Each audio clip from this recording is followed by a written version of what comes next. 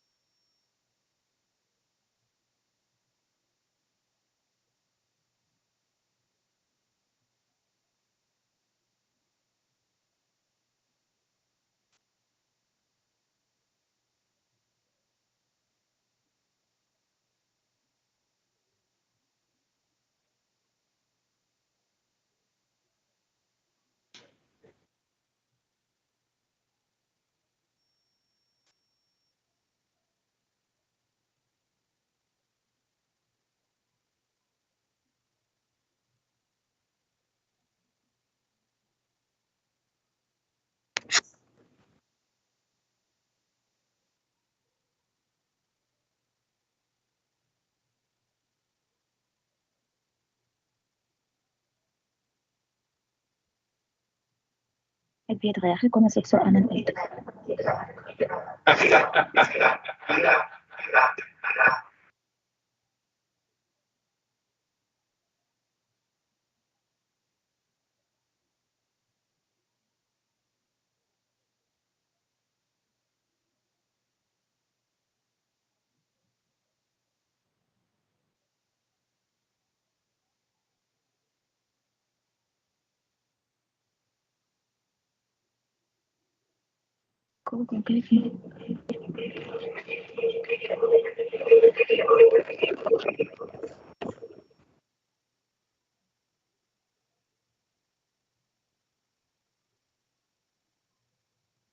Raaster van die kerk, jou microfoon is aan, hoor.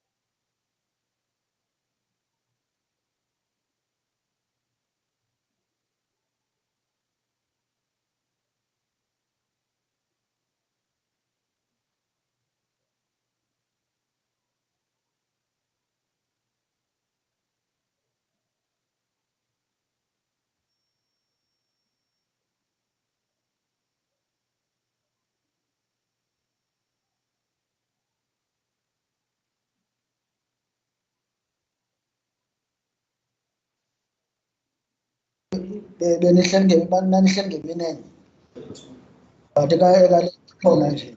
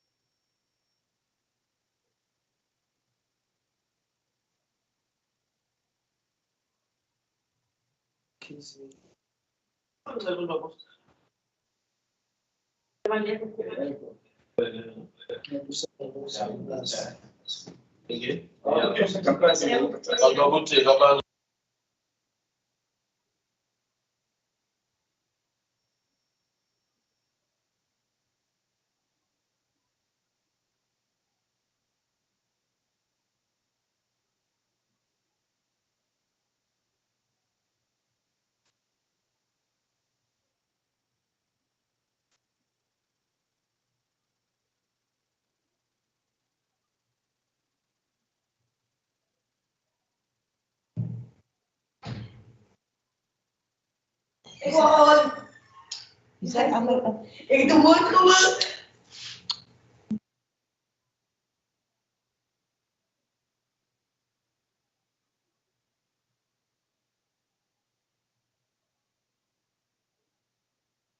Shigashi.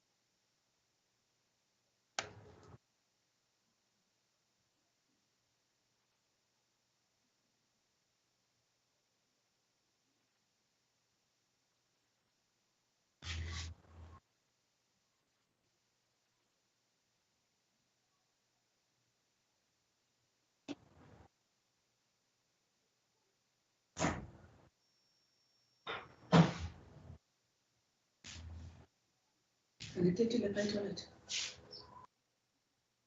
Ngitethile.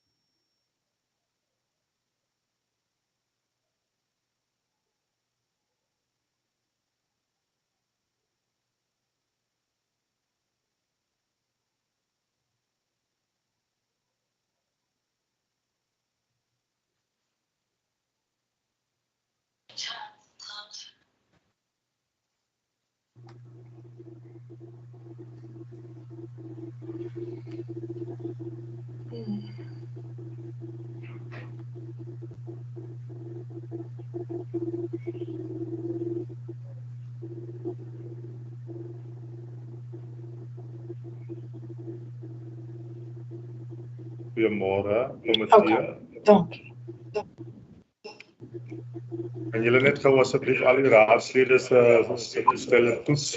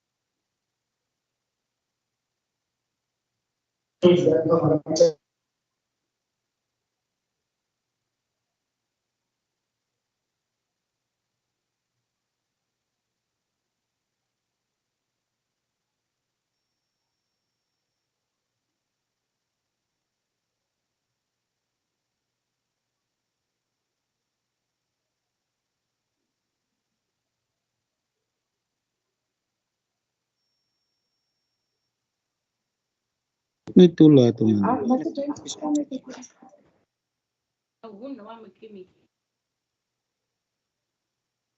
En doe jullie wie meeting gaan ons hard maak en anders en allemaal zeg. Please Ah, make dit is sure niet your een microphones are off, Councillor Windwey. En ek hier by die Teams link. Ja, ja.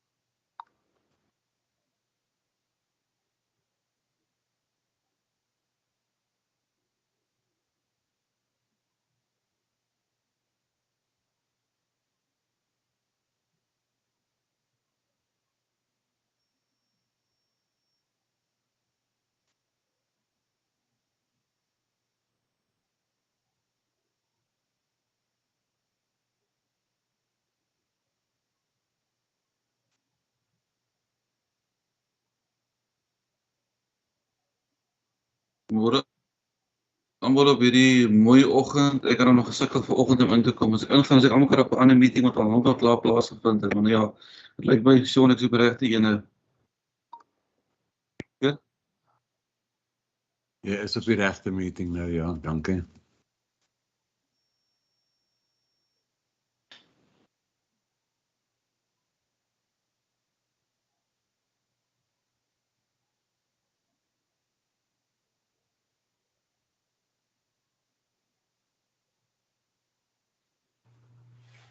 Môre zijn alle blyskoppe en nie blyskoppe. Mike toets my asseblief. Oor 'n uitstamhoof. Jy het 'n groter bes as ek. Ja man, wat praat jy nou?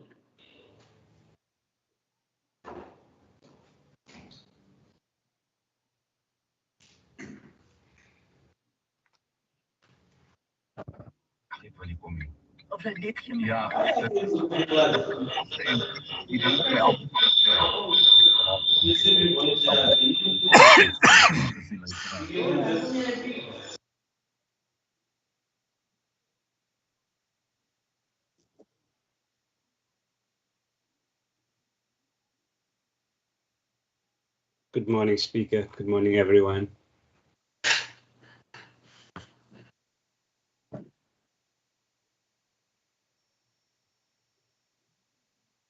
Morning, Councillor, and happy belated birthday of yesterday.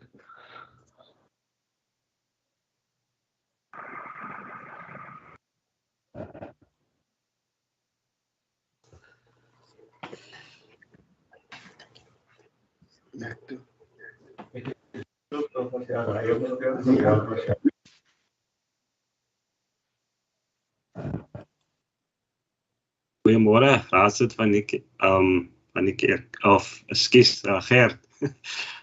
Dit was nie gister my verjaarsdag nie. Ek weet nie saam met wie jy praat daar nie.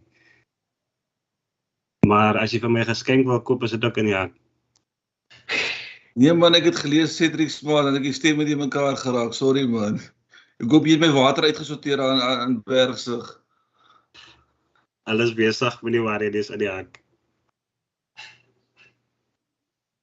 Raadslede, kan ons asseblief op 'n privaat platform met mekaar gesels asseblief? Ja, my speaker, ons toets het ons dan maar. Kan jy gou wat die komitee gou ons almal se toestelle toets al voor ons begin? Gaan voort.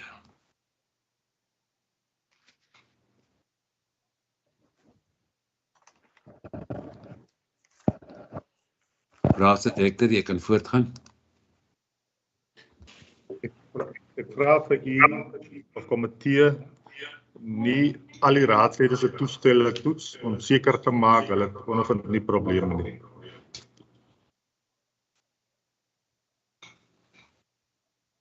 Ons sal gou, Stephanie, can you just do the roll call there?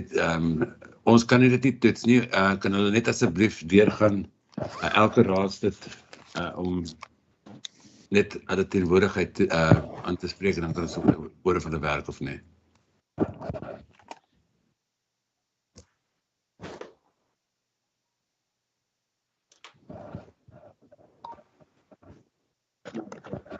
Councillor Adams.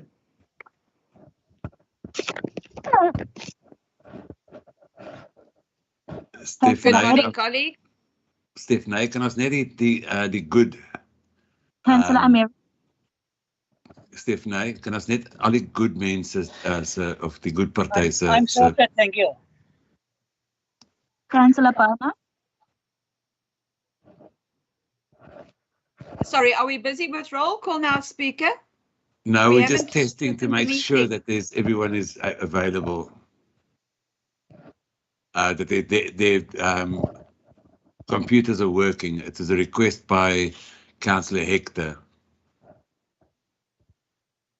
I think they must just look at the good party, please. Our stuff is full sorted. Councillor Hector, can we ask your party members to put their mic on and just report that they are available so we can hear them, please?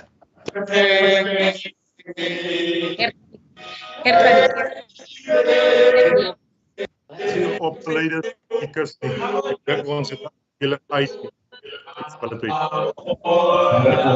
Raadslid Hector, daar's definitief 'n probleem daar by julle want ek hoor 'n gesingery in die agtergrond.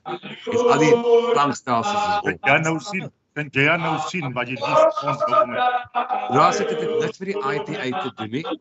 Julle is Nou besig om stroot en dit is 'n garage by ons.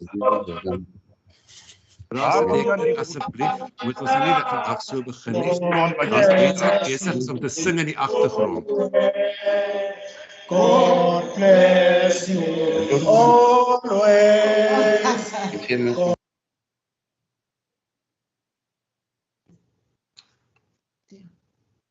Goeiemôre Speaker. Charlene Titus is teenwoordig. Baie dankie, Raadslid Titus. Speaker, môre, ek wil net hê jy moet 'n regstelling maak hierso. Daar is glad nie 'n geraas van afgoed se kant af nie. Kan u vir ons sê waar daai geraas vandaan kom nou? Dankie. Raadslid, daar was iemand besig om te sing in die agtergrond, maar dit is nou weg, dankie. Good morning everyone. Yes, Speaker, it's not good. It's ANC members. They are singing for Councillor Faith Mdaga. It's Councillor Faith Mdaga's birthday today. So it's not good. It's ANC. I apologize. As I said, there was a microphone on and I heard the singing in the background. I did not hear. There's a background. I said I apologize.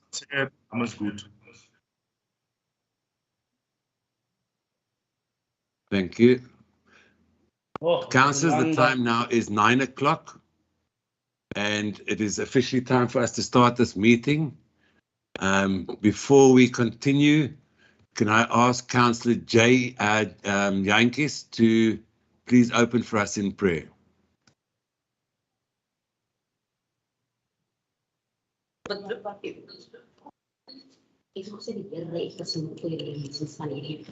Let's bow our heads and ask God's forgiveness.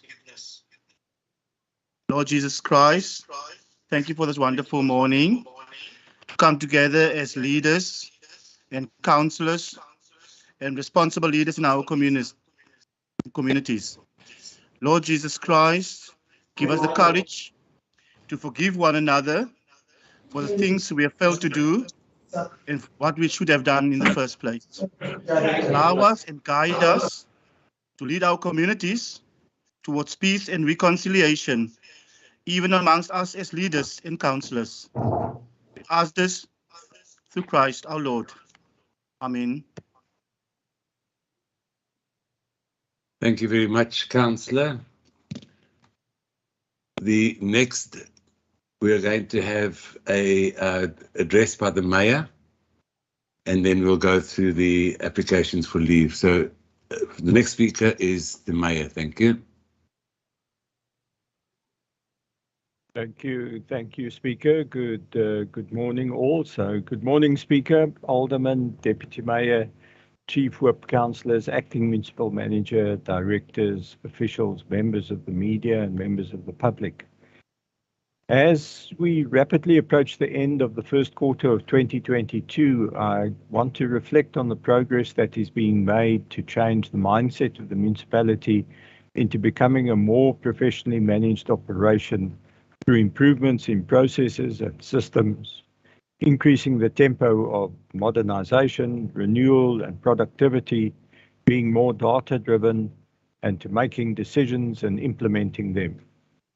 In requesting Dr. Michelle Gratz to undertake this assignment, we recognized many challenges at the beginning of 2021, realizing that the critical ones had to be prioritized to establish the platform from which to tackle challenges that could only be undertaken much later on.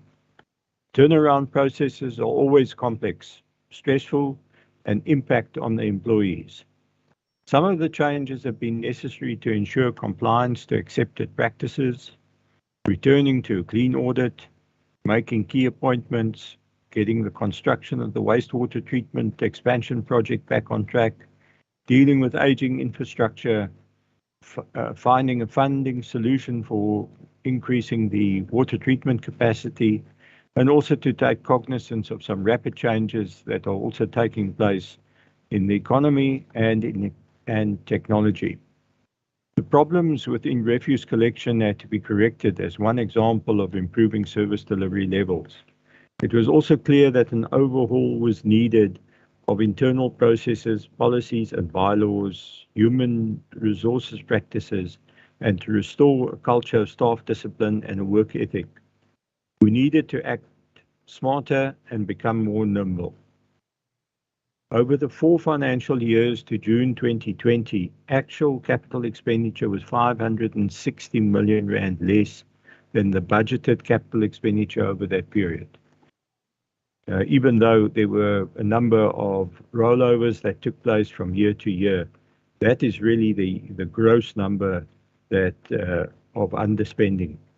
Although this trend still continued until December 2020 before changes were implemented, it is apparent that this inability to execute projects had created a significant backlog in relation to essential capital expenditure that should have been undertaken.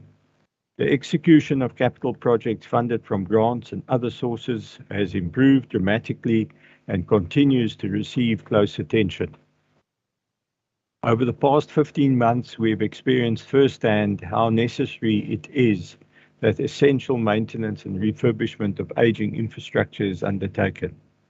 I have previously informed Council of the various challenges in managing water supply and demand. These incidents have highlighted the need to introduce technology as essential tools to monitor and manage purification and water distribution, which requires access to live data and to interpret such data. In the adjustment budget, we have already made provision to urgently acquire additional telemetry and bulk meters to provide data and controls within the water network. Further provision will be made in the forthcoming draft budget. The experiences in the recent months have led us to undertake deeper dives into various operational units, which, while also assessing expenditure requirements for the 22-23 financial year, interrogating available data, querying what data we should be receiving, how this would impact on possibly unaccounted revenue that we should be billing. The result is that revenue enhancement processes have already been put in place and the work has commenced there. Our policies and bylaws are being reviewed, updated, and will in due course be brought to the attention of Council. In critical areas, we have had to hire staff members who brought fresh energy into the organization. It is becoming abundantly clear that there is a severe shortage of many skills within the local government system, especially persons with the necessary expertise for handling the management of an intermediary city. As we progress through this change management process, you will note that we are now at the stage where more detailed assessments are being undertaken to identify shortcomings, take remedial actions to correct and modernize aspects of the operations. One such example is fleet management, where concerns have been raised over the past few years, ranging from the surge in the hiring in of vehicles and equipment through to the day-to-day operational management and maintenance of these vehicles and equipment. Although a program was put in place a year ago to phase in acquisition rather than hiring, time has now been allocated to undertake further investigation into the management and supervision of our fleet to correct the existing inefficiencies and poor practices. I have recently taken a snapshot look at the growth in debtors from February 2020 to 22. The starting point was just before the commencement of the COVID-19 pandemic in March 2020. Over this period of time, total debtors have grown by 142 million rand over the 2 years, from 241 million in February 2020 to 336 million in 2021. That's an increase of 39%. And then a further increase of 14% to 383 million in February 22. Debtors older than 90 days have grown by 81 million rand over the 2-year period, from 145 million to 208 million, a 43% increase to last year, and then increasing to 226 million, another 9% increase to this year. So it is quite clear that these increases have been substantial.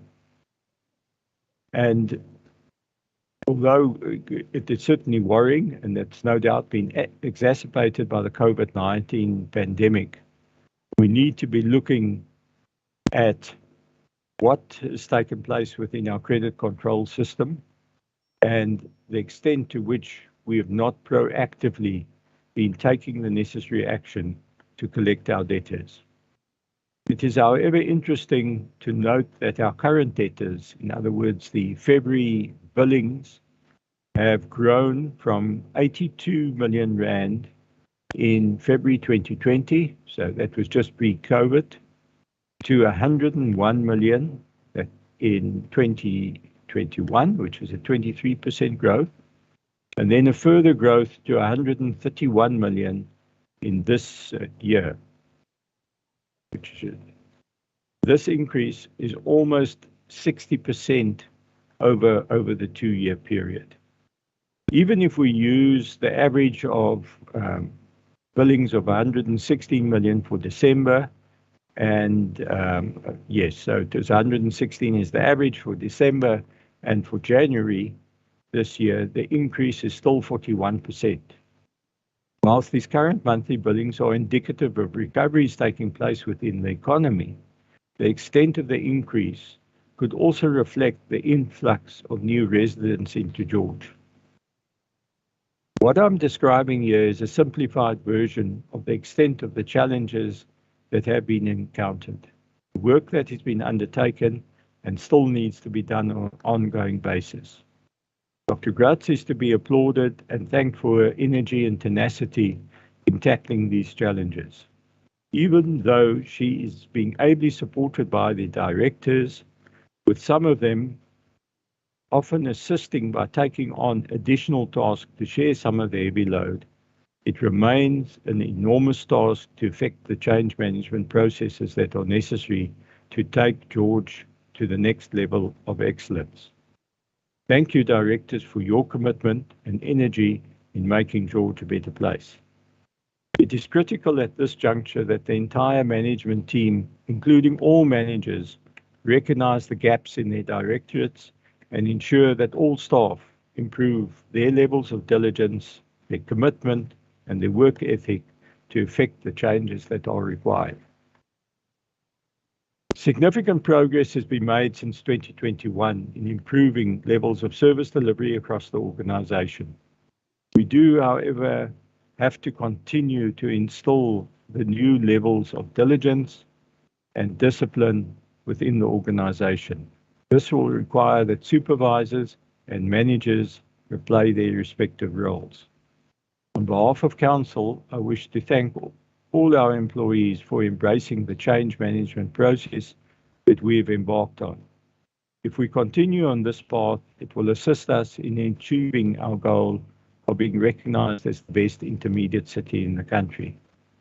I also want to thank the MMCs, the Speaker, Deputy Mayor, Chief Whip, and all councillors for the contributions you are making in ensuring that we improve George. The MMCs are monitoring and playing their oversight roles to ensure improvements take place. In acting in the interest of the municipality, all councillors need to diligently report and follow up on complaints where they arise. We need to work together as a team. We are making significant progress. We will make further reference to this progress when the draft budget is tabled on Monday, 28 March 2022. Thank you, Mr. Speaker. Thank you, Mayor. The next person to speak on this item, you have 3 minutes, is the ANC.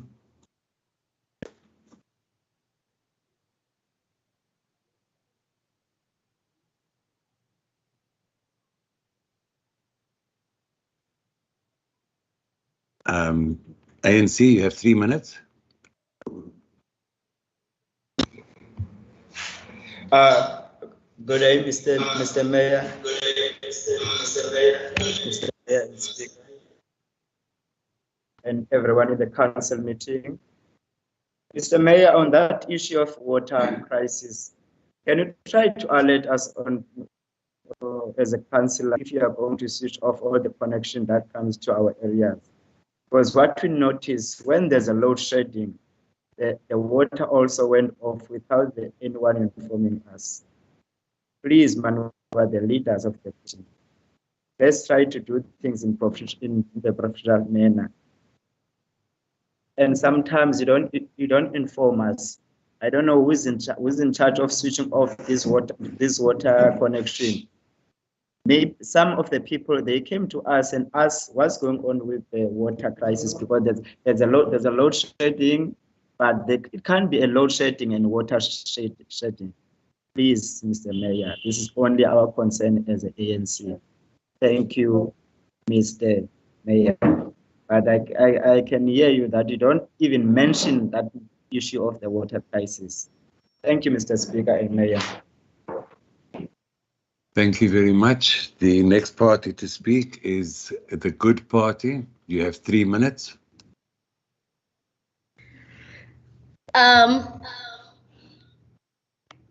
Speaker, Tata Madiba once said, and I quote, "Speak in a language that people understand you so that it can go to their hearts and not to their minds." Mr. Mayor, it is clear that you don't speak in the language to all communities so that they can hear and understand. Mr. Meyer, dit is baie duidelik dat u net aan een kant van 'n dorp aandag skenk. Gaan na ons communities toe, oor en oor dieselfde storie, Mr. Meyer. Ons communities is in 'n agterstand. Daar is mense wat behuising is 'n groot nood in George, Mr. Meyer. Ons staan met leë huise, daar word verwys na provinsie elke keer. Daar's niks wat George doen nie. Mr. Meyer, daar het 'n groot ding gebeur. Ons het 'n site visits gedoen waar ons agtergekom het, daar is nie eers noodstrukture nie, daar is nie gamplas nie. Wat if as daar 'n storm kom? Wat gaan gebeur in hierdie dorp as daar nou 'n storm kom en dit ons mense oortref? Wat gaan George munisipaliteit doen om ons mense te help? En dit het nou alles gebeur onder leiding van mevrou Lauren Waring. Toe sy oorneem, toe is daar nie gebudget vir hierdie tipe van goede nie. Ek is geworry. Ek is bekommerd oor George. For you as a political leader of George, Mr. Meyer, is dit baie swak dat u nie praat in die taal van ons mense sodat ons mense u kan hoor nie. U was invite, Mr. Meyer, na die Pakkelsdorp Hoërskool. Daar was 'n safety issue. Daar was 'n groot issue, Mr. Meyer, en u het nie gekom nie. Soos gewoonlik delegeer u mense iemand na ons areas toe. Maar ek het 'n foto waar u sit tussen 'n groepie mense met 'n glasie daarbey waar julle dit noem as 'n community meeting wat jy bywoon. Maar as dit kom by, ek het by telke male gekom waar mense sê, we did invite the Meyer, maar die Meyer het nie gekom nie. Mr. Meyer, dit is hartseer, dit is hartverskeurend dat u nie na die taal van ons mense praat en te kom na die grond van ons mense toe nie. Ons mense is in armoede, ons gemeenskappe bly waar hulle is. Daar kom mense, net sekere tipe mense kry werk. Die werkloosheidssyfer is so groot, Mr. Meyer, jy spreek nie eens daardie tipe van goed aan nie. Jy sê nie eens wat gaan ons doen om die werkloosheidssyfer in George te kan help nie, Mr. Meyer. Ons wil die mense daar buite wil hierdie tipe van goed hoor, Mr. Meyer. En dit is al en wat ek kan sê. Thank you. Thank you, Councillor Jay. Mr. Apollos, can you translate, please? Andibulise koCeba. Uthethile ke uCeba wegodi uthi wena mnumzana usodolophu awuthethi ilanguage ezakwazi uviwa ngumuntu wonke, ilanguage apho abantu bakuthi bazakwazi ukukuva xa uthetha, ngoba ikhangeleka ingathi wena eyakho intetho ijolise kakhulu kwicala elinye ledolophu. Into ethetha ukuthi kwicala lalapha edolophini ayijonganga isixeko saseGeorge sonke siphela. Uthi sihleli kakhulu neengxaki ezinkulu apha kwii-communities zethu, engakumbi xa kufikelelwa kwicala lezindlu apho abantu bakuthi bahleli neengxaki zezindlu, abantu abanazindlu, abantu abandawo zohlala. Uthi zikhona izindlu zimile, abantu bade bangeniswe, siye sithunyelwe ku-province, kuthiwe uprovince mayibe nguye odilishana nalo mba. Uthi zininzi ingxaki esijongene nazo singabantu balapha ekuhlaleni, ingakumbi uthi oko kufike i-director entsha Lauren Waring, uthi akukho nemali ebekiweyo ye-emergency apho kunokuthi mhlambi kube khona imvula ezinkulu okanye izikhukhula, izimeko ezinjalo. Uthi akho mali ebekiweyo mhlambi kunothiwa i-gun plus ne-temporary structures abantu bakuthi abanothatha bancedwe khona. Azikho iimeko ezinjalo okanye izinto ezinjalo ezibekiweyo. Uthi leyo into ibangela abantu bakuthi iyandixhalabisa kakhulu ngendlela wena mnumzana usodolophu ophethe ngalo okanye obaphethe ngayo abantu bakuthi, ngoba awuchaphazeli noyichaphazela loo nto. Bekumele uba zizinto othi kwintetho yakho uyazifaka xa uthetha. Uthi umenyiwe ePakelsdorp apho bekufunwa khona wena njengosodolophu. Uthi khange ufike bekune-safety issues bezikhona phayana, kodwa njengesiqholo uye wathumela umntu kwaba bantu uqhele ukubathumela. Uthi kodwa ke into eba ngumnqa yinto yokuba wena, ndinalo ifoto apha ebonisa uba wena ubuhleli khona kwintlanganiso apho kuphethwe khona iglasi, into ethetha ukuthi bekumandi apho wena ubuhleli khona, into ethetha ukuthi wena uyazikhetha indawo omawuye kuzo. Uthi zininzi kakhulu ke izinto thina esingoceba esixhalabe ngazo, ngoba kaloku thina simele abantu, futhi ke abantu bakuthi abonwabanga, nathi ke awukwazi ukusinika iimpendulo. Kumele uba ukhankanyela izinto ezinjalo. Uthi khona nengxaki ye-unemployment, uthi stats se-unemployment siyanyuka rhoqo, awuzikhankanyi izinto ezinjalo xa uthetha intetho yakho. Thank you very much, Mr. Apollos. The next to speak is the PBI. You have 3 minutes. Colleagues, good morning. I'm going to speak from Councillor Isa's device because I have connecting problems. Mr. Mayor, your speech is worrisome in many ways. We agree with you that discipline has collapsed in this municipality in many ways, and therefore discipline needs to be restored in many departments and in many directorates. So we will support you when you restore there, when you do appointments. We must concentrate on locally qualified people that reside in the area of George or in our region when we appoint and when we attract skills to this area. We are worried that many of the appointments at the moment are coming from outside of George, and our people are basically overlooked at the moment. So please take note, and also we want to make a strong point that we need to recruit first from within, look for the expertise within the organization before we going out. I have written a while ago on the emergency structures. I've written to the MMC, I've written to the the director, and it was only the MMC, Basil Petrus, that came back to say that they are working on the issue because there's no funds, not even on the adjustment budget for emergency structures for our people, and that is a not much needed commodity in our communities at the moment. I'm not going to expand because we're waiting that either you do environment or you shift money to that department in order to meet the need of our people. But it cannot be business as usual if you ignore that our people are in dire need of housing. I want to get to fleet management. Yes, the PBI has recently written with proof and evidence to the municipal manager of many motor cars, municipal vehicles that are parked at certain dealerships in the city. Some of those cars are there for 7, 6 years, 2 years, 6 months, and so on. It's traffic cars, it's cars from all departments, and it's to the value of millions of rands that cars are hired in the place of those cars that are being parked there.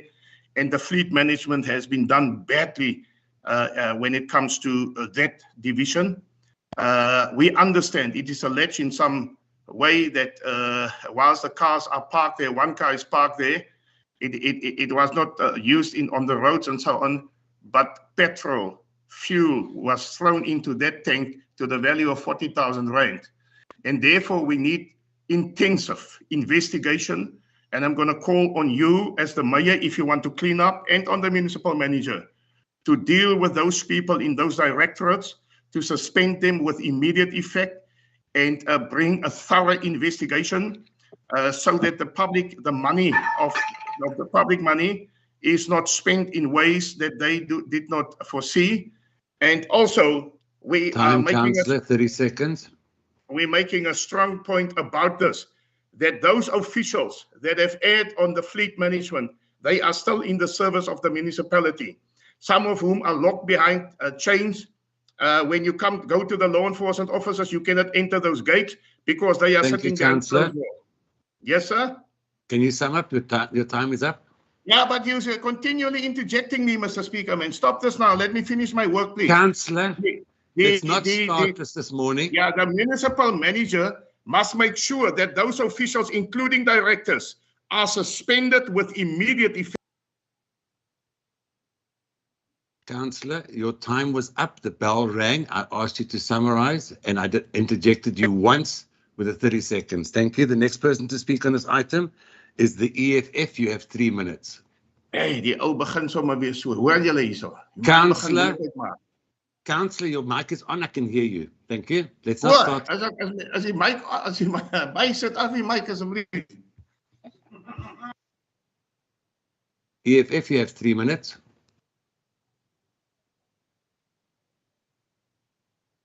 Good day, everyone. I won't dwell much on what the mayor has said here.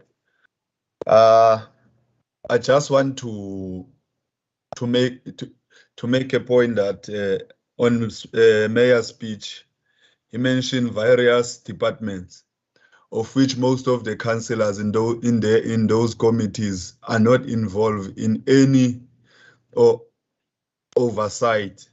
It only involves the chairpersons of those committees, which is wrong. It's totally wrong. We don't have any clue about what's happening in various committees as much as we are part of those committees.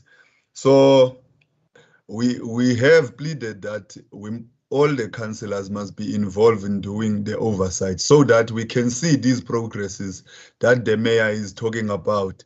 Not only the directors and the managers that can only report to the council. We want to witness those things. And other thing, as much as I said, I won't dwell too much because most of the speakers have touched on what I'm going to say here. And we must bear in mind on the Systems Act, the right and duties of the municipal council is to provide without fear or favor or biased, democratic and accountable government, encourage the involvement of the community. In most of the scenarios, the municipality does not involve the community. We are all of us, we are ought to involve the community because we are here to represent our communities. And then, hence I'm saying that I won't dwell in much issues that have been already raised here. You must remember on this thing of the disaster management, on the 23rd of November, there were storms and the floods in our town, and we were told that we must submit the forms for our community members which have faced the damages and the crisis of the storms, of which we did. And then the municipality have misled us. It have caused a huge damage on our names because we were regarded as people that don't have truth, who are dishonest, because we promised our people that there will be campus and all some sort of stuff that can come and help them. So it is very, very worrying that the municipality, all to find out the municipality didn't have any funds for such things, campus and temporal structures. So we still have a problem. So we must not come here and then wrap up, please, Councillor. And mislead our communities.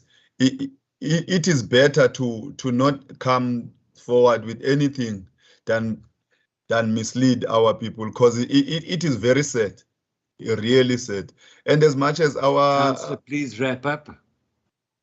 Yes, as much as the speakers have already said that it is a matter of agents, because now we are approaching winter, and then there is no funds in that department. So my municipality must make a plan. Thank you, Councillor. Your time is up. You've had your time. The next person to speak in this is the PA, Councillor Smart. You have 3 minutes. Thank you, Speaker. Unfortunately, I couldn't hear, what the Alderman Meyer was saying, because I've been cut off, for quite a while. I think for 20 minutes, but I've heard here and there. So I would like to, concur with the previous speaker, becoming involved now. With the doings of the municipality, we find out now that there is a lot of challenges. I heard the mayor was alluding to employee skills, and we found out especially with the MPEC oversight committee, we found that we've got employees in our midst that is not qualified for the positions that they are really in, and that is a big worry for the PA. And the other thing is what is a quite a worrying factor, is lack of revenue, and especially if you look at what the mayor was saying with regards to the debtors increase, it is quite worrying. But we've mentioned and we've give guidance to the mayor is to look at other alternatives, especially where we can get a revenue out of where the illegal foreigners foreigners opening up, just wherever it's popping up like mushrooms, this new tendency of opening up, shops where we do not get any revenue from that market. So I would like to stop where I'm at now, because I couldn't hear the whole speech of the mayor though. However, I agree with the EFF, that it is quite worrisome that there is no money budgeted, for the next quarter with regards to gunplast and temporary housing or emergency housing for should we go into a and it's becoming winter now again, so it's just quite worrisome that we will not be able to serve our community out there. Thank you, Speaker. Thank you, Councillor. The next person to speak on this item is the ACDP. Baie dankie, Speaker. Speaker, ek wil begin deur te sê die ACDP wil ons innige meegevoel betuig met die familie van nog 'n voelklip sterfgeval. Dit is al reeds in die tydperk van 2011 en 2016 dat ons die ACDP gevra dat daar veiligheidsmaatreëls moet ingestel word by voelklip, wat ons wel gedoen het. Ek glo die munisipaliteit en provinsie het gedoen wat hulle kon doen om mense te verhoed om daar af te val of 'n selfdood te beplan. Speaker, aan die burgemeester, baie dankie burgemeester vir openhartige toespraak wat u gelewer het vanoggend. U het nie net die goeie uitgehaal nie, maar u het ook verwys na die probleme in die munisipaliteit, soos die 560 miljoen rand wat nie gespandeer is nie. En daar is redes daarvoor, maar ons moet kyk dat ons wel soveel as moontlik van hierdie gelde kan spandeer om dienslewering in ons gemeenskappe daar te stel. En ook die water wat ons verloor, daar is 'n geweldige hoeveelheid water wat deurgaan wat nie gefaktureer word nie. Nou dit is verblywend om te hoor dat ons gaan meters instel om dit te monitor, dan kan ons hierdie vermorsing stopsit. Burgemeester, Speaker, deur u na die burgemeester, uitstaande gelde van rekeninghouers. Nou, dit gaan die ACDP se verstand te bowe, dat daar rekeninge uitstaande kan wees van etlike jare, party 6 maande, 3 jaar, 5 jaar ensovoorts. Terwyl ek weet dat huishoudings, as hulle 'n week of 2 agterstallig is, kry hulle 3-4 e-poste wat sê hulle water gaan afgesny word. Nou, die vraag is, ons moet ondersoek instel, hoekom is besighede so lank agterstallig en daar word nie teen hulle opgetree nie. Daar moet opgetree word teen hierdie mense en amptenare wat nie hulle werk doen nie. Want as ons dit kan stop, gaan ons ook geld hê om te doen wat ons moet doen. Ook die vlootbestuur, daar is baie gesê oor die vlootbestuur. Ja, dat dit is so, dat daar nie supervisie is oor hierdie gevalle nie. En ek wil graag vra dat hierdie goed verwys word na impact, sodat ons dit indringend kan ondersoek en aanbevelings maak na die raad toe. Burgemeester, baie dankie. Ook ek wil aan ons staf ook baie dankie sê wat getrou hulle werk doen en om George om George so mooi voor te stel. Ek weet daar's werk in ons agtergeblewenes, plekke wat gedoen moet word en ons sal daarna kyk, maar baie dankie aan ons staf wat ook getrou hard werk. Dankie Speaker. Thank you very much, Councillor. The next person to speak on this item is the Freedom Front. Sorry, my apologies. Could we please have the translation? ACDP ithi ke thina sawuqala ngokuthi siyavelana nosapho lo mama uthe wazibulala okanye wazithoba ezantsi e-Fall Clip. Uthi siyavelana kakhulu nolaa sapho. Uthi ke kusukela ngo-2011 ukuyokutsho ngo-2016 i-ACDP yayicelile into yobana kwenziwe iinzame like i-safety measures ukuzama ukuvala ubana kungabikho ziganeko okanye abantu abaye bayoziphosa khona. Kodwa ke uthi ke umasipala ne-province bazama ke ukuvala ngohlobo abavale ngalo, kodwa iyamangaza ukuba zisekhona iziganeko ezinjalo ezithi abantu bahambe bayoziphosa phayana ezantsi. Ibuhlungu kakhulu ke loo meko injalo, kodwa ke siyavelana ke nolu sapho. Athi ke usodolophi ndiyabulela kakhulu ngentetho yakho esulungekileyo, intetho yakho evakalayo, futhi intetho yakho echaphazela izinto ezibalulekileyo ezinjengale mali i-65 million uthi ingakhange ichithwe. Siyabulela ngengxelo ezinjalo, kodwa ke sithi mayijongwe into yoba ichithwe le mali ngendlela eyiyo, ngoba kaloku zininzi izinto ekufuneka zilungisiwe okanye kujongwane nazo. Uthi ukhankanyile malunga nomba wamanzi sithi siwaluze ngenxa yeemeko ezithile, mhlawumbi ukuvuza kwemibhobho. Uthi ke ndiyabulela kakhulu ukuva into yokubana kuzawufakwa ii-meters apho ke zizawuthi kujonge inkcitho yamanzi, futhi kujongwe ukubana amanzi asetyenziswa njani na, ngoba yingxaki ekhoyo esijongene nazo. Uthi ke ukhankanyile malunga namatyala angekahlawulwa kubanini bezindlu. Uthi ke inkqubo ethi yenziwe ngayo uba xa umntu etyala okanye enetyala lerhafu uthi abhalelwe incwadi, anikwe ithuba emva kwexesha elithile funeka ibe imali seyihlawuliwe. Uthi ke ndifuna nje ukuqonda into yobana amashishini anga asemva wona kutheni angakhutshelwa incwadi kude kube khona amashishini asemva ixesha engaka neminyaka emingaka bona, ngoba yimali enkulu leya, iyimali enokusetyenziswa xa sithe sayifumana okanye yayingeniso kuthi inokusetyenziswa kwezinye izinto. Uthi mayiwalandelelwe amashishini ngolu hlobo abanini bezindlu belandelelwa ngayo ngamatyala wabo.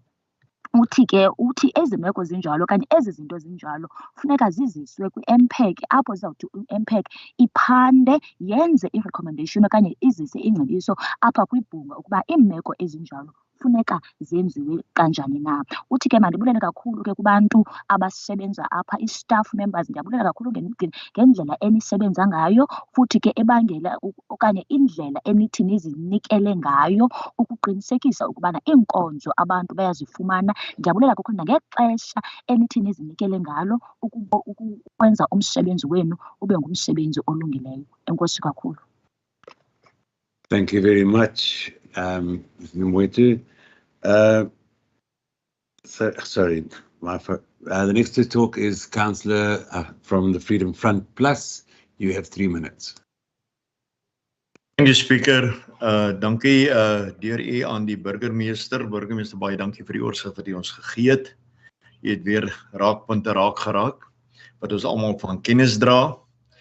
En burgemeester, ons stem saam, slim bestuur, deursigtige besluitneming sal aan die orde van die dag moet wees op ons pad voorkant toe.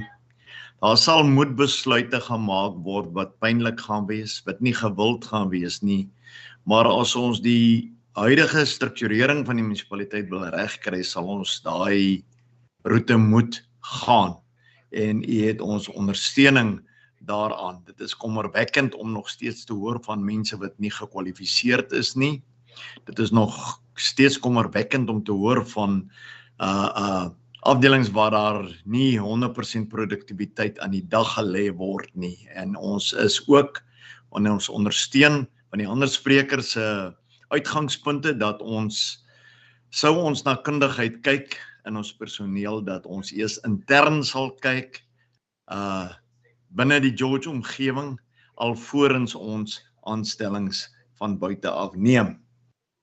Dit is ook so dat water nog steeds 'n uitdaging is en saam met water natuurlik ook hernubare elektrisiteit is 'n dringende moet vir George en ek weet daar is reeds prosesse aan die gang om dit aan te spreek. Burgemeester, enige munisipaliteit is afhanklik van die fondse wat hy kan inwin, onder meer en ook daar moet prioriteit aandag gegee word vir die korrekte fakturering vir dienste gelewer. Ons verloor baie geld.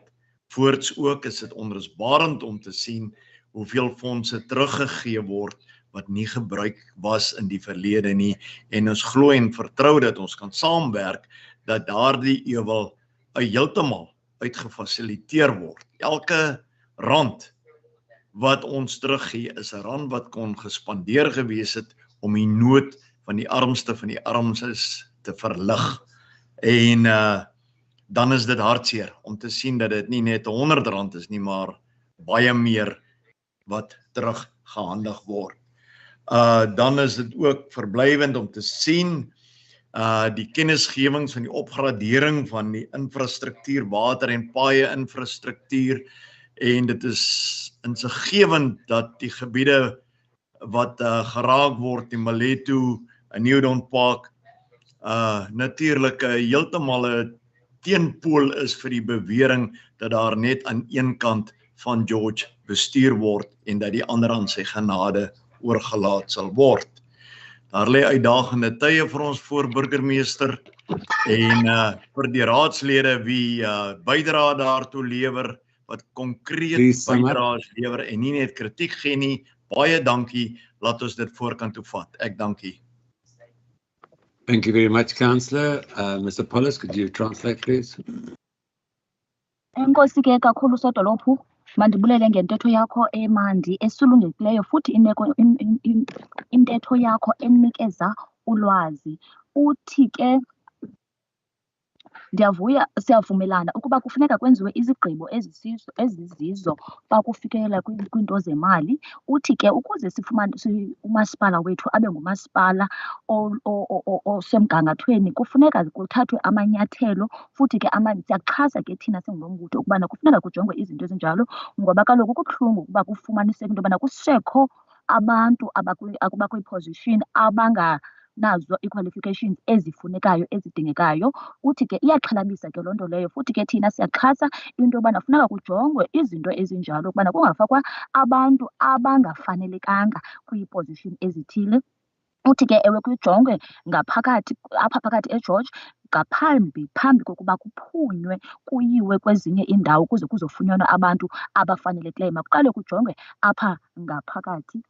Uthi ke enye into ethi wayichaphazela, uthi thina sixhomekeke kwingeniso. Umasipala ungumbutho oxhomekeke okanye i-organization exhomekeke kwi-income, kwingeniso engenayo. Ngoko ke funeka zijongwe amatyala abantu amakhulu, kuthathwe amanyathelo, ngoba siyayazi ukuba laa mali yimali enoncedisa ukwenza iinkonzo ezikhoyo kubantu abazidingayo, kubantu bethu abahluphekileyo. Ngoko ke funeka kujonge kakhulu ukuba iqokolelwe imali, ingeniswe kula matyala, kula mashishini makhoyo nakwaba bantu basemva kutyala labo. Ndiyavuya ke xa uthetha malunga nokulungiswa kwe-infrastructure, ngakumbi namanzi nendlela. Ndiyavuya kakhulu xa uthe wakhankanya, uthethile ke malunga nethemba lethu ne-Newdon Park, ii-challenges ezikhoyo esijongene nazo. Into ethetha ukuthi awujonganga kwicala elinye kuphela apha edolophini, kodwa ke ujonge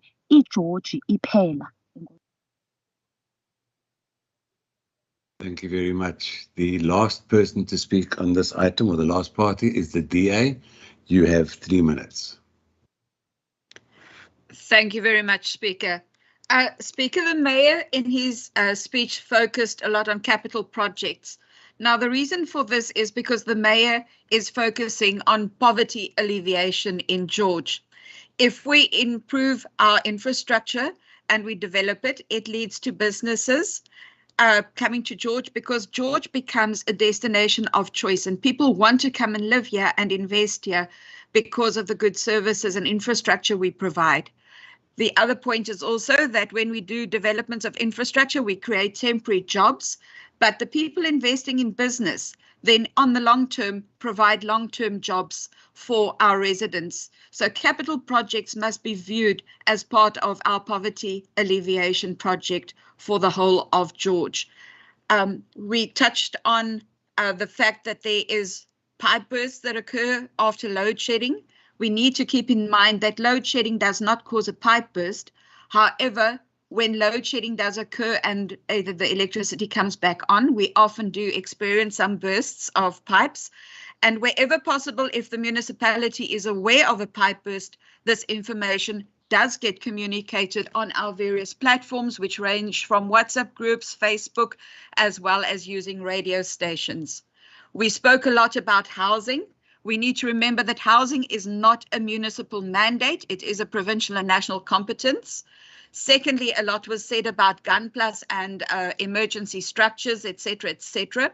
We need to keep in mind that Ms. Waring took over the Department of Human Settlements after the previous budget had already been finalized. With the floods we experienced last year in November, the municipality went out of its way to assist people as far as GunPlus and etc. was concerned.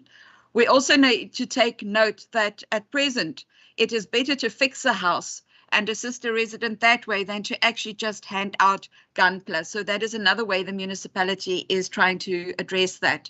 We are in the process of looking at a draft accommodation policy, so that will come to council very shortly. And then we must also keep in mind that budgets are unfortunately finite. You only have so much in the cake, and you can only do with the money that you have what you can. I want to tell our councillors that as municipality and as a municipal manager, I'm sure that we will not be giving, not me the municipal manager, but our municipal manager, we will not be giving back any grant funding within the next few years. We have a new team involved, as the mayor said, and we will be focusing on going out, amongst other things, on proposals for green energy so that we can look at our own solar plant within the next 2 years. So we will not be giving back funds. A lot was said about staff members. We need to remember that we can only appoint people in terms of legislation. Councillor. Yeah, that went quickly, Speaker. I've still got lots to say. Thanks very much. Have a good day. Thank you very much. Councillor Camille, your hand is up. I hope it's a point of order or a point of clarity. Yes, Speaker. It's a point of correction. It can't be that we allow to be misled. Councillor Malin, municipality have never done anything. Councillor, you so only have. I must correct it Councillor, here. Listen to what I'm saying to you. Listen before you talk to me. You cannot raise your hand on the mayoral speech unless it's a point of order. The point of clarity you're making is basically an assumption or a point of your of opinion. I therefore strike that. Councillor Viljoen, your hand is also up. Sorry. Thank you. Sorry, Speaker. I therefore, you cannot interrupt, or you cannot, unless it's a point of order. You did not have a point of order. That is my ruling. I'm therefore going to continue. The mayoral speeches are over. I'm moving on to the next part of the meeting, which is the application for leave of absence. And I'm going to ask at this stage of the game, out of respect for a fallen administrative member, and also for the fact that we have lost another life in George, I'm going to ask for a minute's silence to remember Rosalind Jacobs, who passed away recently. She was an avid part of our administration, and I think every single one of us has had something to do with her. So I'm therefore, before we go into the applications of leave and the attendance register, I'm going to ask for a minute's silence, please. Thank you.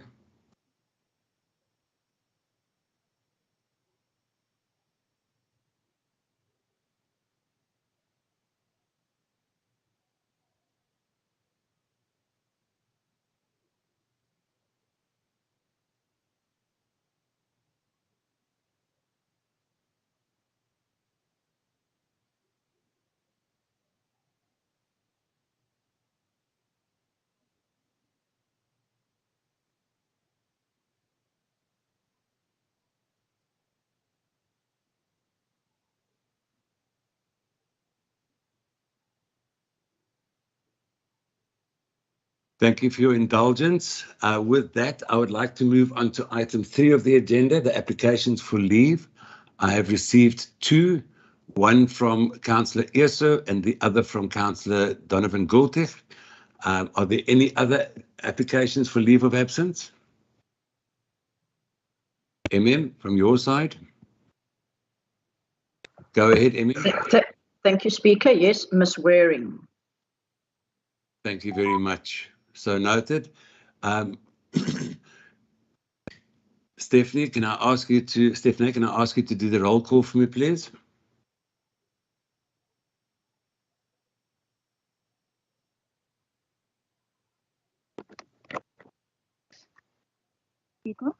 Councillor Adams. Greetings, I'm here. I've got my popcorn. I'm ready to dial.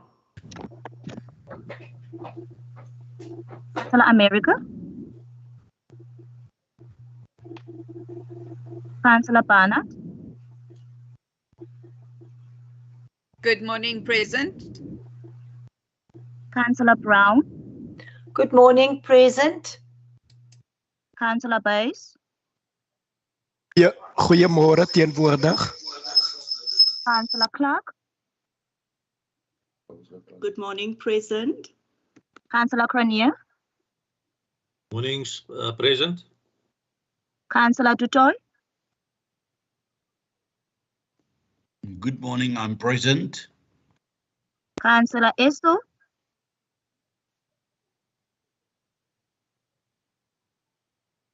Absent. Absent. Councillor Fichland, ED. Good morning, all present. Councillor Fichland, RG. Present, Speaker. Councillor Fry.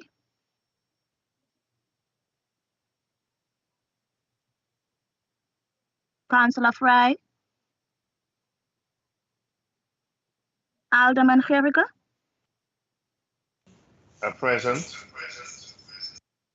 Councillor Gom. Present.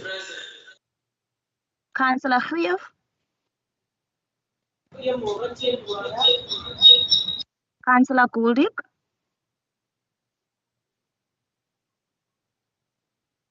Absent. Councillor Hani. Present. Councillor Hector.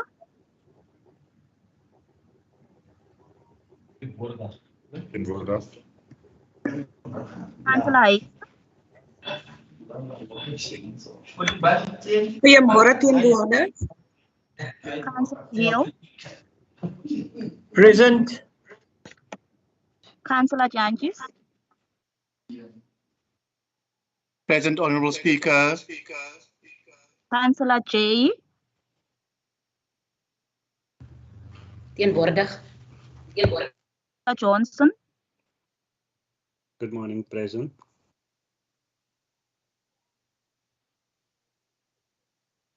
Councillor Johnson. Good morning, I'm present.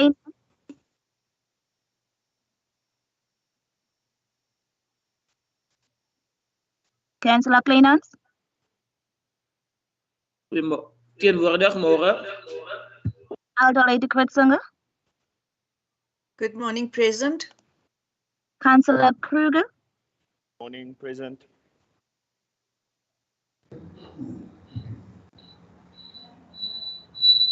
Councillor.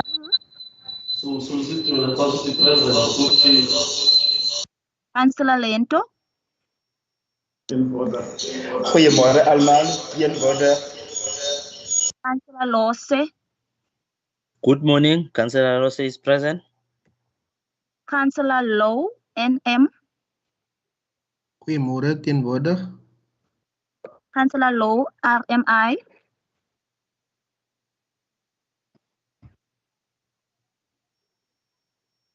Councillor Manwele. Just 1 second. Councillor Low, your hand is up. Councillor Ardlow. Present, Speaker. Councillor Mbete. Speaker, morning everyone, I'm present. Councillor Mdaka Iti. Khona, molweni. Councillor Mdaka F. It's my birthday. I'm here. Councillor Mkhukuli. Khona. Councillor Ngamile. Good morning, everyone. Present. Councillor Neethling.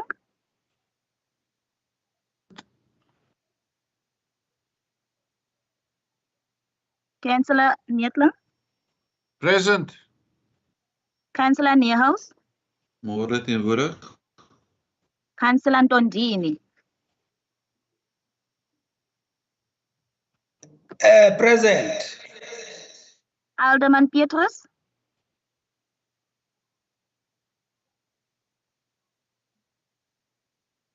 Alderman Petrus. Môre collega's, teenwoordig. Councillor Katana. Morning, colleagues present. Councillor Kampi.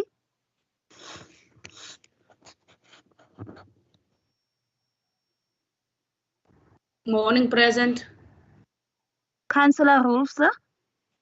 Goeiemôre, teenwoordig. Councillor Syfers. Present. Councillor Sabtu.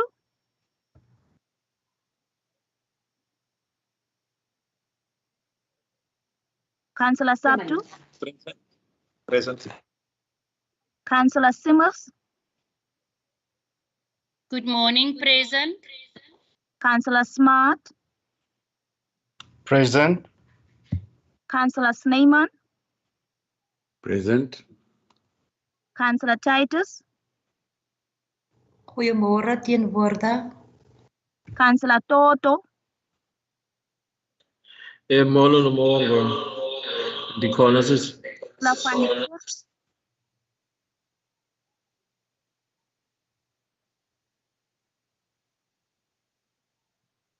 Councillor Van der Kerk. Present Speaker. Councillor Alderman van Wyk. Present, Speaker. Councillor von Brandes. Present, Speaker. Councillor Wessels. present, Speaker. Councillor Van Wyk. Good morning, present. Thank you. Councillor Fry, I acknowledge your hand and I presume it is to announce that you're present. I do not take note. If for some reason your name was not called out or you were unable to answer, please also acknowledge your presence in the chat room. We're not going to go through the roll call once again. The next item on this agenda is the official notices, which we have none. Item 5, which is the disclosure of interest by councillors. Item 5 of the Code of Conduct for Councillors and disclosure of benefits by municipal staff members. Item 5 of the Code of Conduct for municipal staff members. Do we have any declarations? Thank you very much. We are then moving on. Sorry, Speaker, of trying to raise my hand. I see that it didn't pop up there. So I would just like to declare 7.1.7. 7.1.7. Thank Yes, you very Speaker. much. Noted. Any other declarations? Thank you very much. Then we're moving on to item 6, minutes of the previous meetings. Item 6.1, minutes of the ordinary council meeting held on the 24th of February 2022. Do we have, are we all in favor of that? Is it noted? Anyone? Noted, Speaker. Thank you. Then it's therefore passed.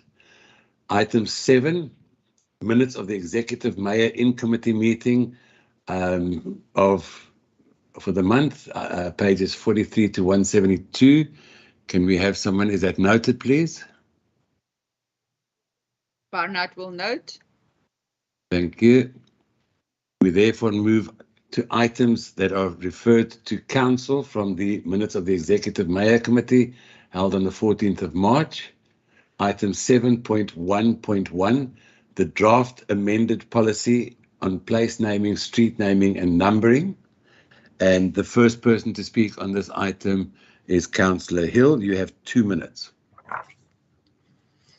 Good morning. Yes, thank you, Speaker. I trust that I'm audible. The item starts on page 47 of the agenda and it deals with place naming and street naming. I'm not going through the item as a whole, but I just want to allude Council to the fact that the existing policy dates back to 2013 and the land use planning law was adopted in September 2015.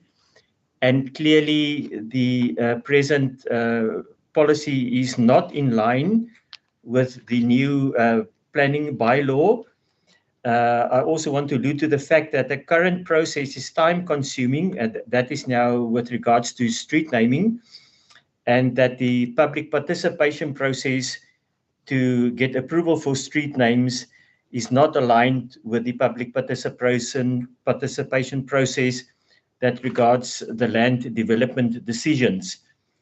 Now, it's a clear fact that the delay in the provision of street names and numbering actually leads to a loss in revenue due to the fact that certain properties cannot be identified. Now, the significant amendment in this proposed new policy is that there will be a geographic street name bank.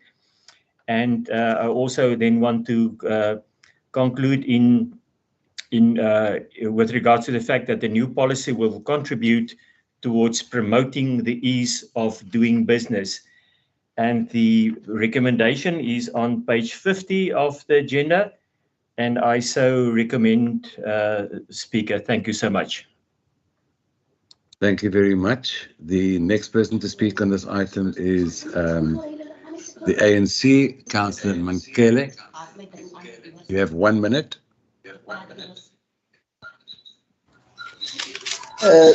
Good morning, Speaker. Yes, as the ANC,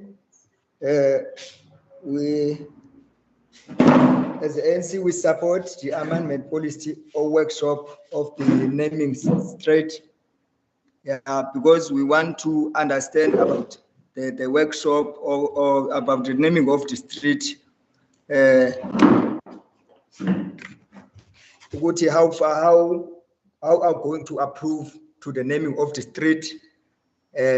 How long is taking to the process of the naming of the street?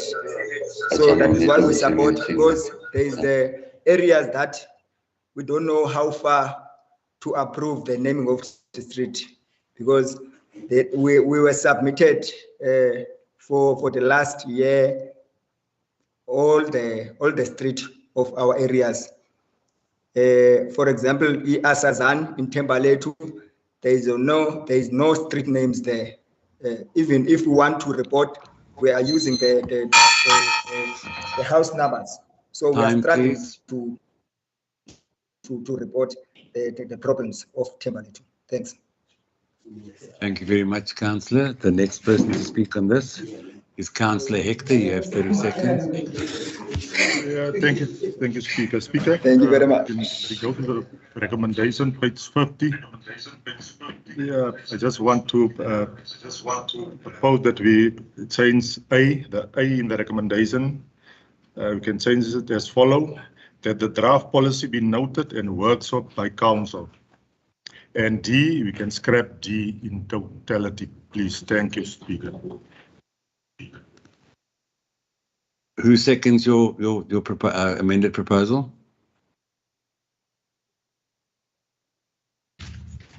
Second year, Councillor Jai. Thank you very much.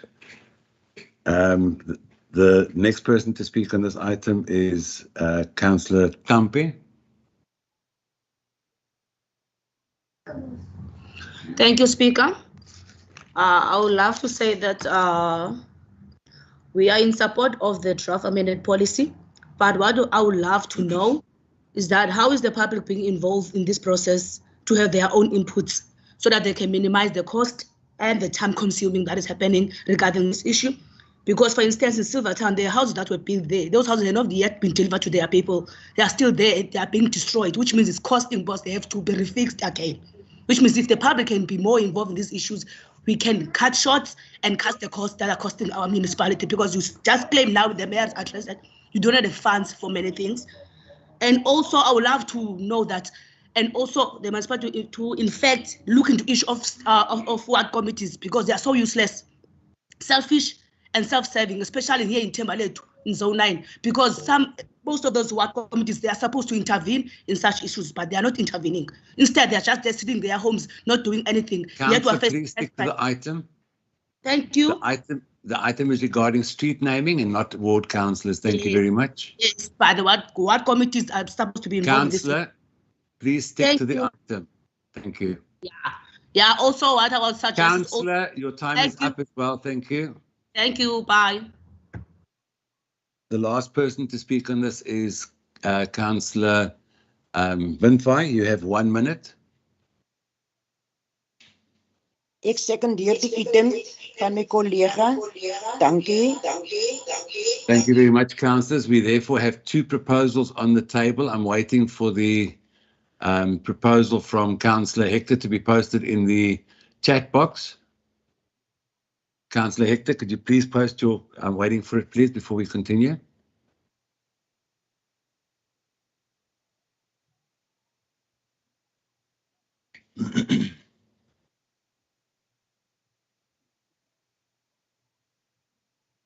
Councillors, while we are waiting for Councillor Hector to put his item in the chat box, I'm going to ask. We made a slight error in 6.1. The item is the minutes of an ordinary council. It needs to be proposed and seconded. There we go. I'll come back to that in a second. The amended proposal reads as follows: the draft policy be noted and not adopted in principle, and that the workshop by council, and that D be scrapped from the item. We're going to go, if we can have the. And is that Chief Speaker? Sorry. Yes, Chief Whip. Speaker, sorry, just before you go to the vote, I'm a bit confused here. Recommendation C that we have on the screen says that upon the final adoption of the policy on the place naming, the policy, the Director of Planning and Development proceed to develop and conclude the geographical names bank for implementation. I just need to understand which one are we scrapping? Because we need to have D to be able to implement. I can't see that the policy can proceed if we accept that D be scrapped. So I'm just not sure if I'm reading this correctly. Thank you, Chair. Councillor, if I can understand correctly, what the counter proposal says is that the policy not be adopted in principle, but rather be workshopped first before adopted in principle. Am I believe Speaker, I'm correct. Sorry, that's not my question. My question is, it says then D must be scrapped from the item.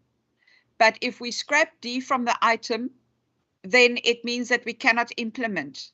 So I just need to hear from admin whether I'm correct, because we cannot go on without a D. That's what I'm trying to say, unless I'm understanding it wrongly. MM, could you possibly... Wat ek wil net gou sekerheid kry daar, wil die chief of web moet implementeer. Nee, she asked for a point of clarity, Councillor. Ons is nog nie by implementering, Speaker. Councillor, if you look at the bottom of the item, which you've asked for to be removed, It says that upon final adoption of the policy on place naming, street naming and numbering, the Director, Planning and Development proceed to develop and conclude the geographical names on the bank for implementation. She's asking for clarity, which she's entitled to, and I'm asking the MM to please clarify for us, please. Speaker, yes, that Speaker, is daar gaan 'n correct. nuwe item ingebring word. Kan u hoor? Councillor Scepter. Kan ek my verduidelik? Councillor Scepter, your hand is up. Thank you, Speaker. Yes, Speaker, my hand is I don't think it's the... Can I speak? Yes, you can speak. Thank you, Speaker. I think the proposal was quite clear. I think it's unfair. What I'm reading from that chief whip is she's trying to influence this proposal that was made by good Speaker. I don't think we need any clarification of what was said. It's quite clear. And we stand by that, Speaker. Councillor, it's not for you to decide what needs to be clarified or not. The same as I don't ask you if you want a point of clarity. The point is that, and I understand what the councillor is saying, is that the principle in the item be adopted in principle be removed. In other words, therefore, we're going to go over to vote. Thank you very much. Can you put your hand down, please, Councillor Scepter? I'm going to ask that the voters roll be called out. If you're in favor of the amended proposal, Alderman Gericke, do you have a point of clarity? Yes, Speaker. I'm waiting. Okay, on. Okay, I just want to ask you. We are all councillors in this meeting. And as I said in many other meetings, we respect one another. We can't hear, Speaker. Councillor Gericke, Alderman Gericke, now I can hear you. Okay. I have said in a lot of meetings before, Speaker, that we must respect one another. And if we want this meeting to go smooth, we must respect one another. Again, I'm asking you. The way that you've just spoken to Councillor Sapto is unacceptable. To tell him it's not for him to decide. Councillor, it is not, I'm going to repeat myself. You wanted a point of clarity. He's submitting his party's position. He actually said his position, Councillor, and I'm not going to get into a debate about this, Councillor. Your point of clarity, you're not making a point of clarity, Councillor. You cannot oppress us all the time like this and cut us out. Councillor, I'm going to move on to the vote. Thank you. So you got to understand that you are the cause of disrupting.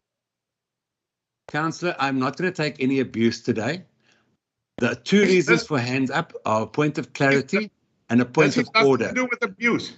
Councillor, this has got to do that you don't want to listen to what we say. Councillor, we're sticking to the item. Thank you very much. We are going over to vote. Point of order, Speaker. Your point of order, Councillor. Yes, Speaker, you said you're not going to take abuse from your point of order, please. Number your point of order, please. That people be allowed to speak on a point of order. Councillor, what is the number of your point of order? Your rules of order are clear. What is your rule of order, please? Speaker, you make an allegation that says you're not going to allow abuse of you today. I don't know. Can you then give us clarity on it? Yes. I constantly get interrupted, and according to the rules of order, the Speaker has the right to make a ruling. I've made my ruling, and I'm therefore going to continue. I will not take any further rulings on this. We are going to vote. Thank you. Apartheid rules. As apartheid rules. Councillors, I have discussed this on a number of occasions. You can put your hands down. We're going over to vote. Thank you. Ms. Simon, thank you very much. I'm going to ask you to read the roll call. And therefore, you're going to vote for the amended proposal, for or against. Thank you. Okay, thank you, Speaker. Councillor Adams.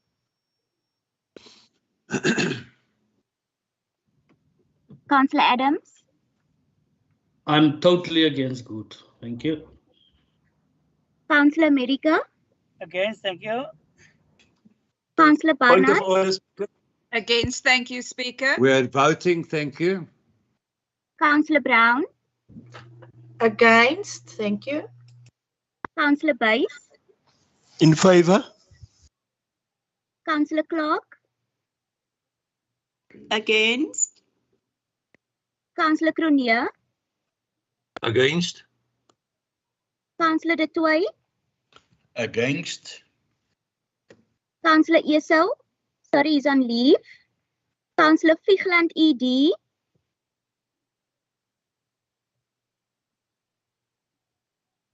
Councillor Vigeland ED. Councillor Vigeland RG. Against? Councillor Fry. Against, Speaker. Alderman Geerke. Yeah, you must just take us off mute. I am in favor. Don't mute us all the time, please. Councillor Kom.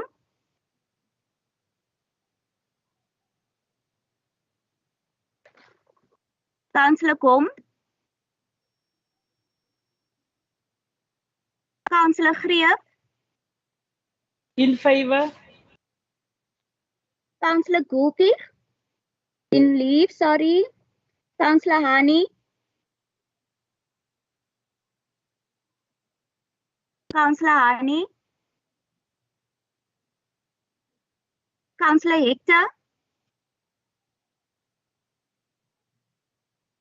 Favor speak, ons kan nie vote waar wat ontwikkelaars op ons brein kooi grond. Councillor, please, your comments are uncalled for. You are voting against or for.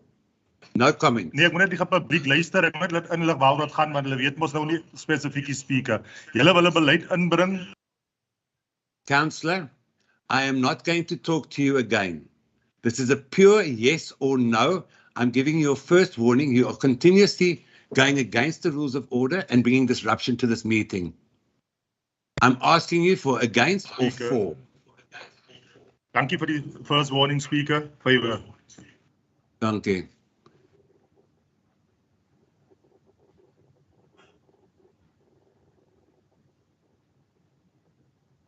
Ms. Simon, you can continue. Councillor Heiser. Yeah. In favor? Councillor Hill. Against? Councillor Yankees. Against, Honourable Speaker. Councillor Chai.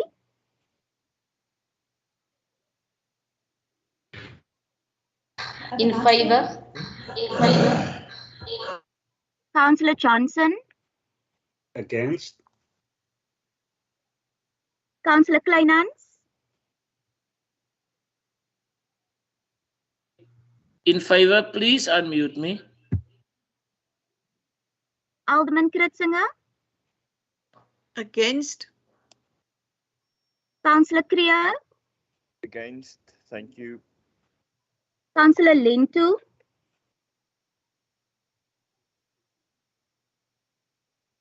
Councillor Lintu. Councillor Lose.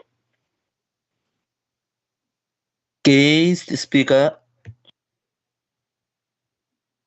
Councillor Low NM.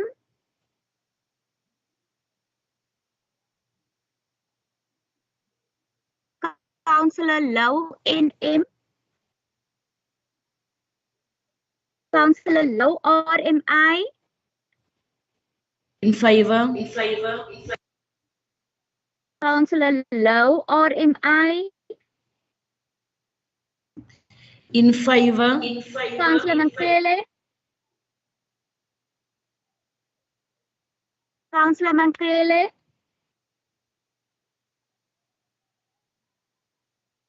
Councillor Mbete. Against, Speaker. Councillor Mdaka E.T.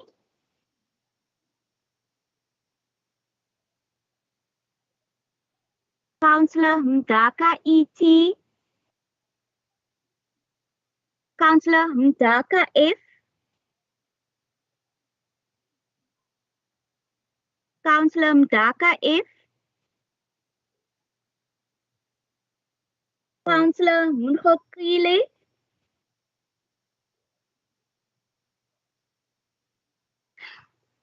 Councillor Nkamile.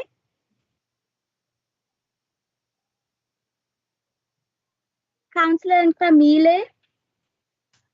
In favor. Councillor Nietling. Against. Councillor Niels. I'm against Councillor Vigran's struggle to get in. He's in and out, and he put his hand also up, and he's also against. Councillor, we will get to that. Thank you. Councillor Ntondini. Councillor Ntondini. Alderman Petrus. Against. Councillor Katana. Against. Councillor Kampi.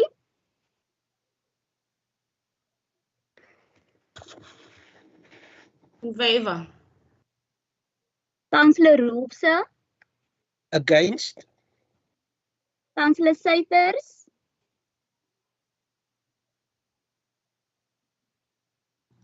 Can you hear me? Against? Councillor Saptu. For good and against the DA. Councillor Summers. Against. Councillor Smart.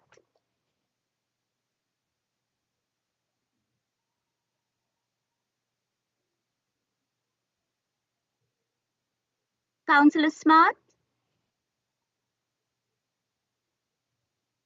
Councillor Snyman.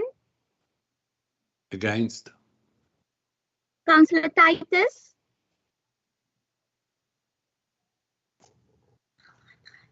In favor. Councillor Toto.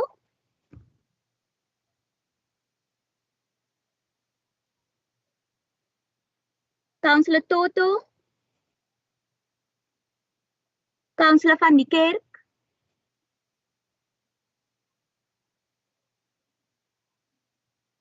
You also struggle with connections.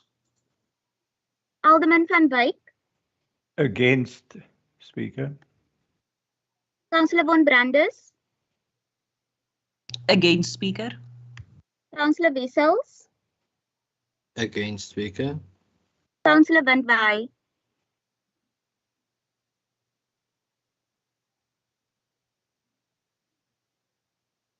Councillor Van Wyk.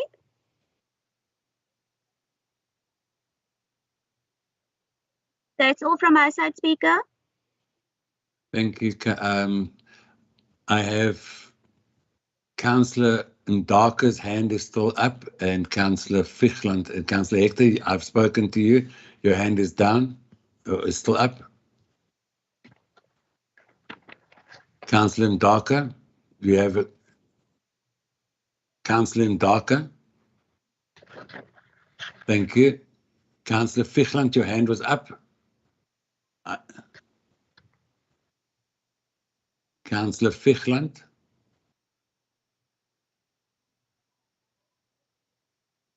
I presume your mic is not working. Councillor Fichland.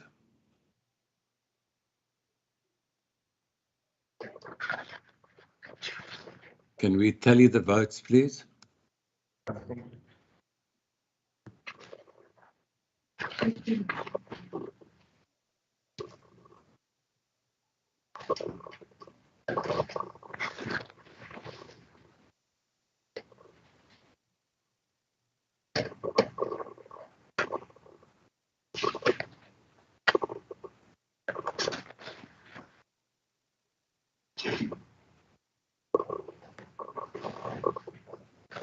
Councillor van Niekerk, your hand is up.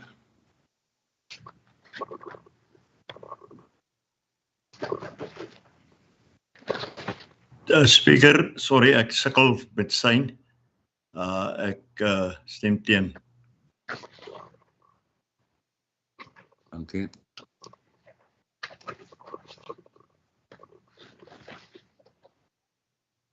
Ek het 12 in favor, 28 not in favor.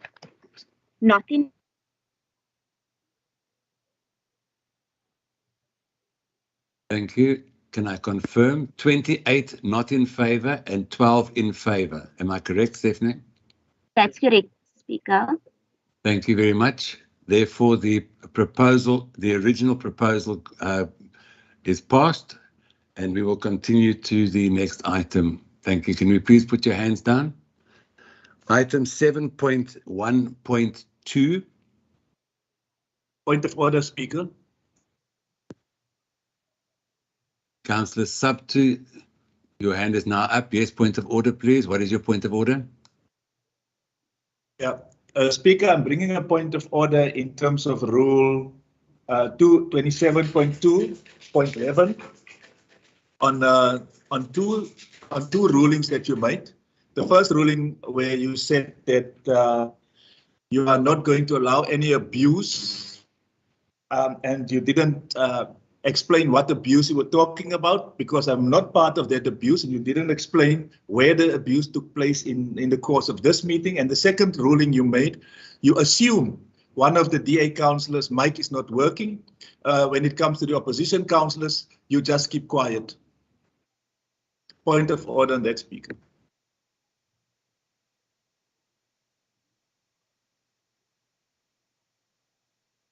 Councillor, I didn't take his vote and I didn't allow him to talk or make a vote. So I did nothing wrong there. And secondly, item 27.2.11, if you read there, to challenge the ruling of a speaker at any point of order is against the rules of order, Councillor. And your Councillor Hector has opposed my ruling on a number of occasions, and therefore I said I will not take abuse. Thank you. My ruling stands. No, Councillor Subtu, I have discussed it, and I've taken your ruling into... Councillor Subtu, don't abuse your speaker. Councillor You have a Subtu, right to speak.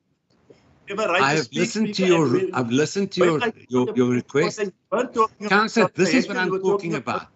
You continue interrupting me, and it says if the speaker speaks, you will be silent. You are, Thank you you. are acting like a dictator, man. Councillor Hector, I will not continue to have you overrule me, and that if you continue to do so, I will give you a warning as well. It clearly says in the warning. I tried to Councillor, give a warning, man.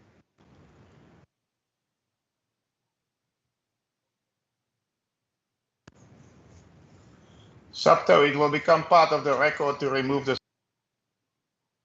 Councillors, I've said it on it before, and I'm You going to must say say it where again. you were abused, Speaker, where were you abused? Say it. You named it, now say it. Say what, Councillor? I've made a ruling.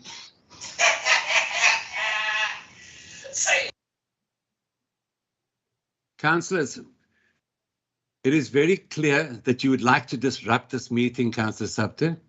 I'm warning you now for the first time. Any further disruptions, and I will continue. Item 27.2.7, disregard of the instructions of the speaker is a contradiction of the rules of order, and you continue to do it. I'm therefore not going to entertain this, and I'm moving on to the next item. That is my ruling. Councillor Hector, please put your hand down.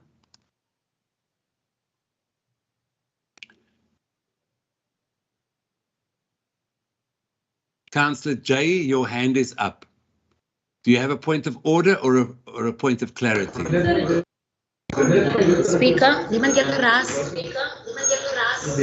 Speaker. Ek luister. As hierdie leier van hierdie vergadering, die vergadering neutraal hanteer en luister elke raadslid 'n geldige geleentheid gee om te praat en u eers luister wat die persoon wil sê en daarna kan u reageer, speaker. Maar u interrupt elke keer as ons enige persoon van, especially as goed raadrede iets wil sê, dan interrupt u sonder dat u eers die volle sin geluister het wat die councillor vir u wil sê. U kry mos u gebeurt om dan te sê, councillor, jy was buite orde of dit werk nie so nie, maar u interrupt voor die tyd nog voordat ons by die punt kom. Dankie, speaker. Baie dankie, and I'm going to say it again.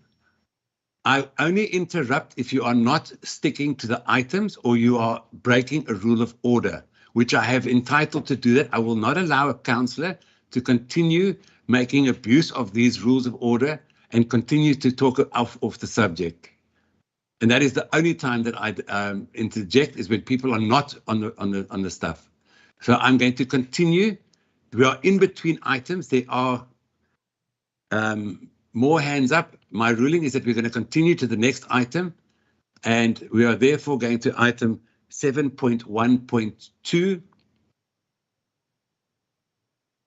To my knowledge, we have no debate on 7.1.2, 1.1. 7.1.2. Excuse me, Speaker, my hand is up. Yes, sorry, Stephanie. You did allude to it. It's just a friendly reminder about 6.1. Correct. Sorry, with the But interruption, Speaker, my I've hand has forgotten been about it. up before, Jay. I'm not sure why are you not recognizing me. Councillor Ndaka, I called your name out and you did not answer. Speaker, Councillor, that's a lie. You didn't. Can I have that record, please? I will send it to you, Councillor. I have called your name out. Can I speak now? You may speak. What is your point of order or a point of clarity? Just to understand, Speaker, what was wrong of what Councillor Hector said yet? Because you are so angry. Councillor, what is your point of order? So you are not going to answer me. It's fine, Speaker. I'm going to ask you for what is your point of my order? birthday, I don't want We are to busy be with abused. Our question is a point of I don't order. want to be abused by you. She's asking a question. Every time you are coming to the council meeting, you're coming with this attitude. And it's You bad abuse because us. there are also councillors, even Councillor if you are Gericke, opposition councillors. I have not recognized you. My hand is up for almost 5 And minutes. I have not recognized you, Councillor. But why not? Because someone else is talking, Councillor. But you And said if you you were going to continue move to on. interject, I'm going to give you a warning. What is interject? Councillor, Faith Ndaka is on the floor. Asseblief toch. Councillor Gericke, that's your first warning. Thank you. May Councillor can warn Ndaka, me you for are on the 1,000 floor. times. Councillor Gericke, you can laugh, Councillor. That's your second warning. Thank you for being completely disrespectful to the speaker. Councillor Ndaka, you're on the floor. Point of order, Speaker. Councillor Ndaka is on the floor. You're warning people for laughing. For your disrespect, Councillor.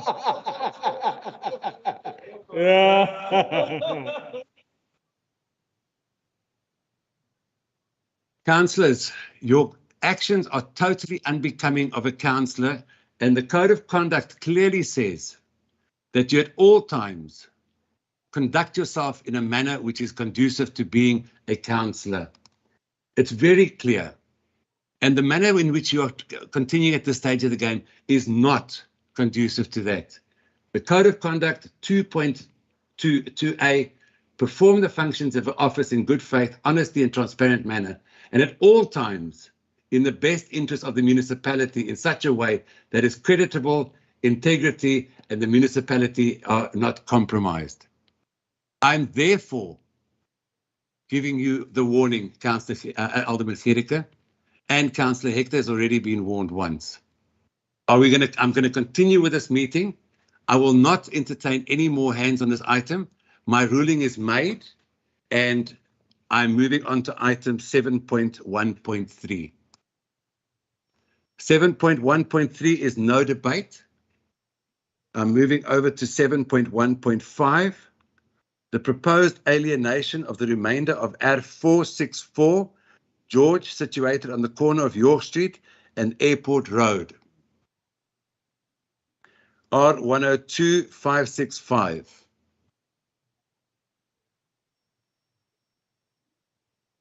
And the first person to speak on this item is Councillor Kruger.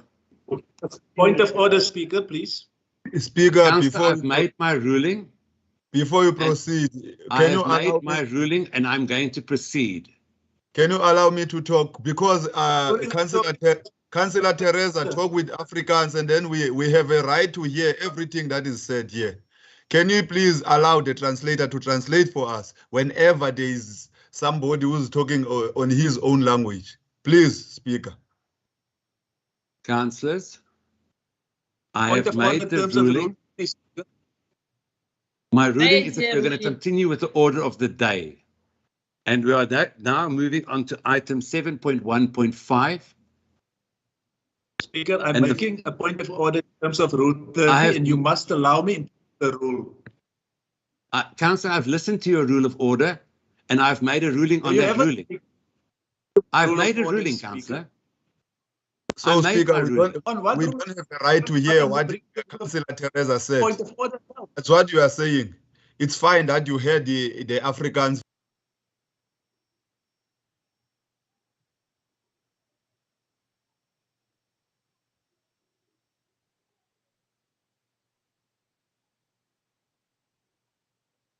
Councillors, I'm bringing to your attention item 27.2.10 to obstruct the continuation of the business of the day in any meeting. I'm therefore making the ruling that anybody that interjects here from in will be steps be taken against. Thank you very much. I'm instructing everyone to please put your hands down. We are moving on with the order of the day.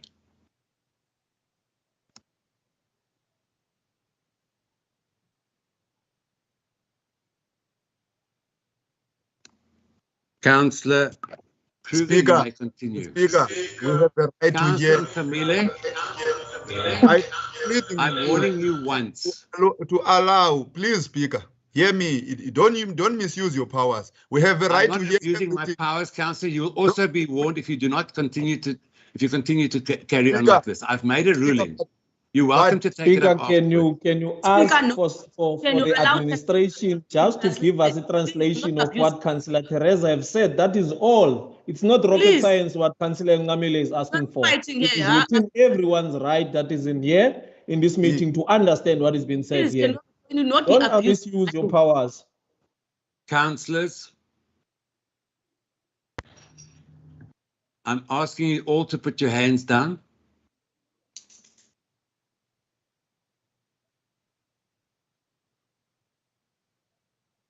Yeah. Speaker, I'm asking you to put your hands down.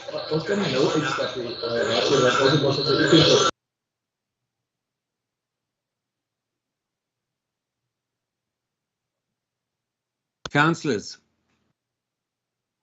there have been so many breaches of the rules of order this morning already by certain members of this council. And it is a shame that we find ourselves again sitting where we cannot get onto the business of the day, which is there for the members of the public. Instead, we continue to have this interruption and the disrespect towards the council itself. I've now made a ruling, and if you have a problem with that ruling, you are welcome to take it up after the meeting. But I will not entertain anything further out of fairness only. I've had a request for the translation, and therefore I am going to ask Ms. Apollos to only translate that section, and then we are moving on to the rest of the meeting. Ms. Apollos?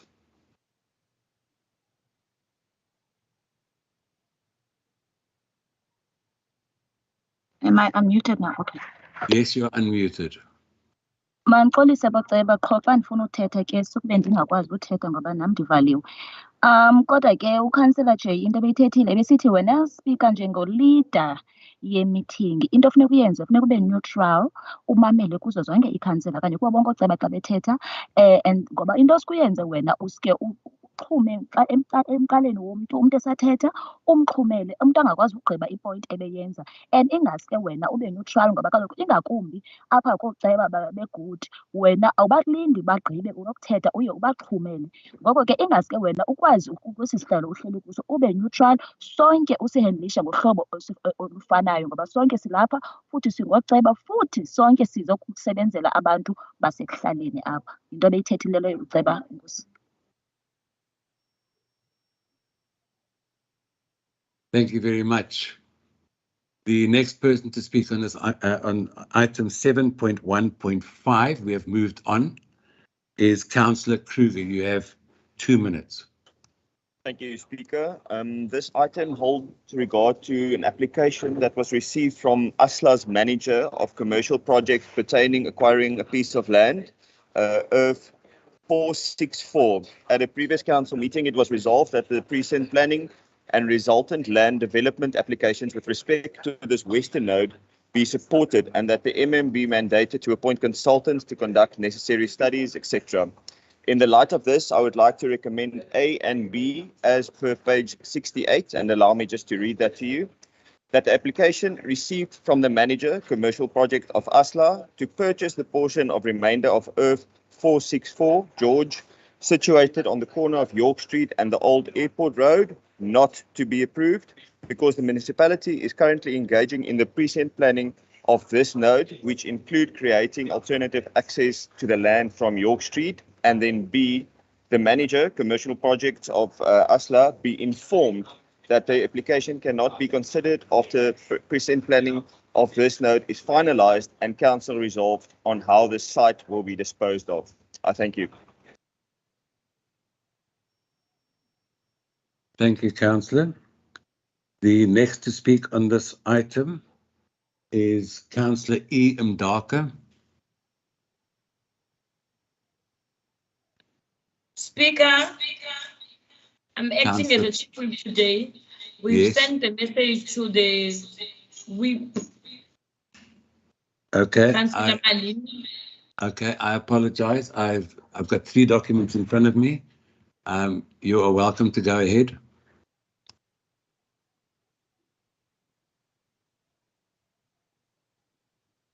Speaker, if I may. Go ahead, please. Councillor Faith indicated that they would not be speaking on this item. Okay, my apologies. As I said, I'm dealing with a bunch of papers here, so I apologize for that. The next to speak on this item then would be Councillor Mtamile. You have 2 minutes, Councillor. Yes, Speaker, we as EFF, we are very clear with regard to the issue of land. Land should be transferred to the ownership and custodian of the state in a similar way that all minerals and petroleum resources were transferred. So we say the state should through its legislative capacity transfer all the land to the state, which is all administer and use land for sustainability, of which ours is very clear in the issue of the land, Speaker. We can't have the municipality that is seeking for the land, and then we cannot allow the situation whereby the municipality sells the land to the private sectors. We need all the land to the municipality side, and then it will be much better if, for future reason, we can have all the land of this township get audited and knows who are the owners of the lands in this. And then as much as it's said that in the application for the application of the land, summary overview of application, as much as it said that they want to use it for the purpose of e-estate, we We advise that the municipality must keep the land for our people, not sell the land to the private sectors who want to enrich themselves and their families. So all in all, we are in support that the municipality must keep the land, especially those huge portions, not only for the private sector, for the future purposes. Our people are looking for land and then they are seeking for the land. And then the municipality must Wrap up, not. please, Councillor. We advise that the municipality, if it's possible that the municipality can build our people houses in such areas so that we cannot. Thank you, Councillor. Your time was up. I did ask you to wrap up. Thank you. The next person to speak on this item is Councillor Johnson. You have 1 minute. Thank you.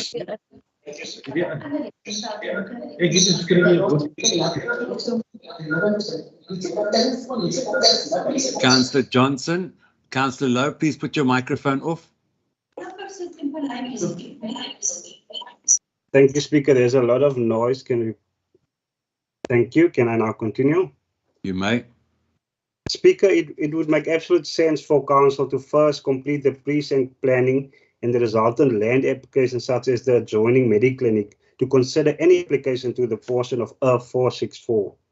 Secondary services to the Mediclinic would be ideal, such as mixed business zones and general residential, taking in consideration affordability of allied health nurses and administrative staff of a hospital of this magnitude. Speaker, then with regards to the construction of the road from Kingswood Gate 4 to the R12 Old Airport Road in the Groeneweider Park Formosa Drive intersection should be dealt with separately to this application and should continue as a matter of urgency to reduce the traffic burden on Platinum Boulevard for at least the Kingswood residents. This will also allow construction vehicles access to the current Kingswood phase development. Speaker, I therefore second the proposal made by Councillor Kruger, and I thank you. Thank you very much. All in favour then? At this stage, I neglected to go back to 6.1 during the previous section. When we noted the minutes of the Ordinary Council, unfortunately, it needs to be proposed and seconded. If I could please have a proposer for the minutes of the agenda for February 2022. A proposer, Councillor Viljoen. Barnard will propose. I will second. Who's seconding? Neetling. Thank you. Thank you very much, councillors. With that, we will move on to the next item, 7.1.6. There is the first person to speak on this item is Councillor Hill. Yes, thank you, Speaker. The item deals with the Market Theatre, which is situated on Donerail Square, and it's probably one of the most historical buildings in George. But the application before us is to lease and make available the facilities to be used as a culture centre. You will find the report on pages 68 and onwards. And also due to the fact that the present Arts and Culture Theatre at the upper end of York Street is fully booked, it became necessary, for this facility to be made available to non-profit organizations to be used as such. And although the current zoning is not in place, that doesn't pose a problem because the department can deal with that, the relevant directorate. And the proposal before us is that the facility be used as a youth center. We must recognize the fact, as stated on page 72, that it's an extremely important building. It's protected in terms of the Heritage Act.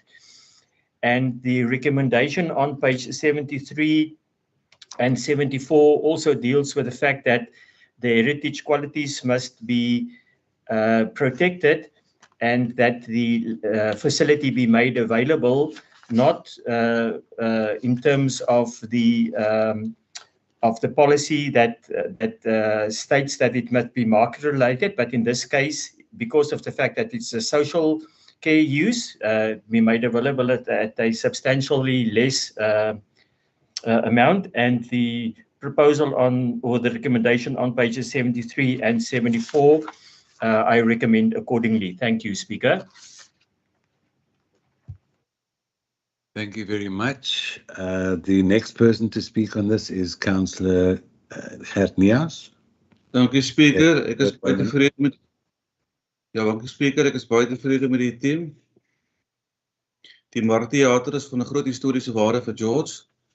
Wat baie belangrik is dat die huurders verantwoordelikheid vir die gebou neem en daar's 'n klousule ingebou dat as dit nie gebeur nie, word die kontrak gekanselleer. So daar's geen koste vir die raad nie en ek sal die item ook met graagte sekondeer. Baie dankie. Thank you very much. Could we have a translation, please? Utsho ke uceba ukubana i-Old Market Theatre is a historical building esiyaziyo thina kakhulu apha eGeorge. Ngoko ke andinoba nayo ingxaki xa kwenziwa ngolu hlobo ngokwe-recommendations. Ngoko ke ndiyayisekhonda ke le recommendation ibekiweyo apha. Thank you very much. We have had that seconded. We therefore don't need the last one because it's already been seconded by Councillor Nias. I therefore move to 7.1.7, which is the application for utilize a portion of ARF 464 George adjacent to ARF 21150 George 5.6.7. And the first person to speak on that item is Councillor Mbeki. Morning, Speaker. This matter refers to a request to use and fence a portion of R464, which neighbors R21150. R464 is the council property and is not viable for any development. A similar request was tabled to council on the 24th February 2010 by a series of neighbors adjoining R464. The council resolved to permit the applicants to maintain and utilize L464, and the applicants were informed of the positive outcome, but did not take up the rights granted by council. However, in 2021, the applicants indicated he wished to commence acting on the council resolution due to the time that has lapsed. The legal service decision indicated that request be submitted to the council. Also, the investment properties section request comments from Department of Environmental Affairs and BGCM agency due to Moulins River close by. Speaker, neither authority objected to the proposal of the applicant. The property is not required for any municipal service and the lease poses no threat to the municipality. I therefore propose that the recommendation, page 83 to 84 of the agenda, be approved. Thank you, Mr. Speaker. Thank you, Councillor Mbete. At this stage, I'd just like to find out, is Councillor Smart still in the meeting? As he did declare his interest in this, and I'd like to know if he has recused himself, please. Is Councillor Smart still in the meeting? If not, we can go ahead. Is he still there? No, he seems to be gone. The next person to speak on this item is Councillor Hani.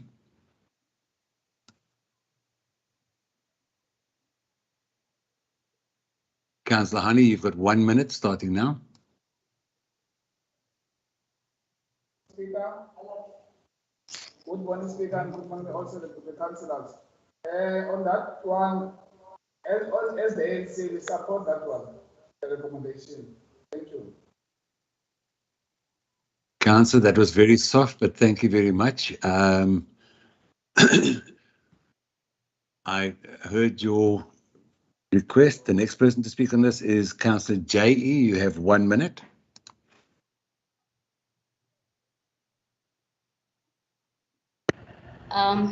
Speaker, baie dankie. 7.1.7 ons is daarmee. Mag sagte duiding asseblief. Ja. Jammer vir daai een kollegas.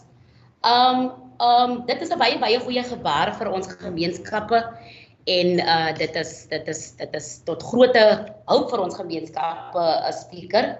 Maar ek wonder net waarom dieselfde aansoek vanaf dieselfde persoon in 2010 aanvaar is en nou in 2022 gerevoke word, speaker. Dit is net wat my bietjie, ek sou graag wou weet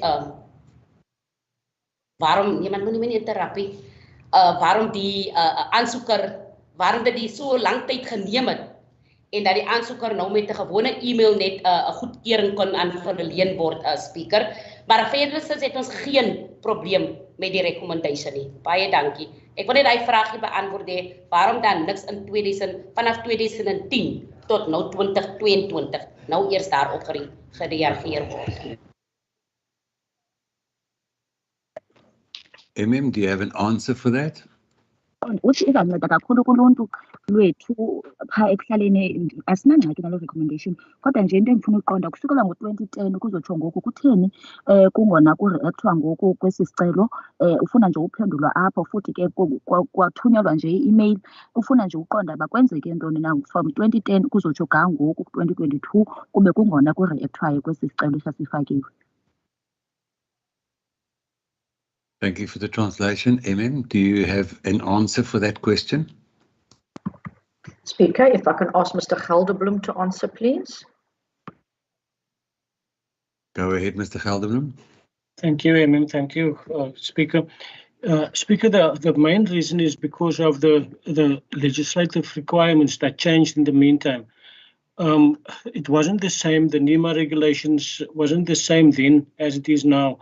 And according to the new regulations, approval must be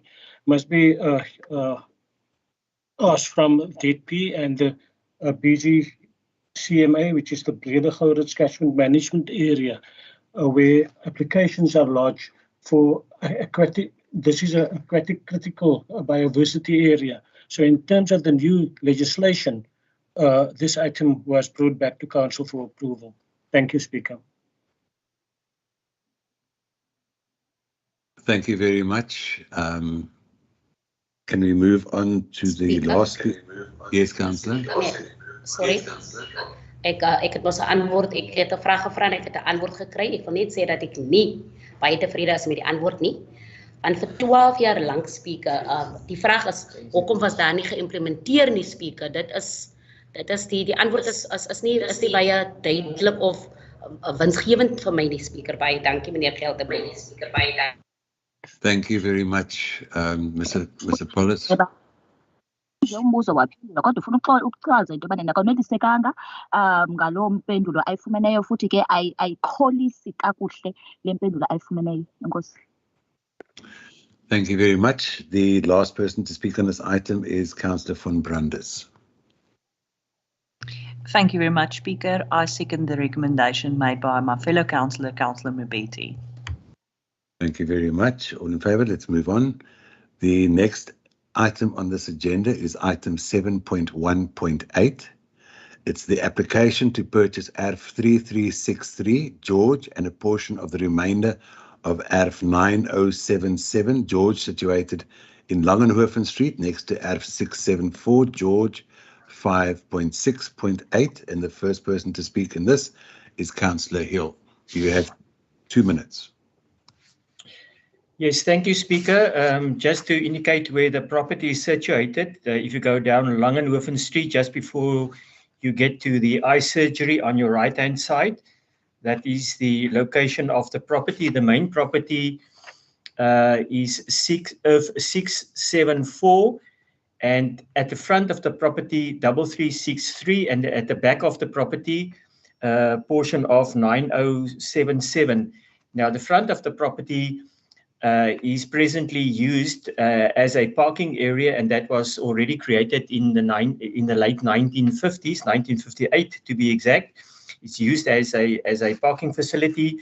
The portion at the back, approximately 80 square meters, has been previously been used as a sanitary lane many years ago, when the bucket system was still in use, and that has now fallen to the wayside. It cannot be accessed in any other way other than through the main property, which is 674, and the application before us on pages 86 to 88 is to consolidate the front portion presently used as parking, as I've said, and the back portion, approximately 80 square meters, to be consolidated. It has got no effect on any service delivery, and it's got no effect on either the traffic situation in CJ Langenhoven Street. And the proposal before us is to consolidate the 3 urban to form one new IRF 674, and the recommendation before us on page 8-9, I recommend accordingly. Thank you, Speaker. Thank you very much. The next person to speak on this item is Councillor J.E. You have 1 minute.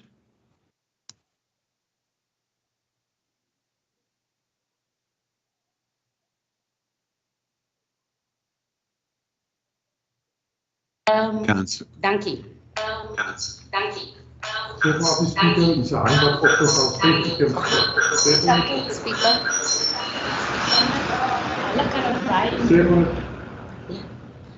Speaker, die item sê die aansoeker is NH Trust.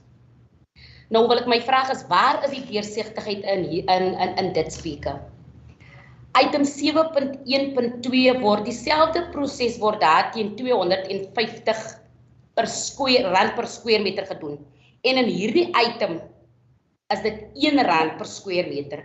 Ek verstaan nou nie, Speaker, wat hier aangaan nie. Waarom was die EOM nie behoorlik waardeer nie, Speaker? Ons sit in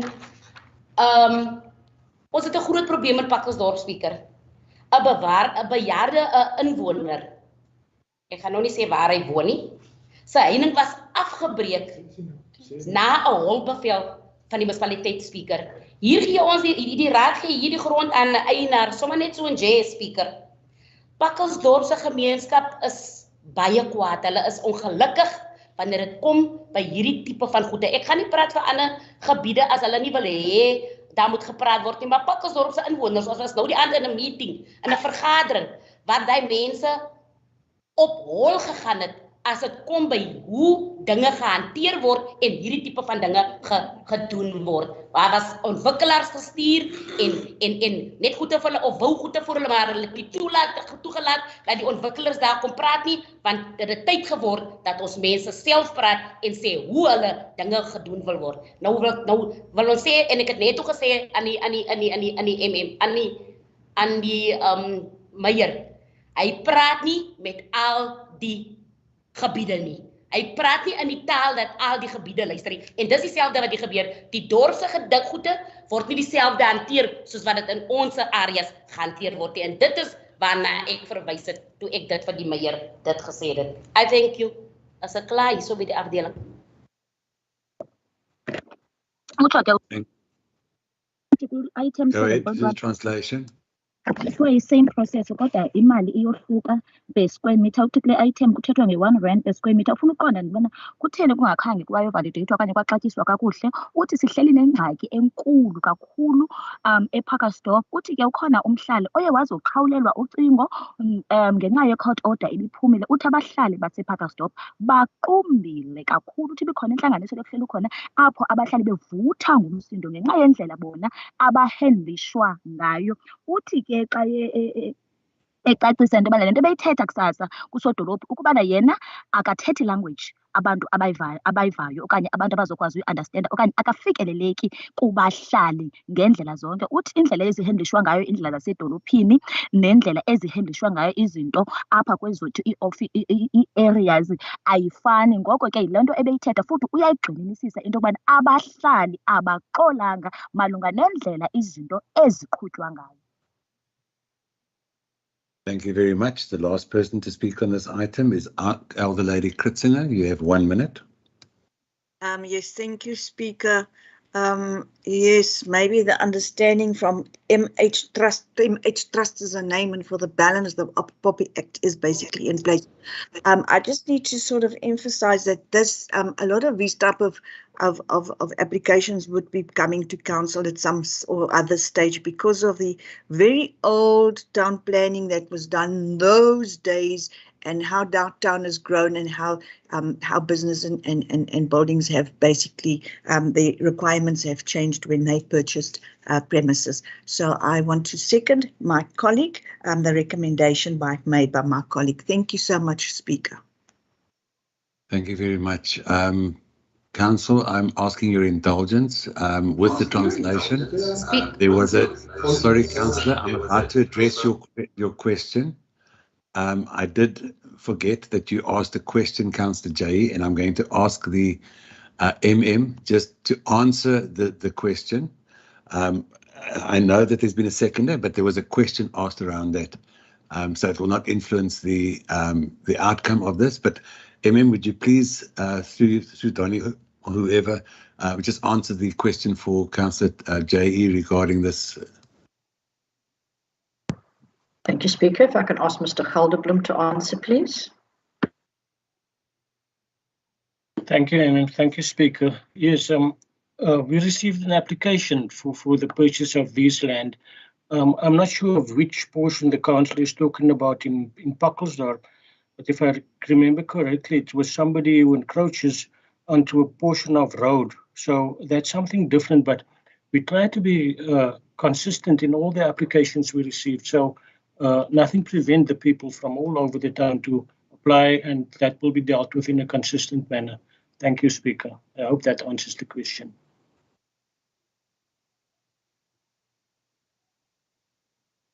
Councillor J.E., I apologize for Thank you, Speaker. Could we please ask the other people in your vicinity to put their speakers down, please? Speaker, ja, dit was deur u na Mr. Gelderblom toe. Daar was ook op 'n road 'n reserve, Mr. Gelderblom. Net soos by item 7.1.2.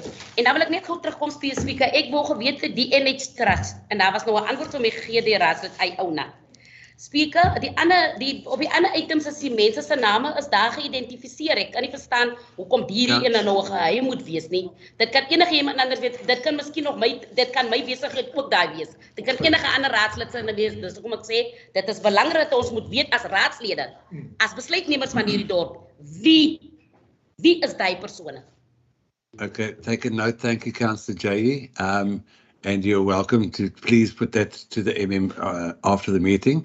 But thank you for your input. We're going to carry on. We're going to move on now to the next item on this agenda, which is item 8. Could I please ask everyone to put their hands down? These are all old hands. I have made a ruling on those hands. And then I will take new hands once they go up. Councillor Hector, do you have a point of order or a question, Councillor? Speaker, my hand is al op die afgelope 6 items, maar ek het maar liever stil gebly as gevolg van abusive houding en die dictatorskap. My hand was op en u het hom heeltemal geïgnoreer. Ek het maar liefst stil gebly, soos ek sê, as gevolg van jou abusive houding en jou dictatorskap. Councillor Hector, I made a ruling and I asked, I was going to move on. I would not take any further questions regarding that. Your hand has been up since then.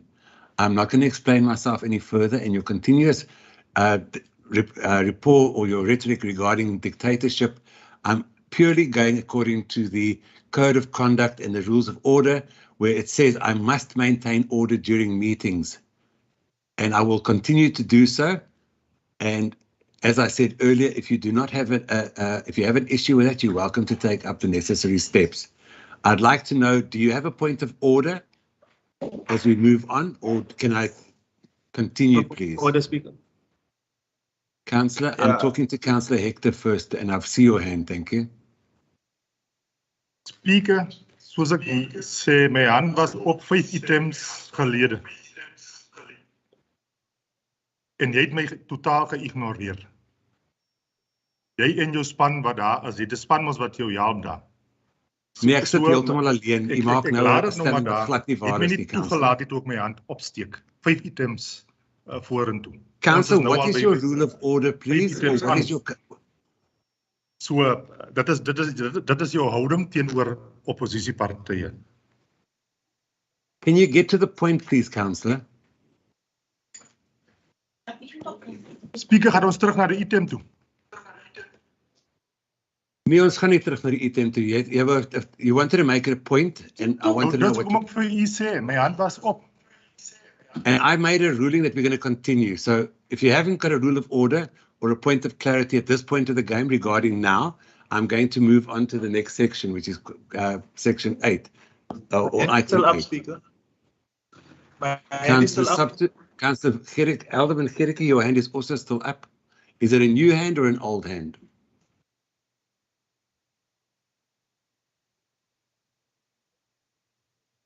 Met wie praat jy nou, Speaker? Ek het met Alderman Gericke gepraat, want sy hand is ook nog op, en ek gaan weer eens, I'm going to ask again, Councillor Hector, please put your hand down. I have now addressed you, and I'm asking you to put your hand down, please. Alderman Gericke, I've addressed you. Speaker. Councillor Subtu, you are not on the floor. Please refrain. My hand is up. You have a chance now. I'm talking to somebody whose hand is up before yours, Councillor. I will address you when I address you. You continue to do this. And I will not take it anymore. I'm talking to Alderman Gericke. I will address you when it is your turn to speak. You continue doing it at every single meeting, Councillor. I'm asking Alderman Gericke. I've asked twice. I'm therefore moving on. Councillor Subtu, what is your point of order or your point of clarity, please? We're in between items. Thank you, Speaker, for the opportunity. Speaker Snyman, my point of order is in terms of point 30. I'm supporting Councillor Hector that you are treating this meeting in a dictatorial and intimidating fashion, victimizing us. Thank you, Speaker. Thank you very much. So noted. Can we please move on to item 8? Motions or proposals deferred from previous meetings? We have none. Item 9, we have motions. We have none. Item 10, motions of exigency. We have none. Matters of the discretion of the Speaker. Speaker. Councillor Kleinhans, can I please ask you in future to put your hand up before you speak, and I will address you. Councillor Kleinhans. Speaker, thank you. I humbly apologize. Speaker, I've put in the chat box that I submit the motion of exigency. I think I submitted that at the start of the meeting. Sorry if you did not see it in the chat box, but it is in the chat box. I did not see it. Unfortunately, I have only got... What is your motion of exigency, Councillor? Speaker, can I speak? Must I speak now? I want a very brief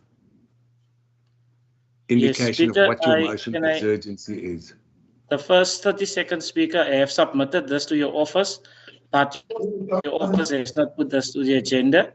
Furthermore, Speaker, I would submit the motion of exigency for a forensic audit to 2 specific ovens in Pakkelsdorp, because there is developments on that ovens by people that the ovens don't belong to. Councillor, that is an administrative matter, as far as I am aware. Speaker, I'm going to ask if the motion of exigency is permitted by council. Do we oppose or do we? Speaker. Councillor Verleen. If I may, I agree with you wholeheartedly. This is an administrative issue. and it should be dealt with that way. It does definitely not qualify as a motion of exigency. Thank you, Speaker. And Councillor Kleinhans, to my knowledge, we did reply to that it needed to be taken up administratively, because obviously there is a question, as you said, there are legal implications on that, which is completely out of our jurisdiction. We need to make decisions based legislatively correct. And if you're talking that there's been some act of criminality of some sorts, then that investigation needs to be made outside the municipality. We do not have jurisdiction over legislative items. Speaker, can I enlighten you what happened here? Just briefly, Speaker, an illegal decision was taken by council. I have brought this under the attention of all the relevant officials, and I have written a motion on this, Speaker, because nobody in the administration want to answer. As we are sitting here, Speaker, there's a development taking place on that specific urban. Speaker, you cannot currently rule us out just because the administration and the council don't want to answer on illegal activities on land in Pakkelsdorp. This is one of the reasons why we want to approach the court to have you as the Speaker removed. Because really, Speaker, you are abusing your powers. Councillor, if that is the way that you'd like to go about it, you're welcome to. But a motion of exurgency is something that needs attention immediately. That is what an emotion of exurgency is. In other words, Speaker, if it does not come to council today, lives will be lost. Attention, Speaker, of council. Why can't the MM or the people that have written the email to answer? Because this is really serious stuff, Speaker, happening now in Pakkelsdorp. And we have written to the administration. Nobody want to answer. We have submitted a motion to your office. Nobody answer. You cannot just ignore us, Speaker. This is one of the things where every clerk has asked for excuse and sorry. But you guys don't want to answer us, Speaker. As opposition, you can chuck me out of this meeting. But I'm representing the people of Pakkelsdorp that are very, very angry what is happening currently in Pakkelsdorp. And if it has been sent to council, to the administration, I expect the administration to answer you. We cannot answer you in this meeting at this stage of the game. It is an administrative thing, and there are legal implications. And a case of urgency is if somebody's life or something happens right now, Councillor. I'm going to ask, are we going to permit the motion of exurgency to council, or are we going to oppose it? No, Mr. Speaker. Speaker, it doesn't qualify for a motion of exigency, so I would say that there's no way you can even ask whether council wants to permit that. Mr. Speaker, can I come in there, please? I mean, you here, I'm calling on you. You're allowing Councillor, the Chief Whip, to talk. Councillor Alderman Gericke. Yes. The Chief Whip, to my knowledge, has the right to interject, because obviously this is a question of the discipline of the council, but please. Okay, all right. Can I put my point there, please? You must just learn to listen to us. Don't see us as objects. See us as human beings with intellectual capacity, please. It's the last time I'm going to ask you this. I want to raise on a point of clarity, yeah? Yes. I am on the floor, Speaker.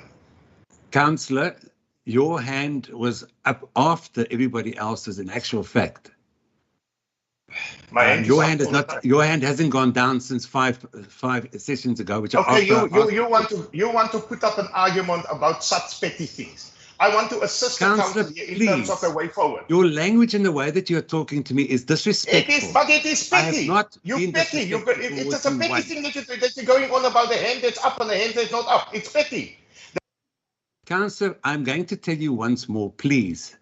I have not raised my voice at you, and I have not shouted at you, and I have not disrespected you once. Sean Snyman, I'm telling you, Councillor, if you chuck me out of this meeting now, then Monday you will not be the speaker again. I'm telling you this now. Councillor, because you are unfair. I'm going to give you a second warning. And I will chuck you out if you continue. Your decisions are corrupt. My decisions are being fair. Councillor, I'm giving you. Council. I will remove you from this meeting, Councillor. You can do that. Thank you very much. Can you please be removed? You can do that. Thank you. Point of order, Speaker. I'm asking for a break of 10 minutes so we can get order back in this meeting, please. Thank you. We'll resume at If you half come in, past Speaker, I will still be here. Clarity, Speaker. I will break for 5 minutes or 10 minutes and we'll be back at half past. Thank you. That's my ruling.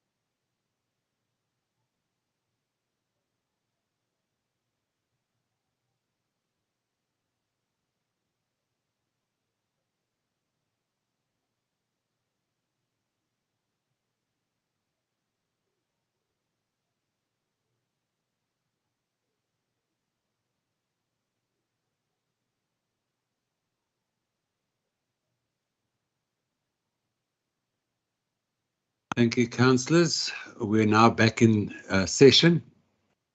Before I continue, I see there's a lot of hands up, and I will address them in a moment.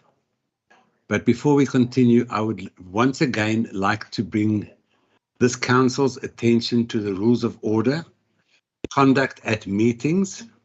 I feel it is pertinent that I bring it to your attention right away, so that we are all under the understanding as to why and what is happening. The Speaker must maintain order during meetings. 3.2, ensure compliance with the Code of Conduct for councillors at meetings. 3.3, ensure that meetings are conducted in accordance with these rules of order, except otherwise ruled by the Speaker. Ensure that any person refusing to comply with his or her ruling, and upon 2 warnings and a final warning thereafter, leaves the meeting place immediately. Ensure that members conduct themselves in a dignified and orderly manner. These are my sole duties in this meeting, and also to be as fair as possible. I cannot do this, and I'm saying it on a public platform, if I am continuously being railroaded and bombarded by people who are continuously trying to disrupt the meeting. I will therefore stick with the rules of order, and I will hold, in accordance to Rule 3.8, ensure that the political whips of council be responsible for maintaining discipline in his or her different parties and members during the meeting. Failure by the political whips to take appropriate action may be dealt with in terms of Rule 29 of this rules. I therefore would like to restart this meeting, and in answering Councillor Kleinans, your motion of exurgency has been dealt with by administration. There is a note in the chat box that this item has already been dealt with by administration, and therefore is not a motion of exurgency. The matter is being dealt with, and therefore I am going to make the ruling that we continue with the matters of the day and the matters of the discretion of the Speaker. I'm going to instruct everybody, please, to put your hands down. I am not going to entertain any conversation or negotiations around this. My ruling has been made, and if you would like to take this up at another situation or outside the council, you are welcome to do so. My ruling is that we are continuing. Councillor Kleinans, I am therefore denying your motion of exurgency because of the fact that it has already been dealt with by administration, and therefore it would be counterproductive. Thank you. Matters at the discretion of the Speaker, I have just mentioned everything. Matters, urgent matters of the municipal manager. MM, do you have any matters of emergency matters or matters of urgency to bring to council? Speaker, you cannot just rule me out of order. The motion of exurgency, according to the rules of order, is a certain procedure. If you want to cover up corruption, then say so. Councillor, I am not Speaker, covering you up. can I have put me made a out of ruling, this Councillor. meeting. It is an Can I read the administrative rules of fact order? which is A being dealt motion with. of exurgency out to you, Speaker. I'm going to rule you. No, Speaker, the I'm motion naming of you exurgency once, according to 32.1 state and a I member have the may right direct to council's or not. attention to a matter which does not appear on the agenda. Speaker, there is the rules of order. Why do you want to put the DA rules Because of the order in matter is front being of dealt council with rules of order? administratively. No, Speaker, this is a It is lie. being dealt with, I wish Councillor. this Don't know me. item has been brought under the attention of the administration, the And MM the- and the and the director. the administration Nobody is has dealing with it. been Councillor, answering the calls of this I'm community, warning you Speaker. twice. No, Speaker, you can Don't warn make me, me warn but you you a third cannot time. shut I me will down as a remove you, voice of my Councillor. people. Don't You know can me. warn me, Speaker. You are out of order. I'm not out of order. I have made a ruling. Speaker, Rule 32.2. Councillor, I take responsibility for my own rulings. I've made the ruling, and that is that this matter is being dealt with by administration. You are aware of this, and it is being dealt with. It is therefore not a motion of exurgency.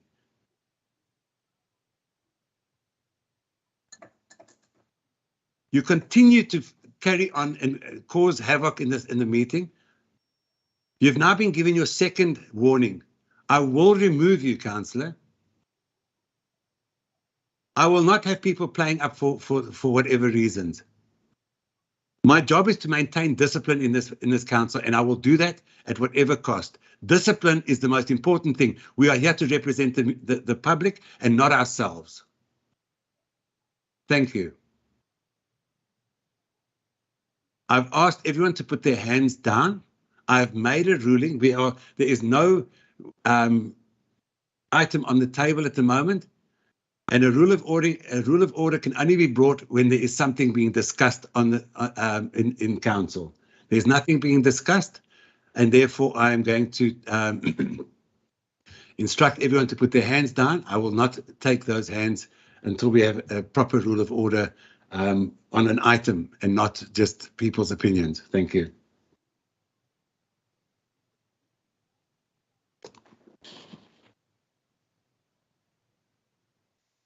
Speaker, you cannot just chuck me out. You cannot just shut me down.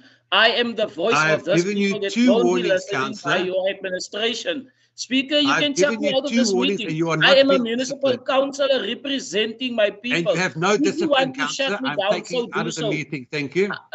Thank you very much, Speaker. I will tell the people you don't want to. You continue to interject.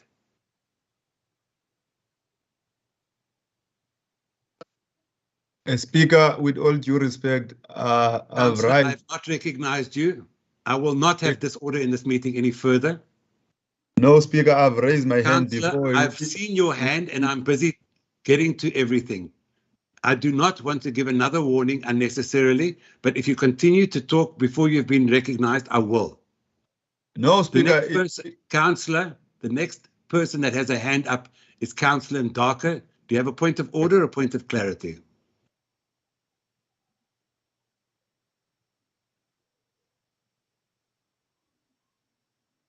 It's an old hand. Please, can you have your hand But removed? why are you fighting? Please remove your hand, thank you. Councillor Camille. Thank you, Speaker. I've raised my hand even before we arrived to that item. It's with regard of a chat box. I couldn't even write my motion of exigency on a chat box because I wanted to raise a motion of exigence, of which you didn't grant me that chance. And then, Speaker, I want us to understand all the rules of order. Rule 29.6 in the rules of order, a person who continuously make himself or herself guilty to breach of this rule can, on instruction of the Speaker, be refused entrance to the council chambers for a period of determined by the Speaker. So meaning that whenever I'm continuously making an interjection on one point, of which that have never occurred, but you overrule us when we raise our hand, not knowing what we are going to say in this meeting. So it is really painful, Speaker. And then I wanted to raise that motion of exigency because we are dealing with many issues here. If you may allow me to raise it, that motion of exigency, Speaker. May I speak, Speaker? Councillor, I'm going to give you 10 seconds to mention what your motion of exigency is. Bearing in mind that a motion of exigency is to do with floods and items that are happening right now that could not be brought to council. Items which will change lives immediately, which need immediate interjection. Speaker, you don't interpret it wrong. It doesn't say like that on 3.2.1.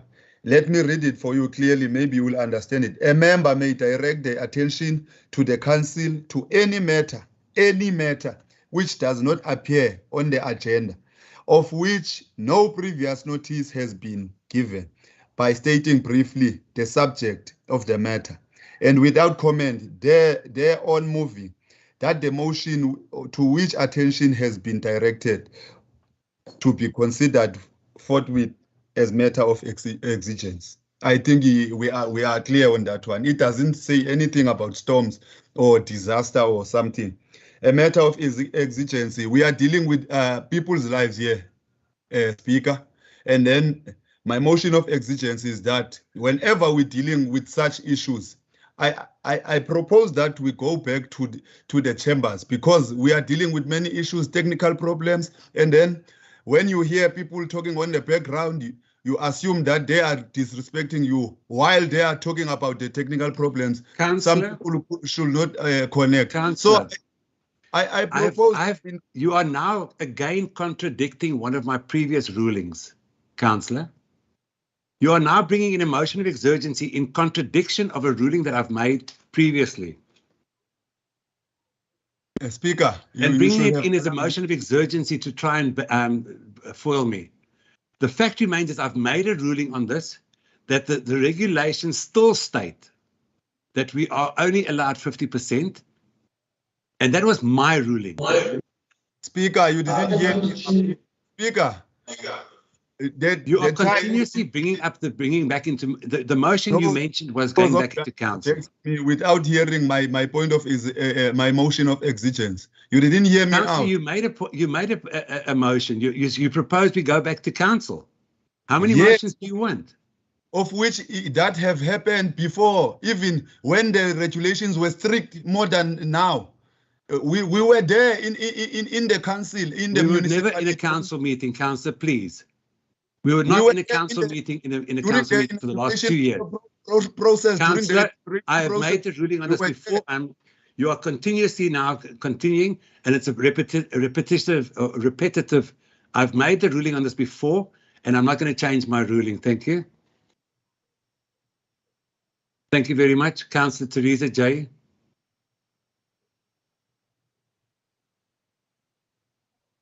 Councillor J. Ja, baie dankie, Speaker. Ek wil net vra ter inligting, as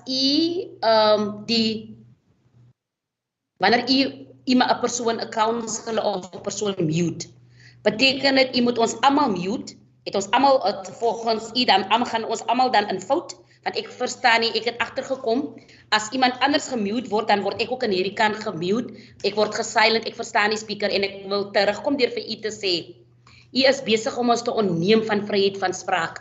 U is besig om ons te stil te maak op u manier, maar dit gaan nie gebeur nie.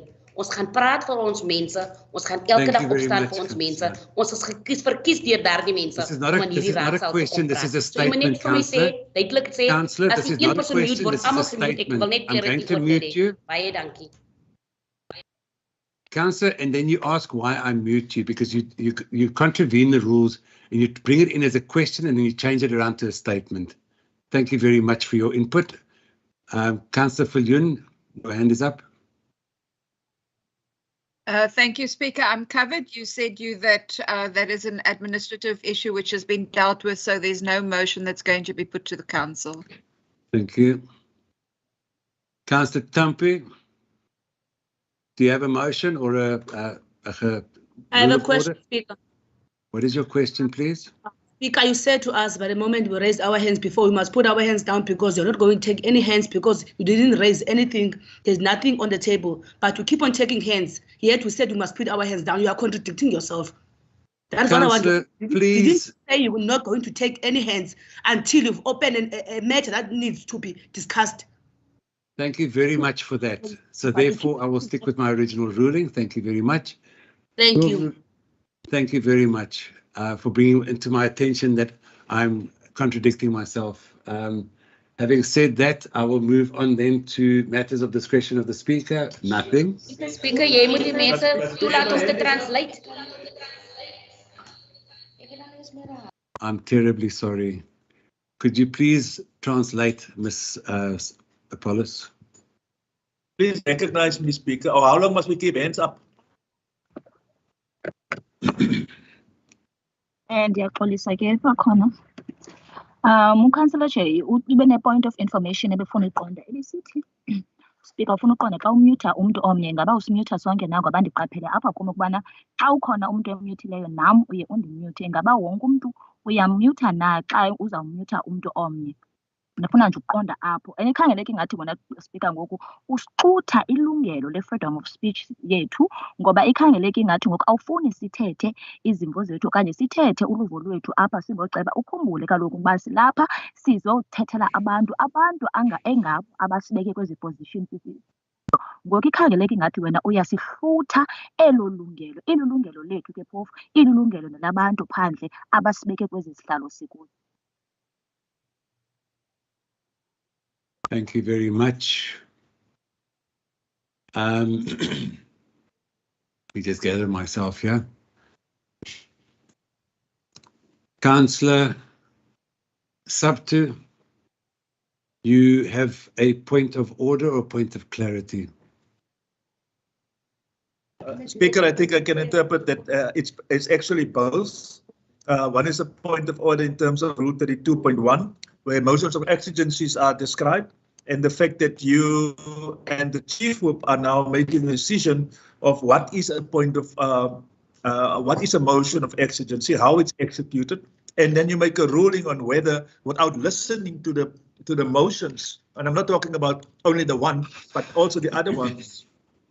That's the one thing, Speaker. The other thing, you keep on saying we must lower our hands at the time when we wanted to raise our own motions of exigency, which we didn't have a chance to do. Speaker, the suppressing of this meeting is a cause for concern. And then I want to also put to order, Speaker, that you are actually the cause of this meeting becoming disorderly at the end of the day, due to your manipulation, due to your management of this council meeting, which is totally unconstitutional, Speaker. And I need you to retract your ruling in 32.1 on how you are interpreting motions of exigencies and how you are not allowing this council to hear motions of exigencies. At the end of the day, it's unconstitutional, Speaker, and is going to be challenged legally in the end. You need to fix that, please, and fix that ruling and make a ruling on your own objectively and not in consultation with the DA Chief Whip.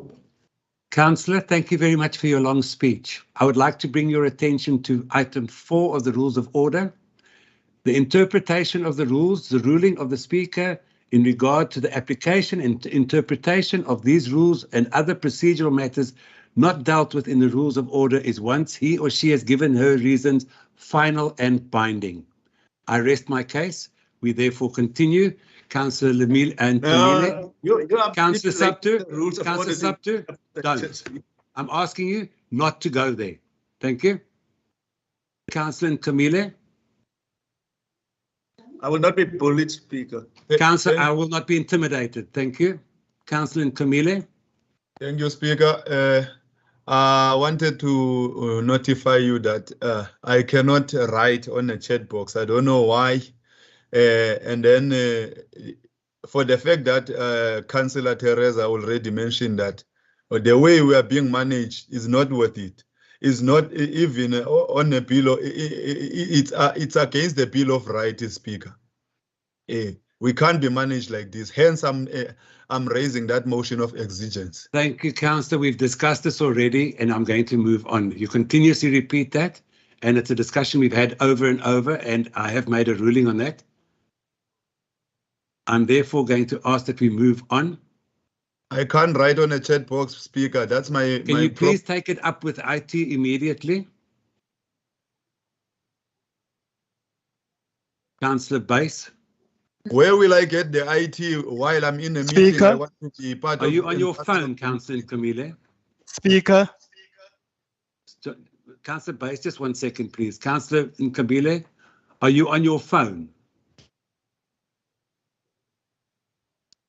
Speaker. Councillor Camille, I asked you a question. Are you on your phone?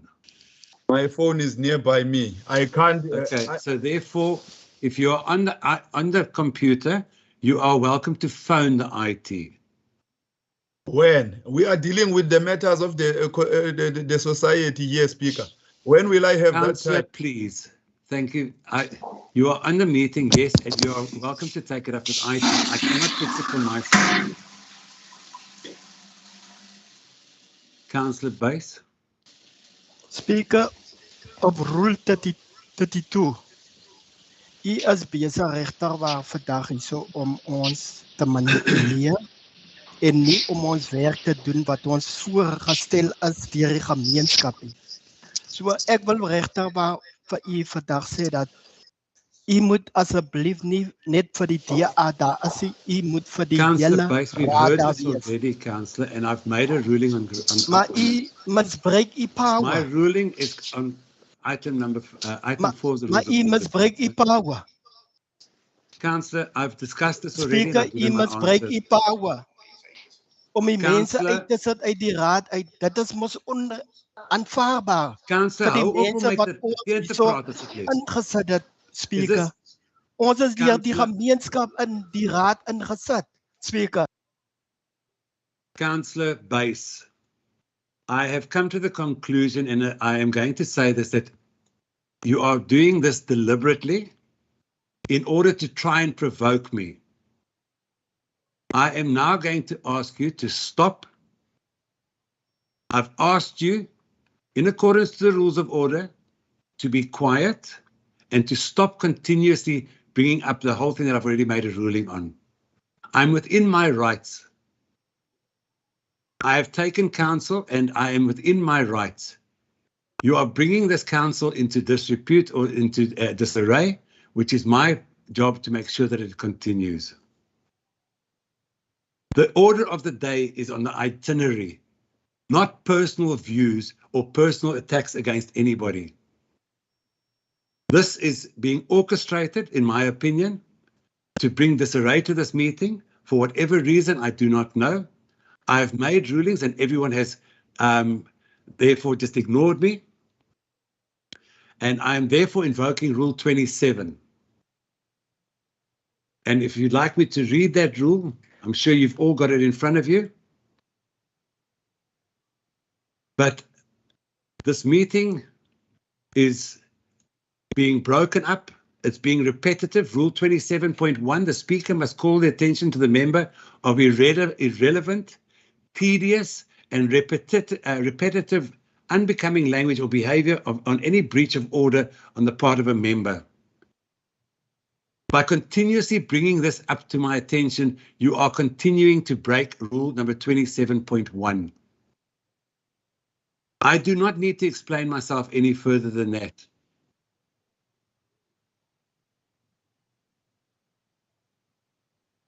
Having said that, the Oxford Dictionary states exigency means urgent need or demand. In other words, it has to take place today. None of the stuff that has been brought as exigency can be solved today. This is my interpretation, councillors. We have very serious stuff on the agenda that needs our attention. And yet we are playing games and continuously bringing this meeting into disorder. For what reason, I do not know. I could also go about and say this is a personal attack against me, or to try and rattle me, because we all know that the YouTube channel is on. I've tried to be fair, and I'm going to say this today, whether I am popular or not. I make every decision based on what's happening immediately in front of me. When I have 3 or 4 councillors shouting over the microphones at once, that is disorder. I have the right to stop it. If I have a councillor that doesn't put his hand up and continuously tries to overrule me, the rules of order are clear. When the speaker speaks, everybody is quiet. Not that I'm autocratic or anything like that, but I have to maintain order. Councillors, I think it's time that we look inside ourselves and ask ourselves, are we here for the benefit of the people or to make a scene and create a circus of this council? If we stuck to the items that are on the agenda, we would be serving our fellow human beings in the city. I'm asking you for the last time, please, let's stick to the order and the items on this agenda. Those are the items for business for today. I will not be lured into some sort of an argument because of whatever reason. I've made my rulings and I will stand by those rulings. If you are not happy with those rulings, there is a recourse to take, and you are welcome to take that. These meetings are recorded, but I will maintain discipline for the sake of the people of George who depend on us to look after their requests. And with that, I am now going to move on. This debate on this matter is finished. My ruling is made. I have the right to accept or reject. And at this stage of the game, I'm rejecting all the hands on the screen until we get on to the next item. We will continue with the business of the day, and you're welcome to make your objections outside this council meeting. And I will remove, and in accordance with the rules of regulation and items 27 regarding all these matters. It is a sad day that we are reduced to this at a council meeting. Thank you. I'm moving on.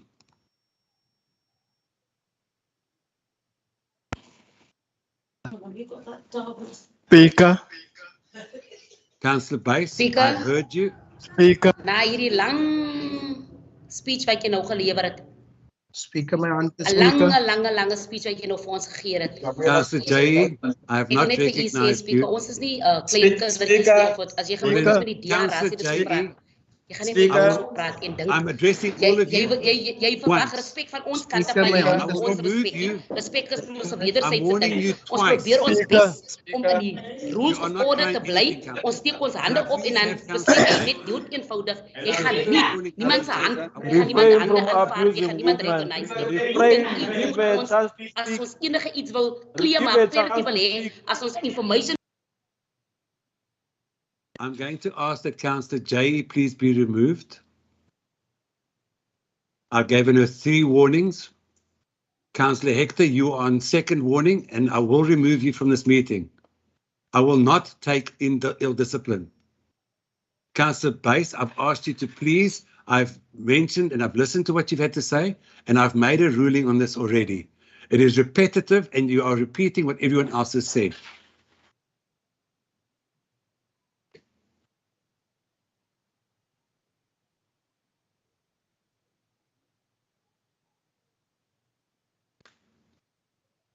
I'm continuing with item 313. Speaker. Sorry, Mr. Speaker. Sorry, Speaker. U moet speaker wees vir almal. Councillor Buys, that is your 3rd warning.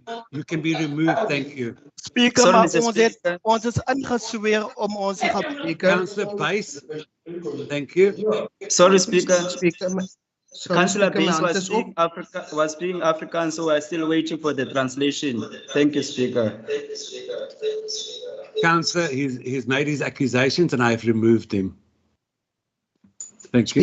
Speaker, my hand is up. Councillor Lowe, you are way down on the list. Speaker, Can you possibly as you remove the person, we didn't even hear what he's saying. He was speaking in Afrikaans. Don't we deserve the translation? Can you give me a second, please, Councillor Ndaka? You are another one that continuously puts your mic on and talks without your hand being up. Councillor, Mr. Pollis, could you please translate Councillor Buys's allegations, please? Speaker. Thank you, Speaker. Councillor Buys, for roll number 32 was Can I please ask all the microphones to be muted? Mr. Paulus is doing a translation.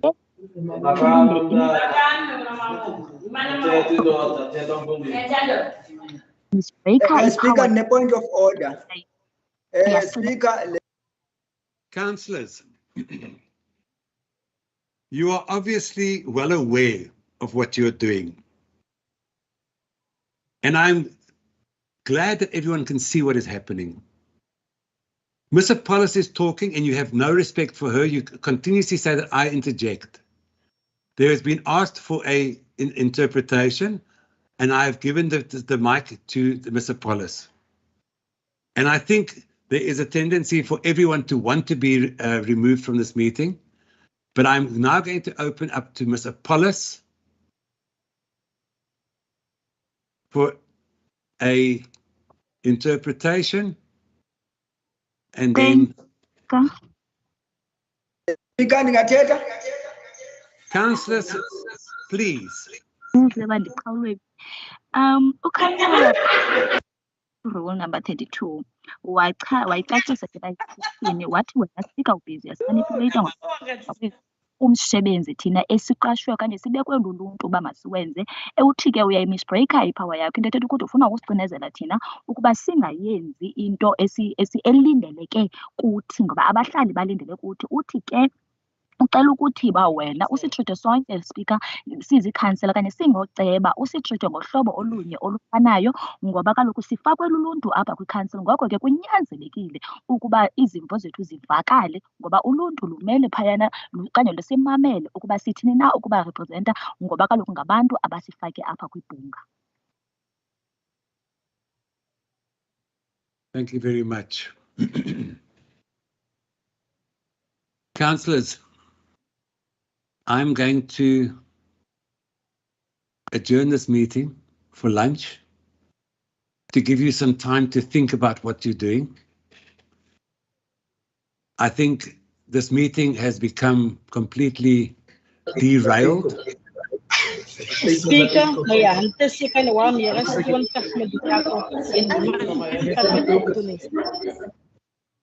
Once again, we have numerous people on their microphones without being recognized.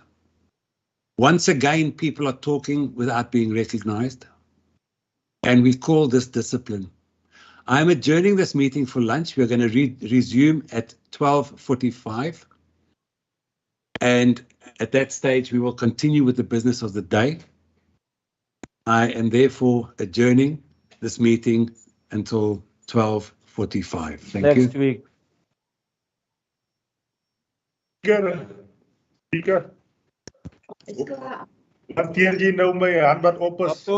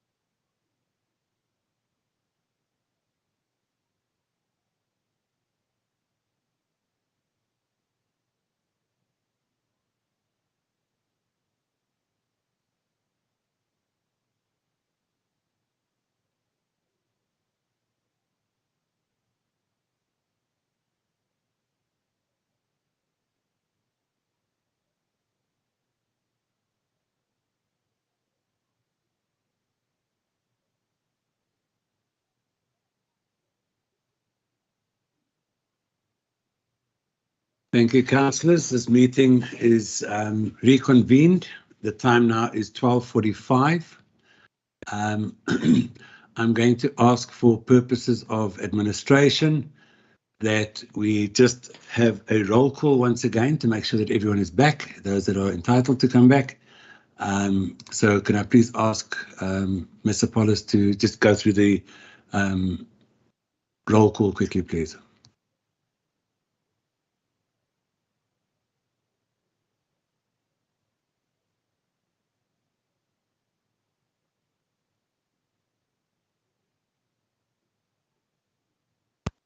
Mr. Paulus, your mic is unmuted.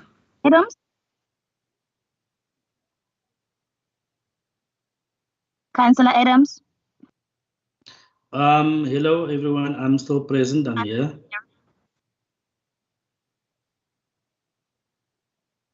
Councillor America? Councillor Barnett? Still present. Councillor Brown? Present. Councillor Gray? Councillor Clark? Present. Councillor Clark? She has indicated her presence.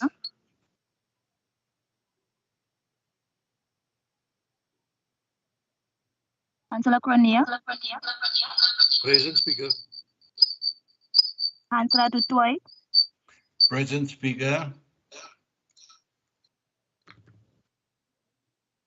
Councillor Fichlan?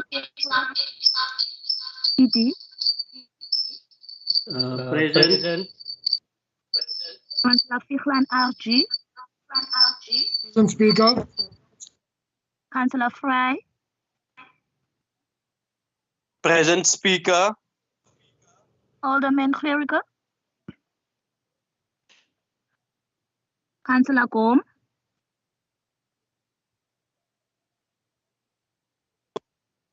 Councillor Present, Gom? Speaker. Councillor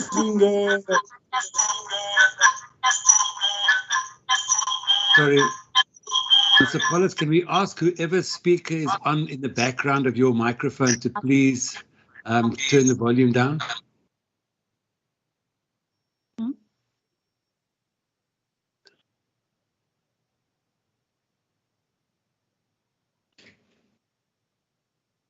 Councillor Ani?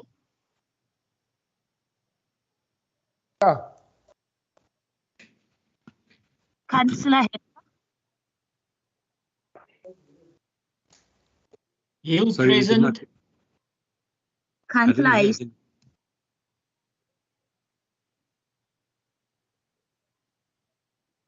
Councillor Hayes? Councillor Hill? You present. Councillor Janges? Present, Honourable Speaker. Councillor J?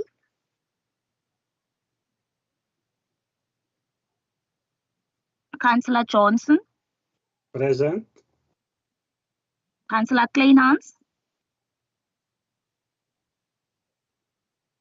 Elder Lady Kritzinger? Present. Councillor Kruger?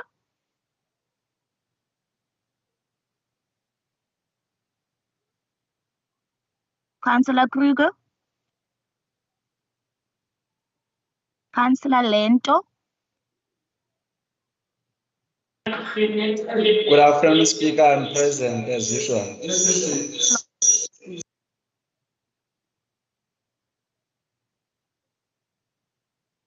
Councillor Lose? Councillor Low NM? Present. Councillor Low RMI? Present. Manxele? Speaker, Councillor Manuela, I'm present. Councillor Mbete? I'm present, thank you. Councillor Mdaka, ET? Good afternoon, Speaker. I'm present, thank you. Councillor Mdaka, F. Dhaka FN, or you say Councillor Faith, that's all, not F only. F, it's a apartheid name. I'm present. Councillor Mkhukuli. I'm present, Speaker. Councillor Kamile. Present, Speaker. Councillor Nietla. Present. Present. Niehaus. Teenwoordig, dankie. Councillor Ntondini.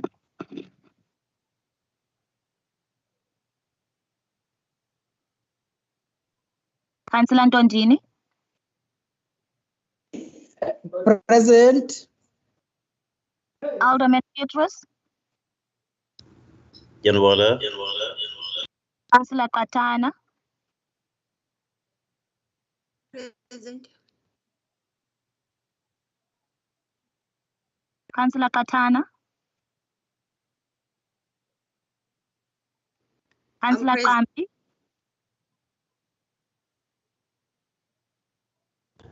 Present. Present, thank you. Councillor Rolfse. Present, thank you. Councillor Safers.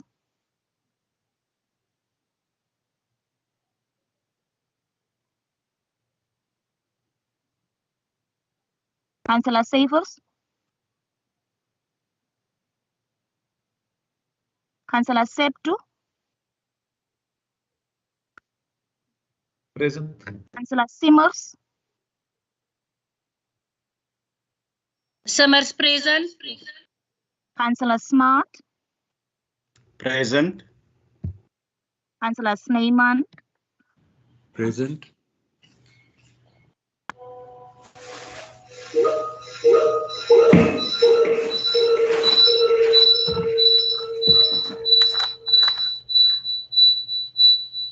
Councillor Titus. Borda.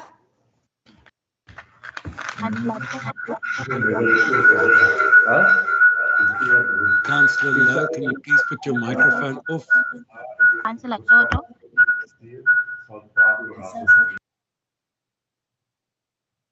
Hartelijke goedemiddag, speaker. Ik is teenwoordig in die vergadering. Dankie. Councillor Van die Kerk. Speaker.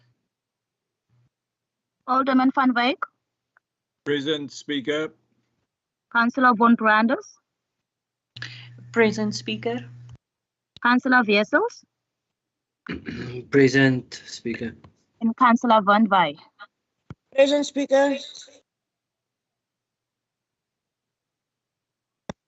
Thank you very much. Sorry, Speaker. Maria van Eyzer is teenwoordig. Thank you for those councillors that did not have the opportunity, that were struggling to log in. Could I just ask you to confirm your attendance in the chat box on your own device, if you don't mind, please, so we can continue with this meeting. We've got a lot of business still to go through.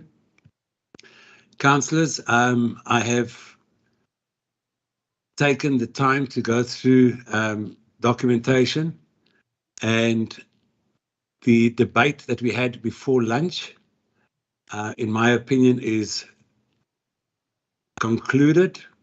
I have made a ruling, and I have taken advice regarding this, and I am going to continue with item 13.1.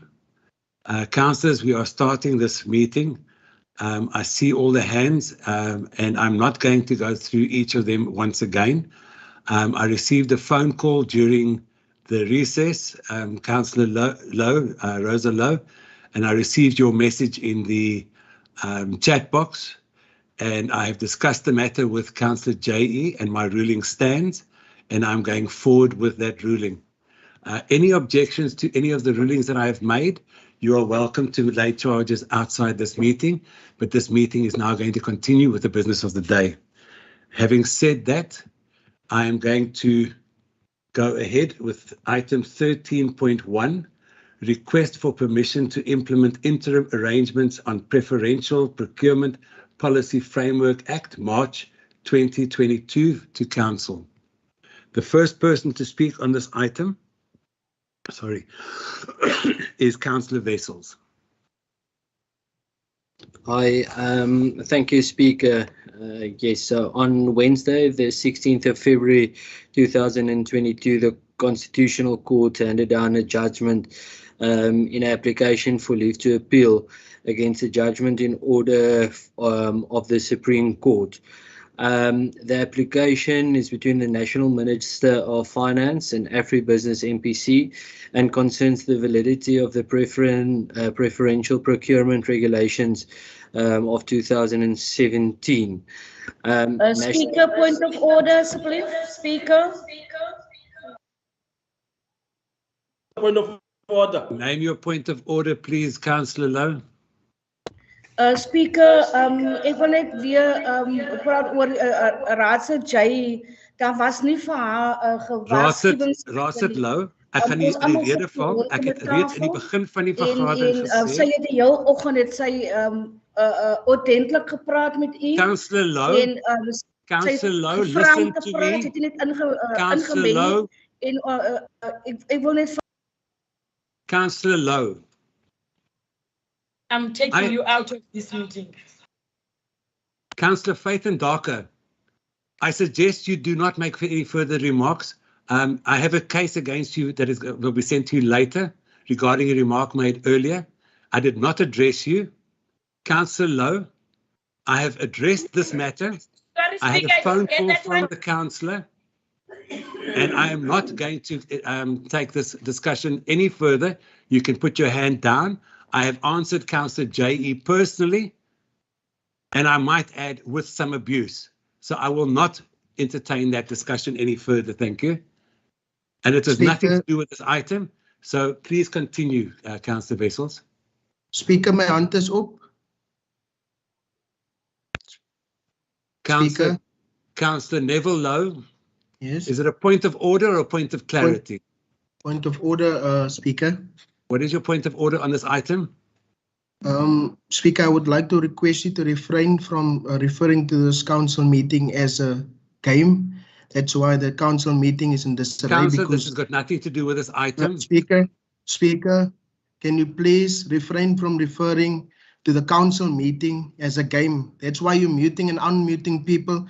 It is not a game. Councillor Lowe, please. Speaker, stick to the point of the item at hand.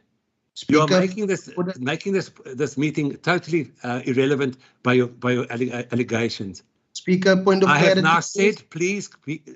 Speaker, point of clarity, please. You now had a point of clarity and a point of order, Councillor. Yes. I'm withdrawing that. Councillor, I've listened to you, and I'm moving on with this item. Thank you. It's repetitive and not to the point. Councillor Lowe, please refrain. Take your hand down and put your mic off. Speaker. Can you simply... Councillor Lowe, I've disabled your mic and I'm putting it on record. You, like the other councillors, are not listening to what I'm saying. I'm therefore giving you a warning, the first warning, officially, loud and clear. Thank you. Councillor Toto, Councillor Toto, sorry. Sorry, Councillor Toto. Thank you, Speaker. Speaker, good afternoon. I just wanted to clarify me on the issue on Councillor Mdaga, please. Which issue, Councillor? The one that you said you've got a case. I will take it up with her personally. I'm not going to bring it up in public. She knows exactly what she said earlier. Thank you. Okay, it's personal. It was a personal attack against me, yes, and I'll take it up personally with her. Thank you. Oh, okay, thank you, Speaker. No problem. Can we please move on, Councillor Wessels? Okay, thank you, Speaker. Do you want me to start from the beginning, or I'm not sure now? Yes, I think you can start from the beginning. Thank you. All right, perfect, thanks. Okay, so yes, on the 16th of, on Wednesday, the 16th of February 2022, the Constitutional Court handed down judgment in the application for leave to appeal against the judgment, and in order of the Supreme Court of Appeal. The application is between the National Minister of Finance and Afri-Business MPC and concerns the validity of the Preferential Procurement Regulations of 2017. National Treasury, as in the interim, while seeking guidance from the court, issued a letter on the 25th of Feb 2022 indicating that whilst awaiting the outcome and guidance from the Constitutional Court, organs of state are advised that A, that tenders advised before the 16th of Feb be finalised in terms of the triple PFA of 2017, and B, that tenders advertised on or after the 16th of Feb be held in abeyance, and that C, that no new tenders be advertised. National Treasury then subsequently on the 3rd of March issued a further letter indicating the summary that A, that advice be provided on the 25th of Feb 2022 excluded procurement with a rand value of less than 30,000 rand be obtained through price quotations. B, that regulations will be issued providing the thresholds for the point system. Note that the draft regulations in this respect were subsequently issued on the 10th of March 2022, with the same comment period closing on the 11th. And then C, until new regulations take effect, that organs of state may, in terms of Section 3C of the Act, request an exemption from the provisions of the Act for specific procurement or category of procurement requirements. The recommendations for George Municipality, that is the interim arrangements, and their recommendations is 1 to 8 on page 180, and I thus recommend as such. Thank you very much. Thank you, Councillor Wessels. The next person to talk on this item is Councillor Faith.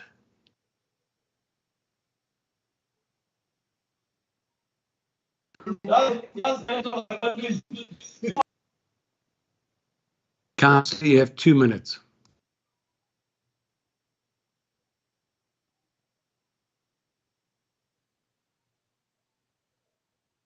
Councillor Faith. I cannot speak here because I'm not sure if this is personal. You said you've got a case against me, so I'm just shutting my mouth up. Councillor, I take it that you do not want to talk on this item then? It was personal. I'm scared that it's going to be personal. Everything I've said with my mouth. Thank you, Token. I take note of your comment. Thank you very much. We'll move on to the next councillor to speak on this item is Councillor Subter.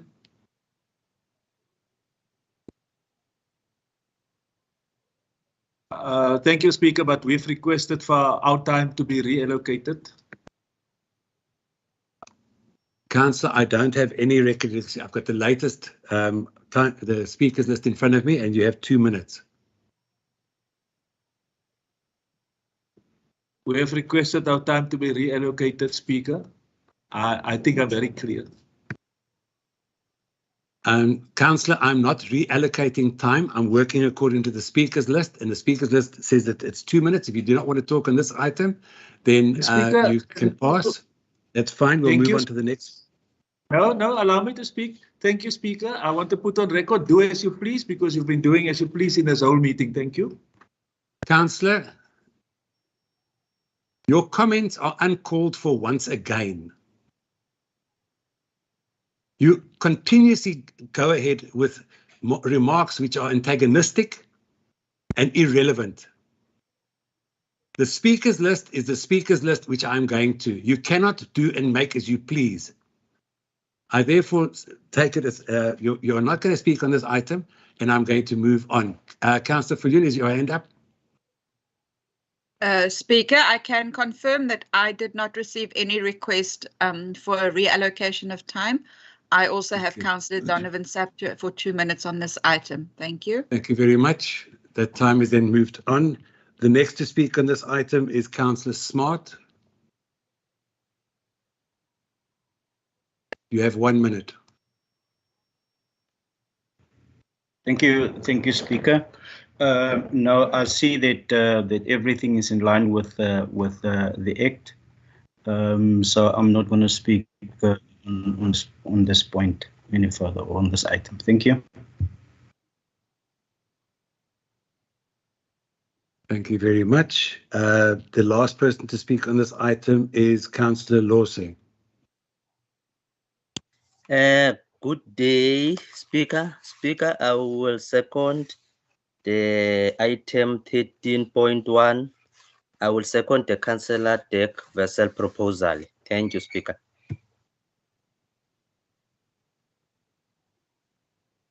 Thank you very much, Councillor. We therefore move on to the next item, which is the final report on the proposed acquisition of the York High School hostel building situated on Advent 1641 and 1645, George, to the George municipality. This is item 13.2, and the person to speak on this is Alderman van Wyk. Thank you, Speaker.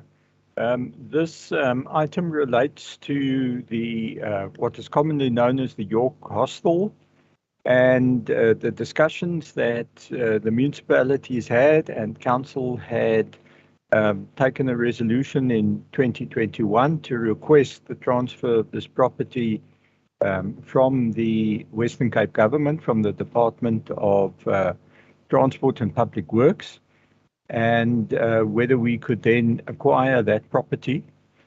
These negotiations have continued, and there has ultimately been a resolution between the parties, and it is on the basis that we can then acquire the York Hostel building to be transferred to us by the end of June 2022. And the basis on which this is being done is that the resolution going back to 2015 that we transfer various clinics that are now operated and run by the province to them in return, and that the amounts between the two parties in terms of the values then be written off on the side of province, and that each of these transfers then takes place at the nominal value of 100 Rand each. Now, this means that we will then take the York Hostel, and that the clinics that are operated, the Blanco Clinic, the Levi Kamp Clinic, Parkdean Clinic, Rosemore Clinic, and the Harry Kumei Hospital get transferred, along with the George District Clinic, which sits on the property of the municipality. So therefore, there will need to be a subdivision to take place, the details of which need to be finalized between province and George municipality as to the exact perimeter on that earth on which that building stands. So that needs to be worked out, but that would then be transferred. And as far as the Harry Kumei Hospital is concerned, is the municipality had originally made the land available, and the provincial government had erected the buildings thereon. So that is what that conclusion will be, and then that will enable the municipality to undertake the renovations that are necessary on the York High School hostel property over a period of time, and that will then enable us to use that as office space. So the recommendation is set out on pages 210 through to page 212, and I accordingly propose this. Thank you.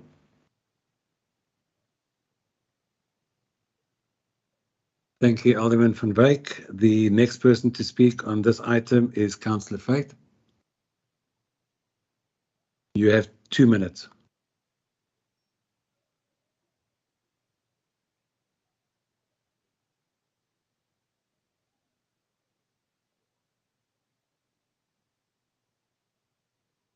Councillor Faith, your last call.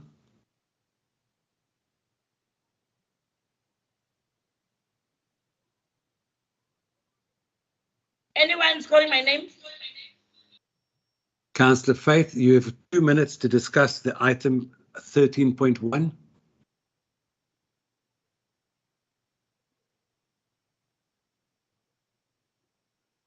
The next person to talk on this item then is Councillor Subtu. You have 2 minutes. I think we are on 3.2 now, Speaker. Sorry, my apologies. 13.2. Yeah, sorry. You see, you are standing with me. You say I must speak, and you are going to say I'm attacking you again. That's why I just keep my mouth shut. Councillor Ndaka, these outbursts are getting you nowhere. You indicated that your party wanted to speak on this item. Councillor Iesu is not available. And therefore, I asked whether you had somebody in his replacement. We know how to do things. We've sent everything to the councillor's which is Marlene. So she knows.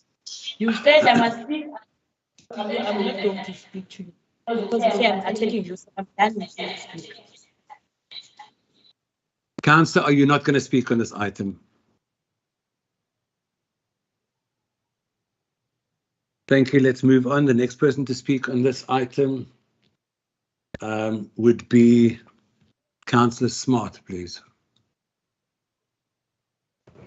Speaker, thank you very much. Through you, at last we, this building can be utilized for the purposes of the municipality. That is of very great and good news. But I would just like to ask, and through you to the mayor, the engagement, with the Western Cape Education Department. Can I speak, Speaker? Is somebody speaking? I can't hear anyone from my side, Councillor.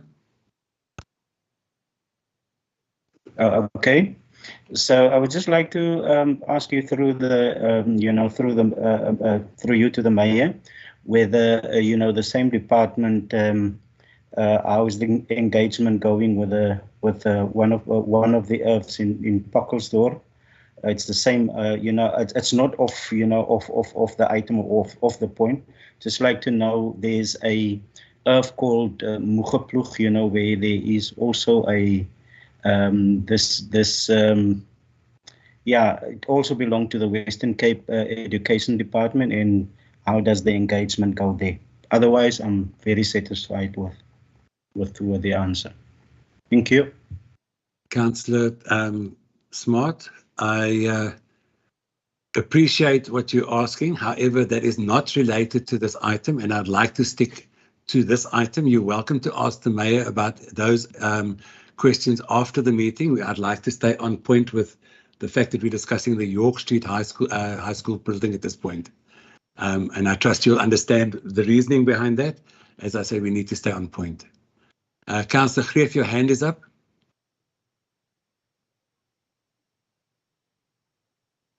Councillor Greef, do you have a point of clarity or a point of order?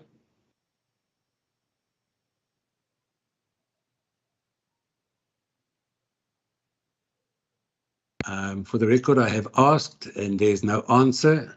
I'm therefore going to move on. And the next person to speak on this item is Councillor Suffers. Speaker, I think the mayor said it all, and therefore I second the mayor's proposal. Thank you. Thank you. Thank you very much, Councillor. All in favour of that, we can move on. Sorry, the next item on the agenda is 13.3. The building of new training academy at the Garden Route District Municipality. Councillor Clark, you have 2 minutes. Thank you, Speaker.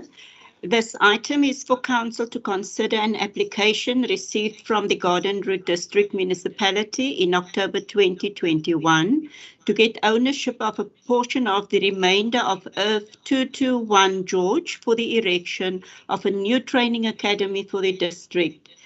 And we should note that at an ordinary council meeting of 29 July 2021, Council resolved that permission be granted to the Garden Route District Municipality for the building of a fire station on Irvin 2494 and 2495. Our recommendation is thus as follows: that the application received not be approved because the proposed training academy will be better located within city perimeters, and B, that Garden Route District Municipality be advised to erect the facility on Irvin 22494 and 5, which is currently in the process of being transferred to them. I so propose. Thank you, Speaker. Thank you very much. The next person to speak on this item would be Councillor Esu. However, he is ill. Councillor Ndaka, is there anyone that will take his place? I'm going to ask it a second time, otherwise I'll be moving forward. I take it no one will be... Speak, I'm not Councillor sure Faye. why you not saying anything yet. On all draft items are not going to speak, and we've got changes in the next item as well. 2 items we've got changes. When you get to ANC there, I'm going to tell you what to do. Thank you, Speaker. Thank you, Councillor. Can Councillor Toto please put his hand down? The next person to speak on this item is Councillor... Councillor Toto, please put your hand down. Thank you. The next person to speak on this item is Councillor De Tooy. Dankie Speaker. Speaker, die ACDP het geen probleem met hierdie voorstel nie, so ons ondersteun dit. Baie dankie. Mr. Paulus. Thank you, Speaker. I-ACDP ithi ayinangxaki yona nale ngcebiso yenziwe apha okanye esi sindululo sithathwe apha, ngoko ke siyayixhasa i-recommendation. Enkosi. Thank you very much. The next person to speak on this item is Councillor Neetling. You have 1 minute. Speaker, thank you, Speaker. We concur with the recommendations as submitted. Thank you. Thank you very much, Councillor. The next person and the last person on this item is Councillor Adams. You have 1 minute. Speaker, thank you very much. Training is very important as far as it goes to the fire paternity, as well as to enhance firefighting capabilities in our town, in our region. Therefore, Speaker, I second my colleague. Thank you. Thank you very much, Councillor. All in favour, we can move on.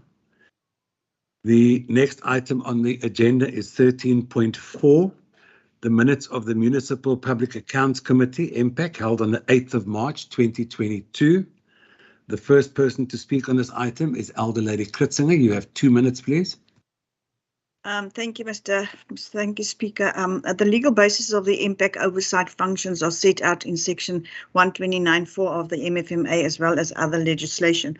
Council has given the impact committee the delegated responsibility to report issues and findings to council. On the meeting held on the 8th of March, we were privileged to have staff from the Auditor General's office present in that meeting. I thus want to highlight a few issues I deemed important to Council. It is rather important that every councillor familiarise himself or herself with this report as from page 297 onwards. The performance of contractors, these are just some highlights that brought to our attention from the Auditor General's staff members. Performance of contractors that were not monitored on a monthly basis.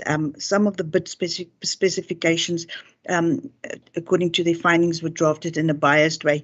Irregular expenditure incurred were not investigated, as well as fruitless and wasteful expenditure. Immaterial matters were not resolved.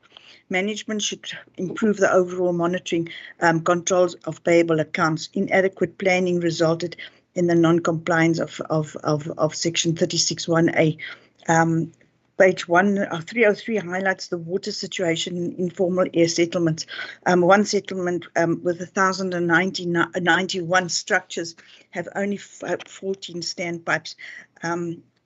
Page 304, money wasted on the installation of water tanks. Page 307, that was the implementation of extended mandate of the AG. This is very, very serious. We seriously need to look at the mandate of council and what council is given impact committee. We cannot just note reports in future from the impact committee, but today have to I suppose today we have got no alternative. So I want you to note this report and the seriousness of this report. Thank you so much, Speaker. Thank you, Elder Lady. The next person to speak on this item is on the speakers list. I have Councillor Lento. Is that correct, Councillor Faith?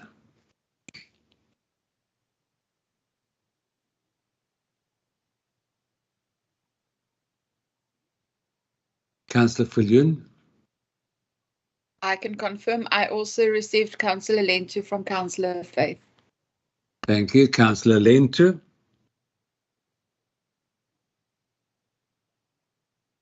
Good day, Speaker. I'll speak on 13.6, not on this item. Thank you. Okay, so there's nobody talking on this item then. Therefore, can we move on to the next speaker, Councillor Hector? You have 2 minutes. Thank you, Speaker.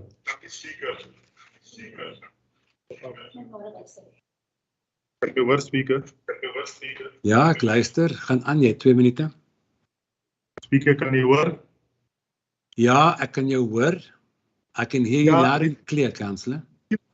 Verwys, ek wil graag by die impact voorsitter vir die raad 'n Bybelse of 'n duiwelse rede gee hoekom daar geen impact vergaderings tussen Augustus 2021 en Maart 2022 was.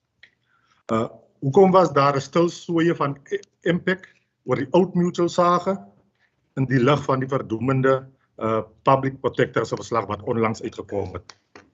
Ook al die forensiese verslae tans onder die Vryheidsfront DA alliansie se korrupte tafels versteek. En daar verwys ek onder andere na die voormalige MM wat 'n goue handdruk gekry het ten spyte weer eens van 'n verdoemende forensiese verslag wat ook nog gaan uitkom. Ook hierdie verslag en al die ander korrupte verslae is ongesiens deur impact verby laat gaan. En daarom verwag ek wag nou net vir 'n Bybelse of 'n duiwelse antwoord van die impact voorsitter. Dankie.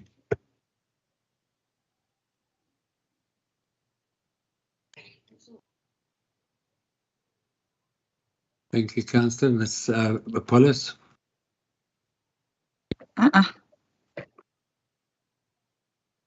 Funa nje uqonda ke na Speaker ku-chairperson we-MPEC ukuba kutheni kungazange kwahlala zintlanganiso from August 2021 ukuya kutsho kuMarch 2022 kwenzeka ntoni, sithini na isizathu kungazange kwahlala zi-meeting. Futhi ke ndifuna ukuqonda into yobana sesiphi na isizathu sobuthixo okanye sobusathana esibangela into yokubana kubekho iripoti esuka kwi-public protector ethe yathathwa yafihlwa ukuba ayavezwa kwintlanganiso ka-MPEC ngohlobo ebemele uba ivezwa ngalo. Ndifuna ukuqonda ke uba sithini na isizathu kukho izinto ezitshayelwa phantsi kwetafile ezingavezwa elubala ukuba wonke umntu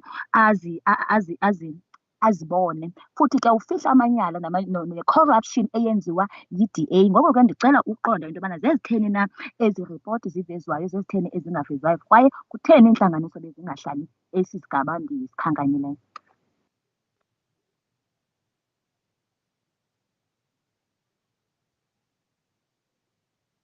Thank you, Mr. Apollos. There was a question asked. The 106 can you perhaps just assist your or legal with these questions, because I seem to have the idea that this has been dealt with in items to the council already. If somebody can help me there, Speaker, yes, that is correct. The 106s have served before council. Some have been referred to the disciplinary financial board. Some have been referred for further investigation. So they have all been dealt with. I must just mention this is an open agenda we're at right now, and those reports are confidential. Thank you very much. Point taken. Your questions are noted, Councillor, and they will be answered by the Impact Chairperson offline. Thank you. The next person to speak on this item is Councillor Du Toit, the Impact Chairperson. Order, Speaker. Baie dankie, Speaker. Speaker, kan ek aangaan? Ja, jy kan. Baie dankie, Speaker. Speaker, ons is besig met die van die notules van die vergadering van 8 Maart en nie van die vorige vergaderings nie. Soos die MMA reeds geantwoord het, daar is aandag gegee aan baie van hierdie sake en dit is onder die konfidensiële domein wat ons nie nou kan bespreek nie. Maar Speaker, wat dit aanbetref, Elder Lady Kritzinger het 'n mooi opsomming gemaak van wat by daardie vergadering gebeur het en met die presentasie van die ouditeur-generaal. So Speaker, maar wat ek vir Raadslid Hector kan sê, hou in die toekoms impact dop. Daar is baie sake wat gaan kom, baie sake wat ons aandag gekom het, so ons sal dit hanteer. Baie dankie, Speaker. Dis al van my kant af. Dankie. Mr. Paulus. ACDP. Ukubana sibhizi ngoku ngee-notes zangomhla we-8 kaMatshi, imeeting nge-8 kaMatshi, hayi ii-notes zentlanganiso zangaphambili. Ngoku sawuphekisile ezi notes sibhizi ngazo nezange-8 zikaMatshi. Futhi ke uthi ke malunga nee-cases cases ezikhoyo futhi ezinikezwe i-attention oseza kuzibona zivela apha kwibhunga. Futhi ke uthi ke lo mba uthetha ngayo iphantsi kwe-confidential, ngoko ke ibingenophuma okanye ithiwe thaca apha ngoba kaloku ziphantsi kwe-confidential items. Uthi ke Elder Lady Kritzinger uyichaze kakuhle isummary ya last meeting ibinayo futhi ne-Auditor General yonke into ibisenziwa kulaa ntlanganiso uyichaze kakuhle. Ngoko ke ndizawuthi kuye ke Councillor Hector into yokubana jonga kakuhle in future zinintsi ii-case ezizawuvela futhi u-MPEC azababhizi ngazo. Thank you. And the last person to speak in this regard is Councillor Brown. Thank you, Chair. I support the proposal made by my colleague, Elder Lady Kritzinger. Thank you, Chair. Thank you very much. The next item on the agenda is item 13.5, revisions of the non-financial component of the 2021-22 top layer service delivery and budget implementation plan. There is no debate on this, to my knowledge. We therefore move on to item 13. My Speaker, my hand was op hoor, nog by die vorige item. Councillor Hector, ek sien geen hand nie. I don't see any hand. And I can assure you, I see all the hands when they go up.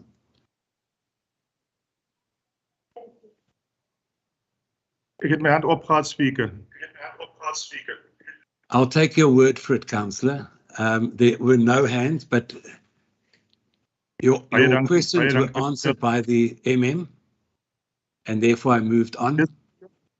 Van orde, ek wil net vir die vra of sê sy moenie die raad mislei nie.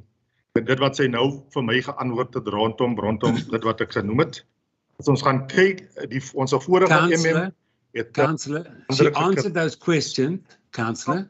She answered your question, and if you are not happy with the answer, you are welcome to take it up afterwards. These items are in the confidential items, and we cannot discuss them in open. The items that you're bringing to council now are items that are 106 related, which are confidential items at this stage of the game. The question was answered as best it could under this platform. Your hand is up. Yes, Speaker. Rule 27(2)(9) indicates that no councillor may make an allegation, statement or remark which injures or impairs the dignity or honour of a member or employee of the municipality. I've just been accused of misleading council. I take exception to that. It is not true, and I want to know if Councillor Hector is going to withdraw that statement because it has injured my honour and dignity. Thank you, Councillor Hector, withdraw your statement, please. Speaker, ek wil net sê die se version is different van my version. Councillor, are you going to withdraw your statement? Met haar version, ek het my version. Okay, I take it you're not going to withdraw that. Thank you very much. I will take that under advisement. Thank you very much. We are therefore going to move on. I have had the answers as stated, and I'm therefore going to move on to item 13.5. 13.5, no debate. 13.6, nomination of a municipal council representative to serve on Salga Provision Chapter of the Women's Commission. And the first person to speak on this is Alderman van Wyk. Thank you, Speaker. I'm going to request you to that we can just defer this item to the special council meeting on Monday. We still just need to finalize who those representative and secundi persons are going to be. Thank you. Thank you very much. We are therefore deferring this item until Monday, until we have better nominations. I therefore would like to move on to item 13.7. Sorry.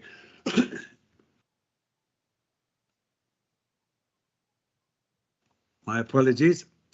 The next item on the agenda is item 13.7. Somebody else's microphone is on and we're having an echo, please. Councillor Ntomile, please put your hand down. Thank you. Item 13.7 is the request for long-term lease of Outeniqua Park Rugby Stadium to Southwest Districts Rugby Football Union. And the first person to speak on this item is Councillor Adams. You have 3 minutes. Yes, Speaker, thank you. Thank you. The SWD Rugby Football Union has been leasing the Outeniqua Park Rugby Stadium and utilizing it as a home base for a number of years. This agreement lapsed in June 2020 and SWD indicated their interest to enter a new lease agreement in February 2020. We have, at this stage, we have an amended resolution, 13.7a, where the submission received from the public participation process be noted. B, that it be noted that no objections were received to its intention to enter into a long-term lease agreement with SWD RFU. C, that Council in principle agrees to enter into long-term lease agreement with SWD for the lease of the Outeniqua Park Rugby Stadium for a period of 9 years and 11 months. D, that in preparing a lease agreement and service level agreement that the following responsibilities and factors need to be addressed. Repairs and maintenance, upkeep and infrastructure, including grandstands, suites, constructed of timber playing fields and grounds, abolition facilities, rental and use of parking area, use of the property for rugby and how other events and sporting codes are to be hosted and be rental agreements, any subletting of the property, handling of advertising boards and revenue generated therefrom, liquor license, insurance, security, payment for electricity usage, and other municipal charges, use of office and communication facilities, any other associated matters, cost and or revenue generated, period of time for which rugby will be utilized facility during the lease period. E, that the final lease agreement be submitted to council for approval. I thank you, Chair. Thank you, Councillor. The next person to speak on this item is Councillor Nkamile. You have 30 seconds.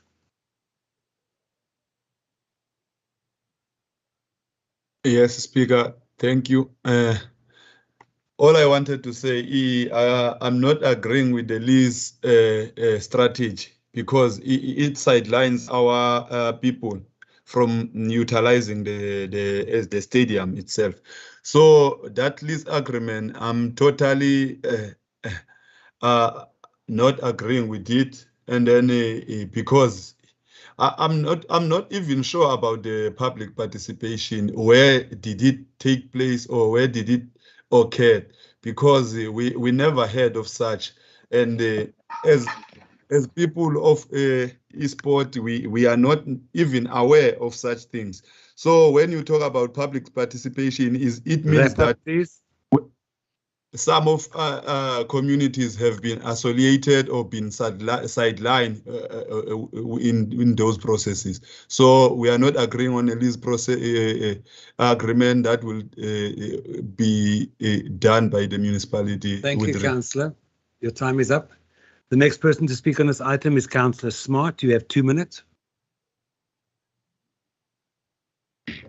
Thank you, Speaker. Now, I would like to concur with Councillor Camille, because, you know, in a previous WIPS meeting, we were told that this item will be referred back because it will speak, because this, it doesn't speak to the inclusivity of smaller clubs and inclusivity of all sports.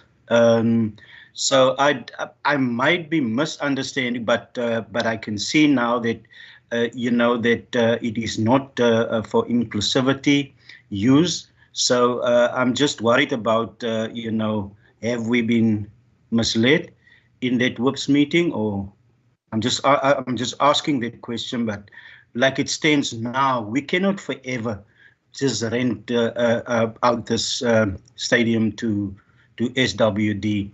And exclude others. Thank you.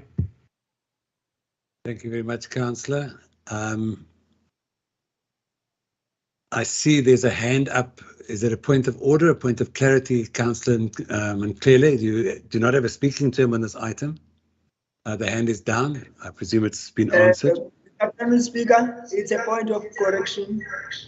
I see you are speaking for the Speaker of the ANC. Well, unfortunately, Councillor, I do not have a name on this order, on this item for the ANC. I have, for the next item, I have an ANC name, but not for this item. And I'm going strictly according to the speakers list, Councillor.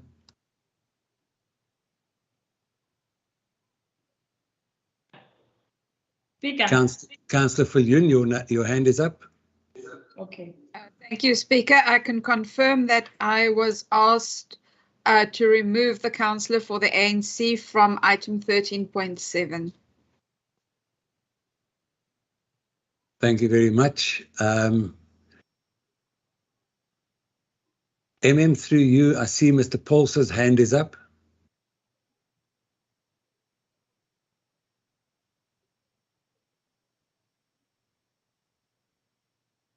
MM? Dr. Gratz? Yes, sure, Speaker. Mr. Paulson can go ahead. Thank you, Speaker. Thank you, councillors, for the opportunity, as it is not custom that officials normally speak in council meetings, but let me give the facts. I've heard two councillors saying they're not agreeing for the reasons that I've noted. Can I just for the record understand who's our people? That's one. That's confusing me. I think facilities of George are available to all the people. That's one. The second question is the legislative process. This item served before the very same council. I cannot attest to Mr. the Paulser, presence. I need to interrupt you there. Unfortunately, I think you can put that in a memo to the councillors after the meeting. Okay. I don't think this is the platform for you to bring that up. Okay, let me then just zoom to the question, if you permit me, Speaker, and I. If you can answer the question, I'd appreciate it, but please do not. There was public participation, Speaker. Definitely advertised in the newspapers. The legislative prescripts. The item was unanimously through council.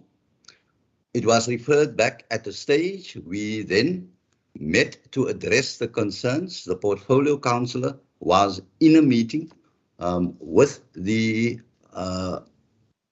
SWD Rugby Union. Issues were clarified, and that's why we're bringing the item back. I need to say that the legislative prescripts were followed to the T. That means the council in principle approved a long-term lease. The clarification was sought in a meeting to clarify that. So, thanks, Mr. Paulser. Yeah. Okay. I thank you very much for that input. Unfortunately, I need to cut you short there. As I said, I think if you have anything further to say on the item, that you then put out a memo to everybody or to the councillors involved. Councillor Adams, you have had a turn to talk already. I'm going to move on to Councillor America. I think the questions have been answered and anything else can be taken up after the meeting, Councillor. The last person to speak on this item is Councillor America. Thank you, Speaker. I support the proposal from my colleague, Councillor Adams. Thank you. Thank you very much, councillors, and thank you for adhering to my request. The next item on the agenda is item 13.8, amendment of the standing procedures on non-attendance of meetings by councillors. The first person to speak on this item is Councillor Cronje. You have 2 minutes. Thank you, Speaker. The purpose of this item, Speaker, is for Council to take note of the amended standing procedure to deal with cases of the non-attendance of members of the Council at meetings of Council and its committees, which that members are required to attend. As Council is aware, the Code of Conduct for Councillors was previously included in the Municipal Act as Schedule 1. The code has, however, now been removed from the Structures Act and was included as Schedule 7 to the amended Municipal Structures Act 117 of 1998, which became effective from the 1st of November. I refer Council then to pages 350 to 352, and I would like to put the recommendation on the table. A, that the amended Uniform Standard Procedure to deal with cases of non-attendance of Council meetings and other meetings which a councillor is required to attend as per Annexure A to the agenda be adopted by Council. And then B, the amendment recommendation that Council appoint the Speaker, Chief Whip and Councillor Johan de Tooy as members of the Attendance Committee. I so propose. Thank you, Speaker. Thank you, Councillor. The next person to speak on this item is Councillor Mdaka. You have 1 minute.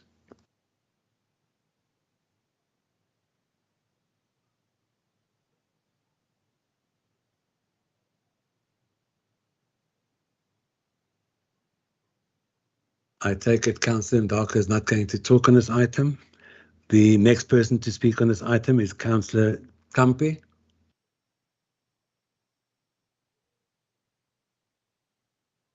Thank you, Speaker. I've seen the recommendations and adopt them. Nothing's wrong with them because really seriously we need to take into consideration the attendance of meetings by the council. So I just hope all the stated recommendations and all the restrictions when not attending will be applied whether who the person is and not be applied just because of there are certain people that feels like they are bound to break the law. So I just hope every restriction that is stated there, according to those code of conducts, will be applied whether you are a mayor, whether you are what, whether you are a what. Thank you, Speaker. Thank you very much, Councillor Kampe. The next person to speak on this item is Councillor Petrus. You have 1 minute. Alderman Petrus, sorry. Thank you, Speaker.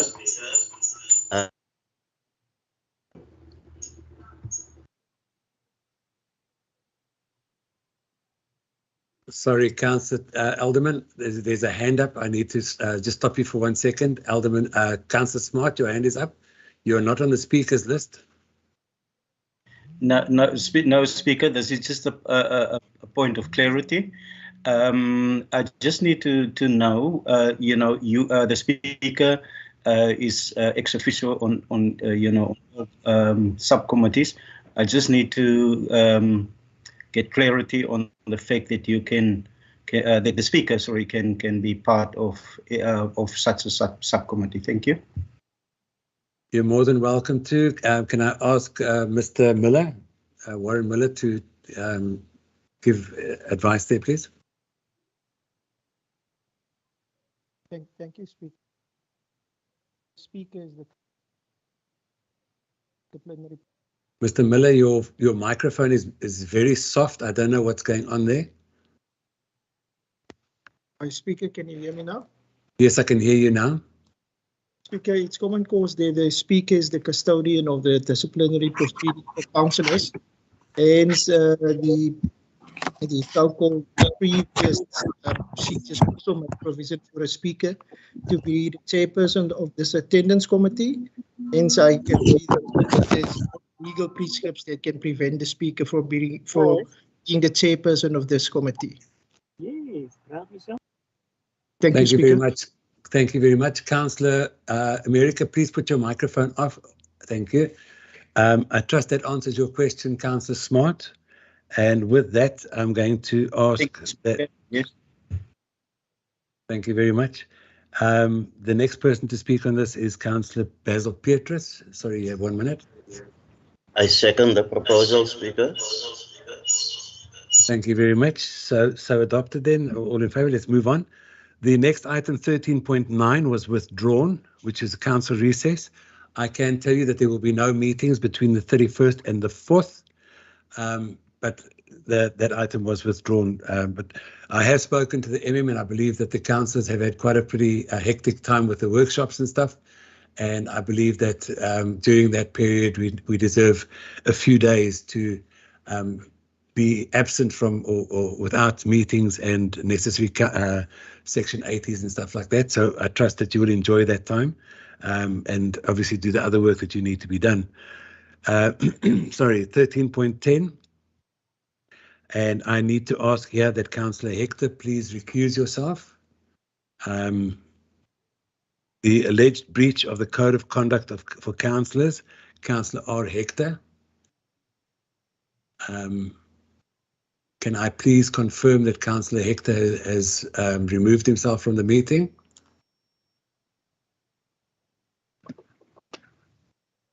I confirm.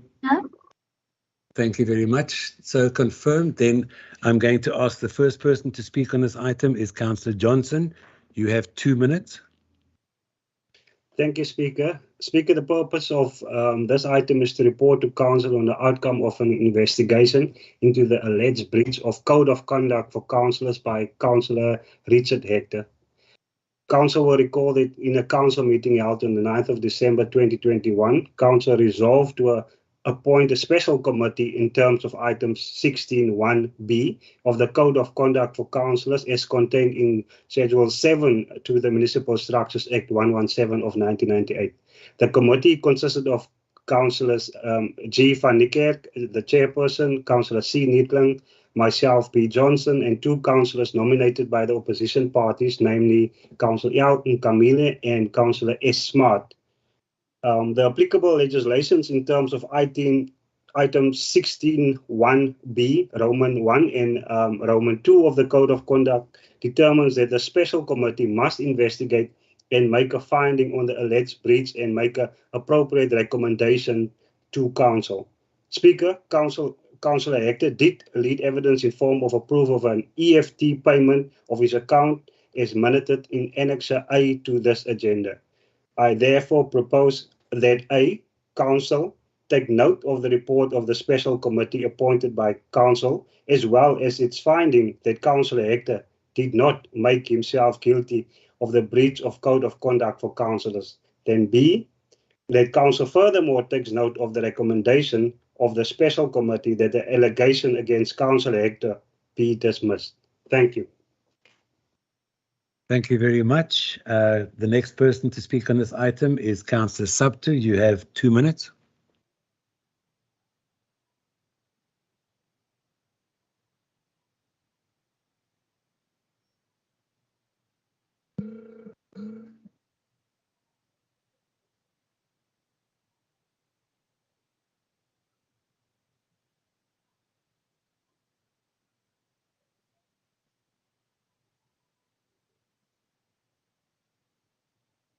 Sorry, I seem to have lost signal there for a second. There's a hand up, Elder Lady Kritzing. I see your hand is up. Speaker, is he not at the meeting? Sorry. I'm here. I'm Speaker. Can I speak? Yes, you may speak. Can my time start now, Speaker? Yes, your time may start now, Councillor. Thank you, Speaker. I was saying that this item is unfortunate, Speaker, as it is common knowledge that the DA has always made arrangements for their own councillors to pay overtime. Hence, Speaker, I'm not saying that Councillor Councillor Hector was in arrears.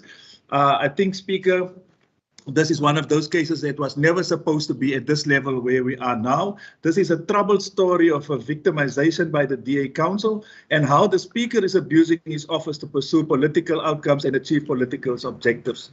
Councillor Hector informed this council on the day the issue came up that he paid up his account. Let that be noted, Speaker. His account was paid up. The CFO acknowledged receipt of the payment on that specific day as well, and he even responded to Councillor Hector. The council meeting was informed of this payment, Speaker. The CFO decided to remain quiet. Instead of informing council that this councillor is paid up and there is no need for any further action.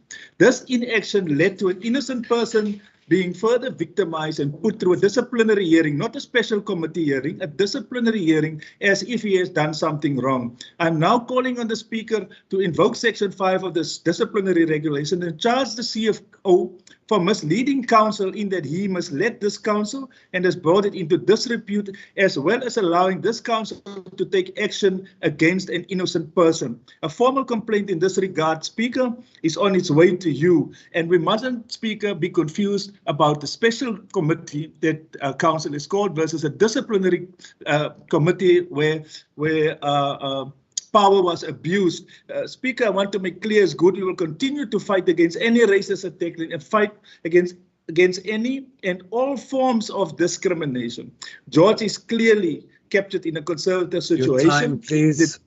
Prepared to take any progressive person willing to fight against this move of conservatism in George. Speaker, is good. We will not allow this. Councillor Hector was never supposed to be on this platform, Speaker. This council need to apologize to Councillor Hector, Speaker. Thank you. Thank you, Councillor. The next person to speak on this item is Councillor van Niekerk. You have 1 minute. Speaker, I made myself available should there be any, shall I say, questions to be answered or matters to be cleared, but I'm not going to comment on nonsensical remarks. So I'm covered. Thank you, Speaker. Thank you, Councillor. The next person to speak on this item is Councillor Patana. Afternoon. Thank you, Speaker. I second my colleague on his recommendation from A to B. Thank you very much. Thank you very much, Councillor. The next item on this agenda is item 13.11, which is the alleged breach of code of conduct for councillors, Councillor J.E. The first person to speak on this item is Councillor Clark. You have 2 minutes. Thank you, Speaker. The special committee, which was appointed to investigate the possible breach of the code of conduct by Councillor J for neglecting to settle her municipal account, which was in arrears for more than 3 years, convened. And as we know, item 16.2 of the Code of Conduct for Councillors determines that if the council or the special committee finds that a councillor has breached a provision of the Code of Conduct, that council may issue a formal warning to the councillor, reprimand the councillor, request the MEC for local government to suspend the councillor for a period, fine the councillor and request the MEC to remove the councillor from office. Item 16.3 of the Code of Conduct provides for a right of appeal in instances where council has imposed a formal warning, a reprimand or a fine to the councillor.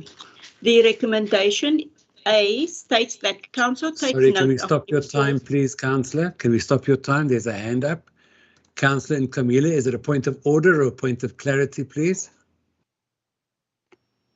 Thank you, Speaker. It's a point of clarity. I'm not sure if I did hear clearly. Is it 3 years or a 3 month? Councillor Clark, could you clarify that for me, please? Did I say 3 years? Councillor, you said 3 years, yes?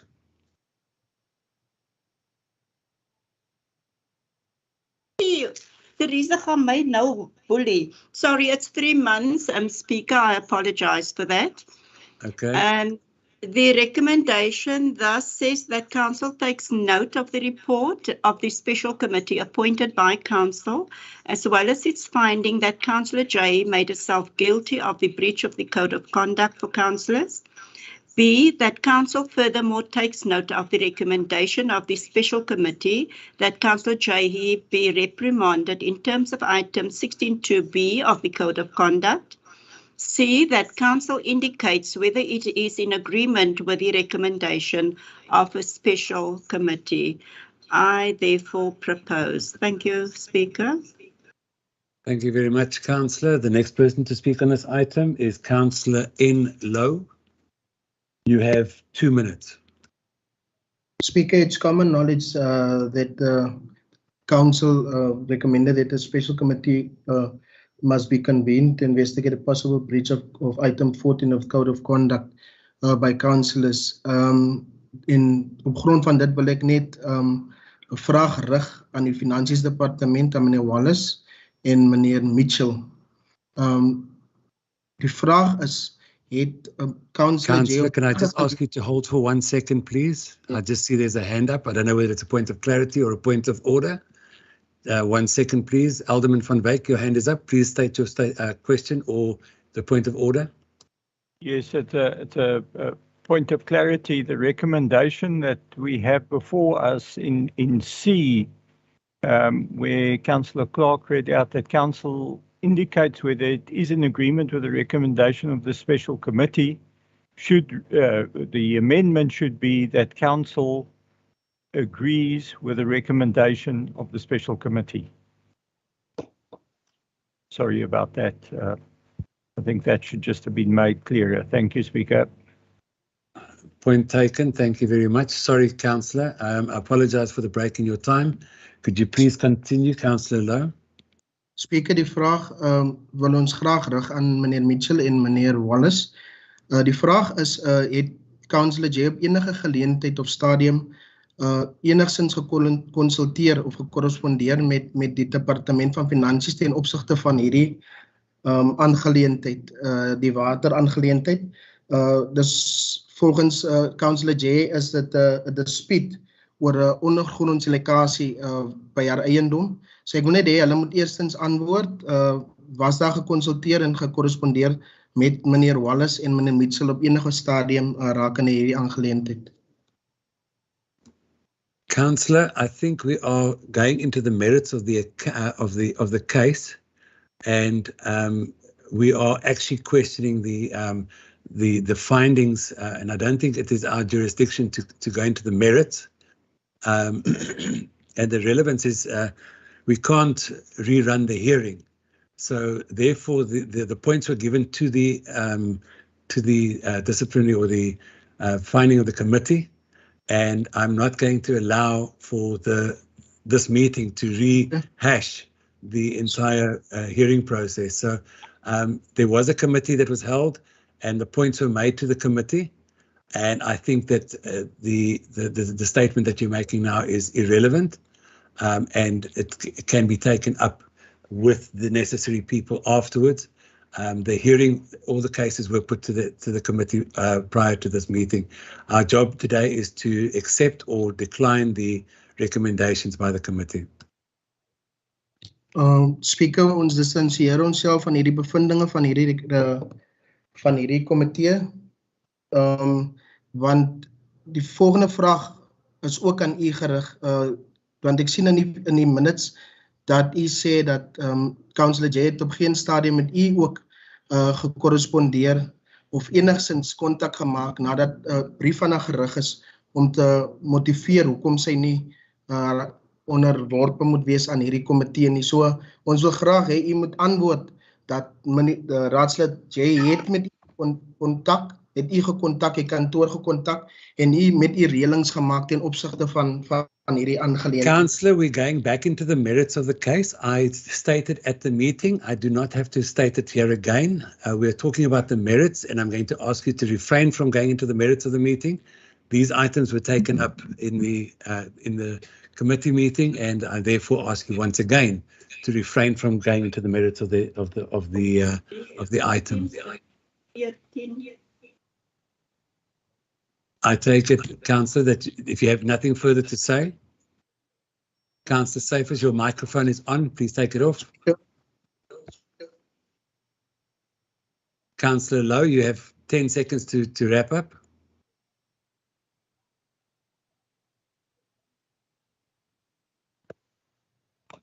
Dis reg, Speaker, ons distansieer onsself van hierdie bevinding van die komitee. Thank you very much.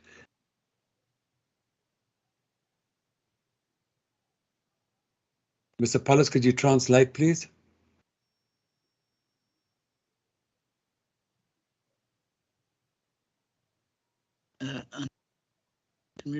Sorry, before you translate, Councillor Hector. I am going to provide.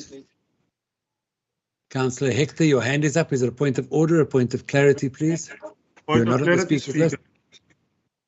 Your point of clarity, please. Ja, Speaker, ek wil net weet hoe moet raadslede besluit maak as hulle nie kan inligting kry rondom die item nie. The facts are in the report, Councillor. Kom van 'n raadslid, maar hulle kan nie inligting kry nie. Councillor, all the information is in the report. We cannot discuss the merits at this meeting. Thank you. Is dit die meriete van die saak, Speaker? Daar was seker 'n vraag gevra. Councillor, wat nie laat om te antwoord. Councillor Hector. En raadslede moet besluit. Councillor Hector, you're over talking again. I've made the ruling and it is not pertinent to this. It is a question of there is a report that's been out. We are talking to the report, not the merits. Thank you. The last person to speak on this item, or the next person to speak on this item, is Councillor van Niekerk. Sorry, Chairperson, their hands up. Sorry, there's another hand up. Councillor Ganza. Sorry, it was Edward Ganza who had that. Sorry, I'm just seeing hand up. I just wanted to give the translation for okay, you're giving the translation. Sorry. Version to Xhosa. Councillor Lowe stated that he was first questioning whether or not, sorry, let me do it in Xhosa. I'm reading it in English now. Uthi uCouncillor Lowe ucela ubuza ukuba uTatu Mitchell noTatu Wallace bona zange baxele bebuziwe na umbuzo. Ukuba umbuzo afuna ubuza kuwo ukuthi ubona as i-department yaka finance imali ukuthi bona kula ndaba ye-account yamanzi yaka Councillor J azange nabako bayipicotha le ndaba bajonge ukuba kutheni kwenzeke ntoni na. Uzama uthi ke ngoku yena nelakhe iparty abazobe beyiparty yalento ukuba bona lo mvumelwano ukuba makabe kanti uyatshutshiswa uCouncillor J. Uthi akaphinde vele yena aqwalasele ukuba utata lona usiphetheyo uSpeaker ukuba kukho into ethi ke kule mizuzu yala ntlanganiso ukuba uCouncillor Nettling ebeke wayothetha naye la office yakhe So uthi naleyo ke ngoku iyamkrogrisa. So bona as iphathi abantu abazoyixhasa ke lo decision yokuba makulantukwe kuthathwe ilantuka steps against uCouncillor J. Enkosi. Yes, Speaker, who's that's been very translating? Mr. Ganza is translating. Wow, Mr. Kanza Moholo. Thank you. Moholo, sir. Thank you, councillors. Can we kindly move on? Mr. Ganza, could you put your hand down, please? Thank you. The last person to speak, the next person to speak on this item is Councillor van Niekerk. Sorry. Thank you, Speaker. Unfortunately, the committee could not make a ruling on whatever that councillor's case may be. Hence the outcome of each and every of these inquiries. So, yeah, I stand by that. Thank you, Speaker. Thank you, Councillor. The last person to speak on this item is Councillor Brown. Thank you, Speaker. I support the recommendation by my colleague, Councillor Clark. Thank you. Thank you very much. The item carries, therefore. The next item on the agenda, and I need to ask Councillor Sabtu to please recuse yourself. Please let me know when he has left the meeting.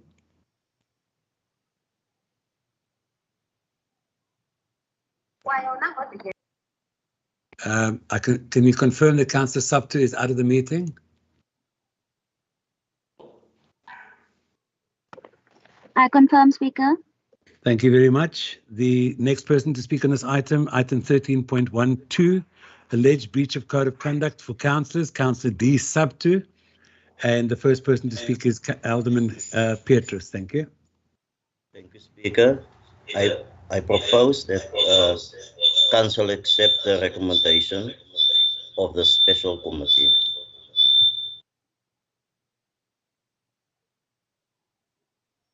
Thank you very much. The next person to speak on this item is effectively then Councillor De Toy. You have 1 minute.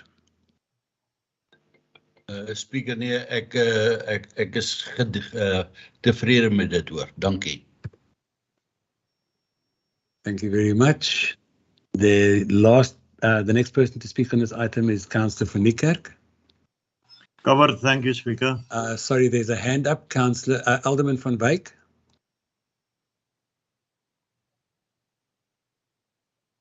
Alderman van Wyk, do you have a point of clarity or a point of order?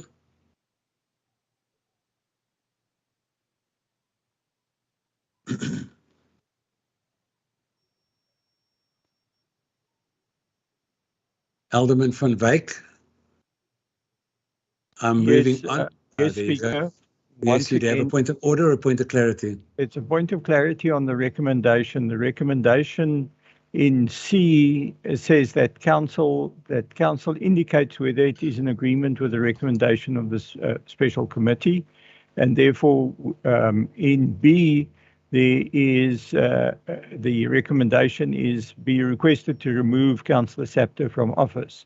So therefore C needs to read that council is in agreement with the recommendation of the special committee.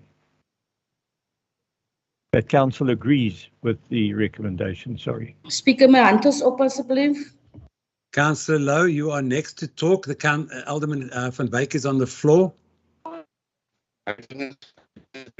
Thank you, Alderman. Councillor Lowe, your hand is up. Is it a point of order or a point of clarity? You're not on the speakers list, so it needs to be a point of clarity or a point of order.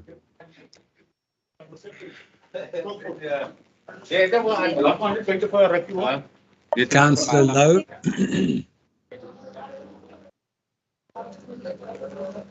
Councillor Lowe. Councillor Lowe, I'm going to move on. I'm going to ask you. I've asked you 3 times to talk. You have not. I therefore move on. Speaker, kan jy my hoor? Councillor Hector, I'm coming to you. I'm asking Councillor Lowe to stand down. I have asked her to speak and she hasn't. I therefore take it that she is. Sy sukkel met haar device speaker. Sy kan die gaan nou van my device af praat. Sy sukkel met haar device daai. Councillor Lowe, can you ask, is it a point of clarity or a point of order?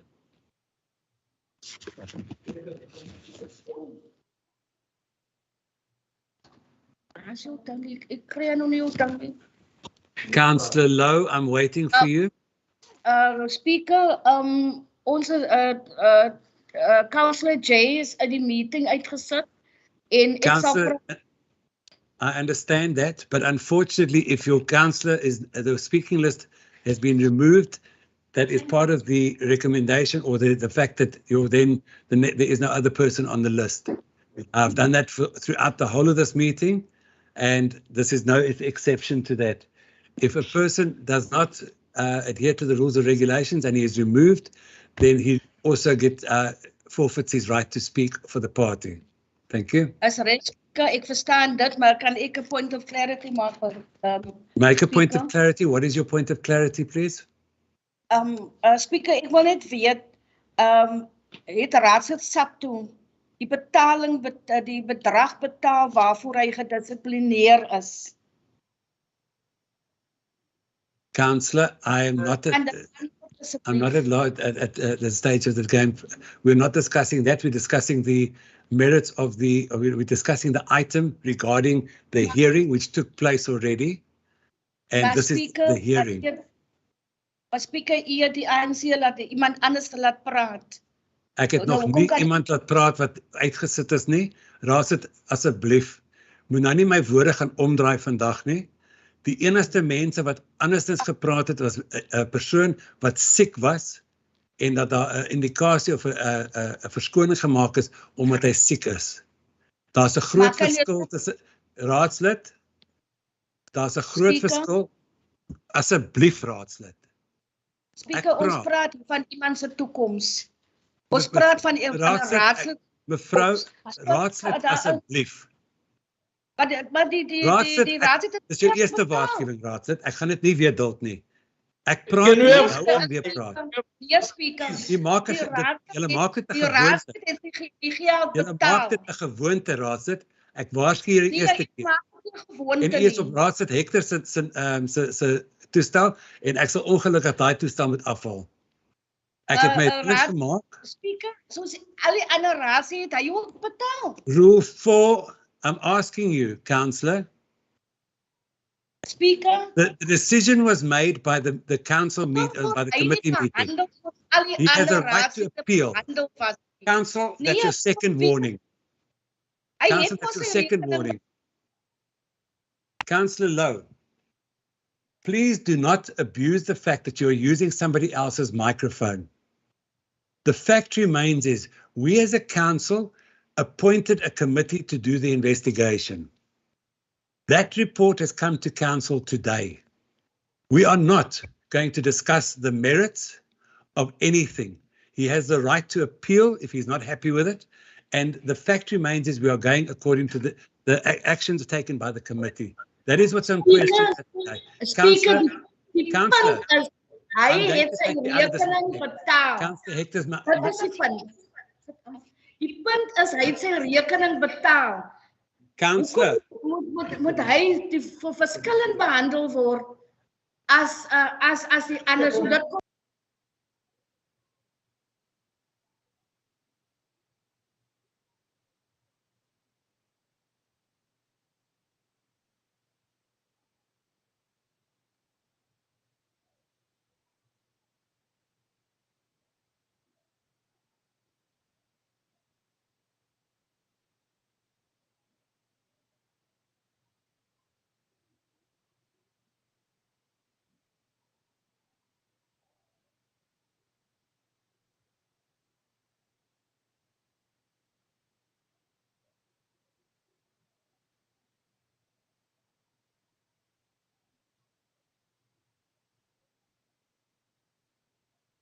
Councillor Subter,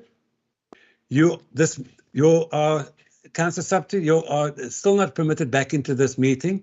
Councillor Lowe, I'm removing you from this meeting. I've given you 2 warnings and this is the 3rd.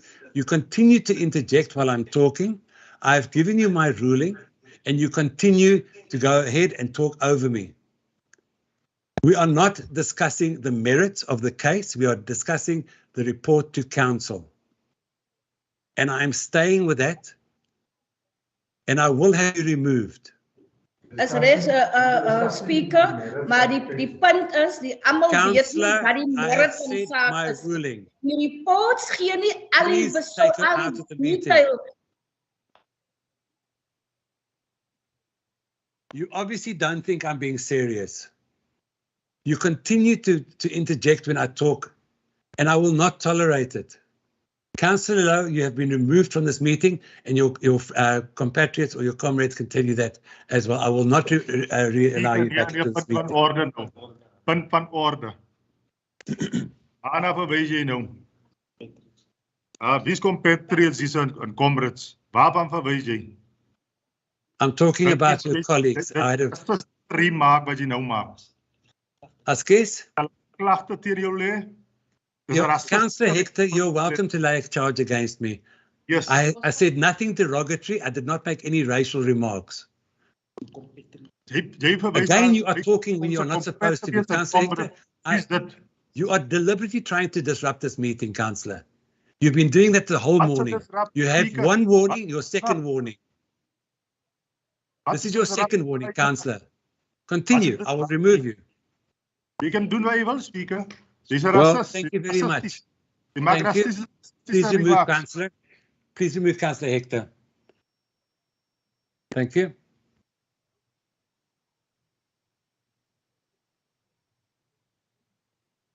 Councillors, I will abide by the rules of order, regardless of who you are and which party you are from. If you disrupt the meeting and you continually interject when I'm talking, I will give you a warning. It is nothing but decency that I'm asking for. And I continue having to find myself asking and asking and asking. And unfortunately, sometimes it looks like the only way we can do this is by the proper way, and that is by having people removed. Councillor Subtu's item has not been completed yet, and I therefore ask the next person to talk is Councillor De Toy. You have 1 minute. Speaker, thank you. Thank you, but I want to draw your attention to the rules of order.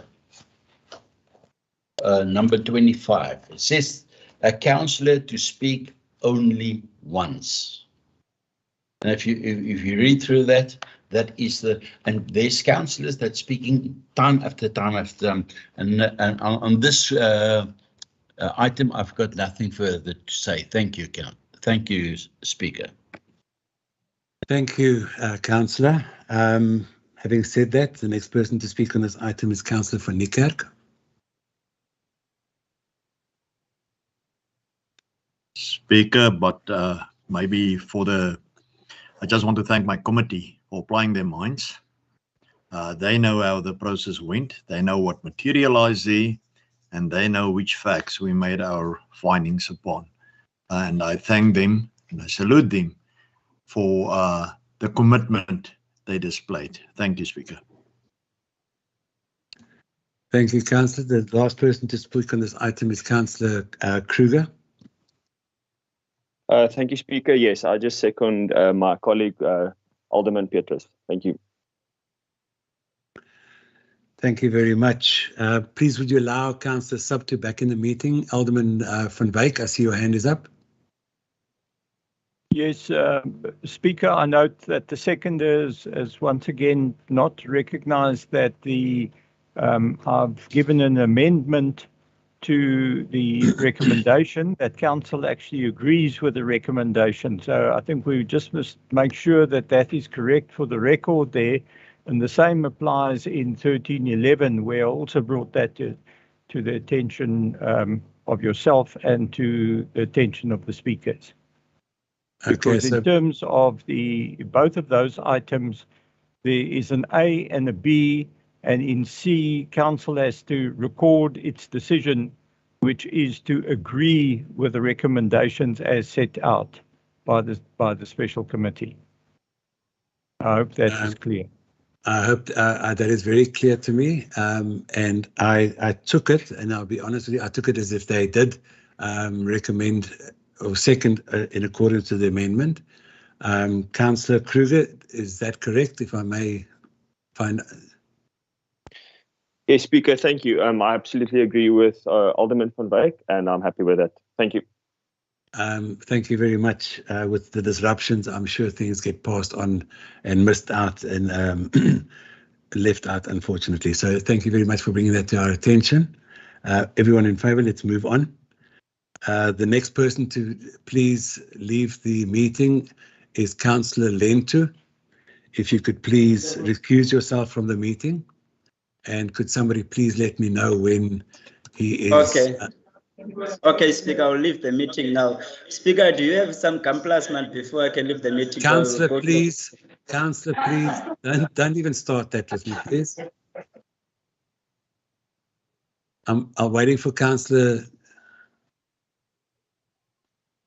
Can we confirm that he's out? I confirm, Speaker. Okay, thank you very much. The first person to speak on this item is Councillor van Wyk.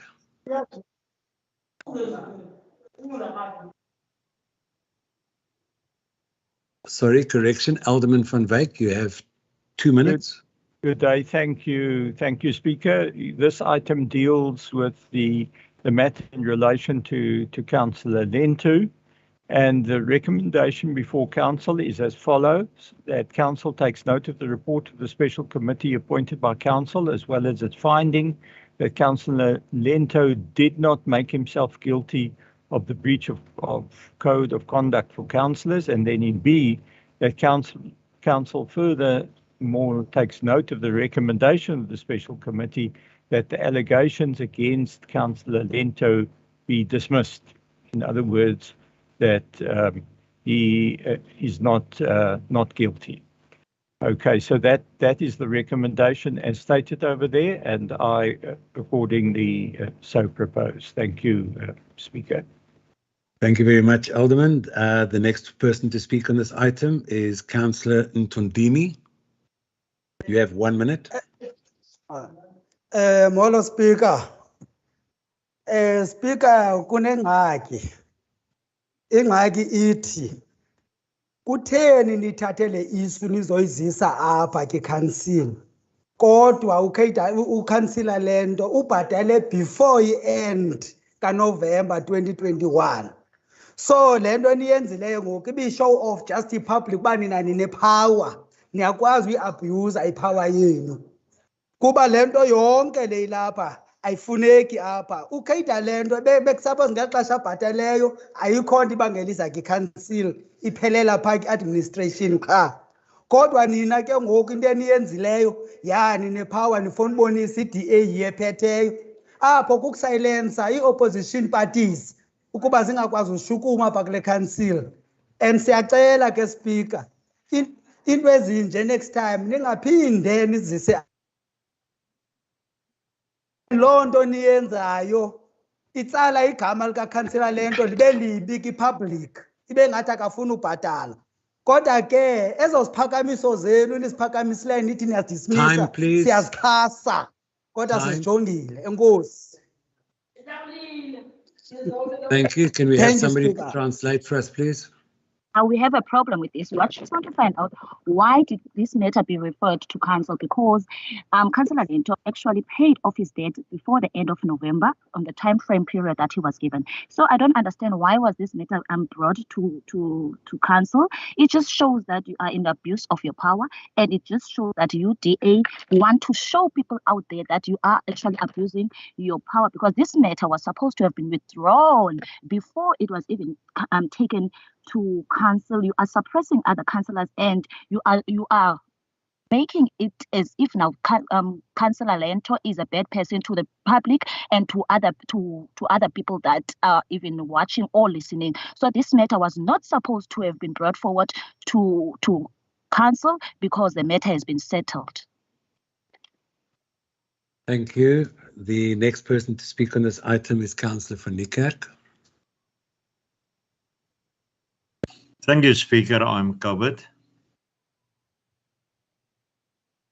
The last person to speak on this item is Councillor Fichland.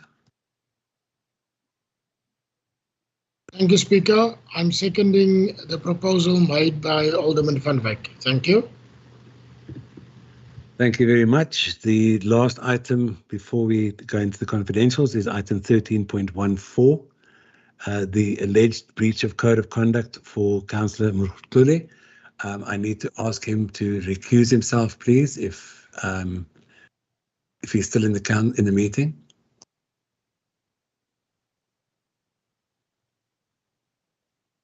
Can somebody confirm whether he is in the meeting or not, please?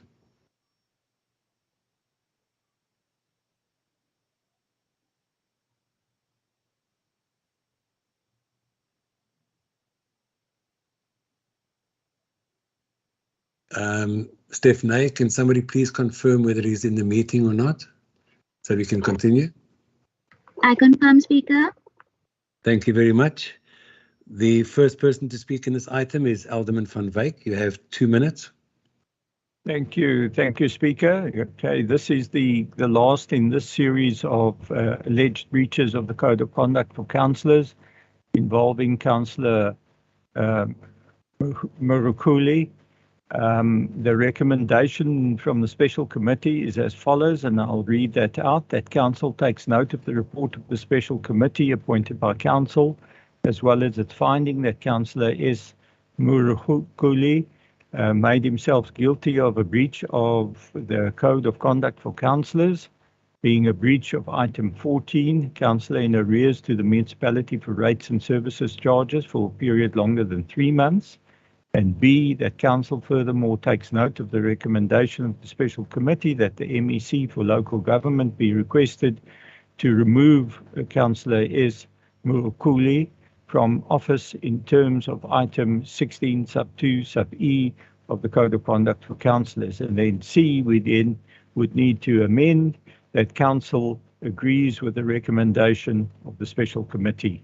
So I will accordingly propose that this recommendation be approved by council. Thank you very much, Mr. Speaker. Thank you very much. The next person to speak on this item is Councillor Ntondini. Sorry, I see Councillor Toto's hand is up. Councillor Toto, is it a point of order or a point of clarity? Speaker, it's maybe. Come again, Speaker? Now you can continue, Councillor. Oh, no, Speaker. I'll speak later on. Okay, thank you, Councillor Ntondini at least, sorry. Are you not speaking on this item either? I'm speaking, Speaker. Okay, please can you continue then? Okay. Speaker, i-ANC yothukile nge-recommendations enizithathileyo ezokuthi ukhansila Mrukule makasuswe uba ngukhansila. Loo nto niyenzayo ayikho right to and ayihambelani nomthetho wekhansila and anizuwina kule nto niyenzayo. Kuba uMrukule uzenzile ii-efforts zodibana nawe ofisini yakho ecela makenze ii-arrangements ukuthi makabhatale ityala lakhe, kodwa wena warefusa, awavumela makenze njalo. And Speaker, into eyenzekileyo ke ngoku nimbizile nina kwikhoti yenu kwi-kangaroo court apho nithi i-disciplinary hearing. Ulibekile icala lakhe wathi akakabi namali ucela nimphe ithuba. Nina nampha thuba nampha 7 days. I-7 days ifumaneka phi imali engange-22,000 engakapeyi? And ubhatalile yena imali hafa nakwazi umlinda. And ke ngoku Speaker, uthe engene benguceba usuka ki-indigent. Uthi xa usuka ki-indigent uthi xa ufika ki-council bekusuppose i-council isibizile ikhuphe i-code of conduct ye-councillors ithi councillors nina 3 months nibhatale ematyala wenu ningokhansila ngoku. Kodwa nifailishile nina ukwenza loo nto. Kange ni-organize ne-workshop for new councillors zibe familiarized nelelantuka nale process ye-code of conduct. Kodwa nileqile ukuthi mani-remove ulantuka ukhansila Mrhuquli. Time. Loo nto ayamkelekanga, Speaker. Kodwa ke i-ANC ithi ayizixhasi ezo ziphakamiso nizenzileyo. I-DA mayiyeke u-abuse power. Councillor, I gave you enough time to wrap up. Your time was up. Unfortunately, Councillor Toto, your hand is up. Do you have a point of order or a point of clarity, please? You're not on the speakers list. Speaker? Councillor Toto? Yes. Speaker, are you calling my name? Yes, Councillor. Do you have a point of clarity or a point of order? It's Your hand is Abel up. Payne, Speaker. Sorry? Councillor Toto, your hand is up, and I'm asking you, do you have a point of order or a point of clarity? It's Payne, Speaker. Sorry, I don't understand what you're saying. That you're very unclear. Sorry, thank you very much. Councillor Smart, your hand is up. Point of order or point of clarity? Point of order, Speaker, you've mentioned that, accused have the right to appeal. So it's also just a point of information also. Thank you. Okay, I'm not quite sure, but Mr. Miller, can you perhaps answer Councillor Smart's question? Hi, Speaker, yes. Item C, right of appeal. Councillor is and or councillor. So it's in the item. Thank you, Speaker. Sorry, Councillor. Mr. Miller, your microphone is very soft. I don't know whether you've got something in front of it or there's something wrong with it. But Yes. now that's better, thank you. In terms of item 16.3, it provides for right of appeal. So it's in the item, so the council can just take note of that. Thank you very much. Councillor Mankele, is it a point of order or point of clarity? It's a point of order. We were waiting for a translator for Comrade Sfiso. I will give it over to the translator in a second, Councillor. I am aware of it. I just want to make sure that the questions are answered first. Thank you. Can I please ask Mrs. For the translator to do the translation, please? Speaker? Now, we as the ANC, we are very shocked. We're actually very shocked by the recommendations that have been recommended by the DA. We are very shocked to see that you are actually recommending that Councillor Mrhuquli should be removed as councillor from office. That is not right, and that is not a good recommendation. And keep in mind that he came and he made efforts. He came to your office, Speaker. He tried to make arrangements with you that he should be able to pay it off. You refused that offer that he came or he brought forward.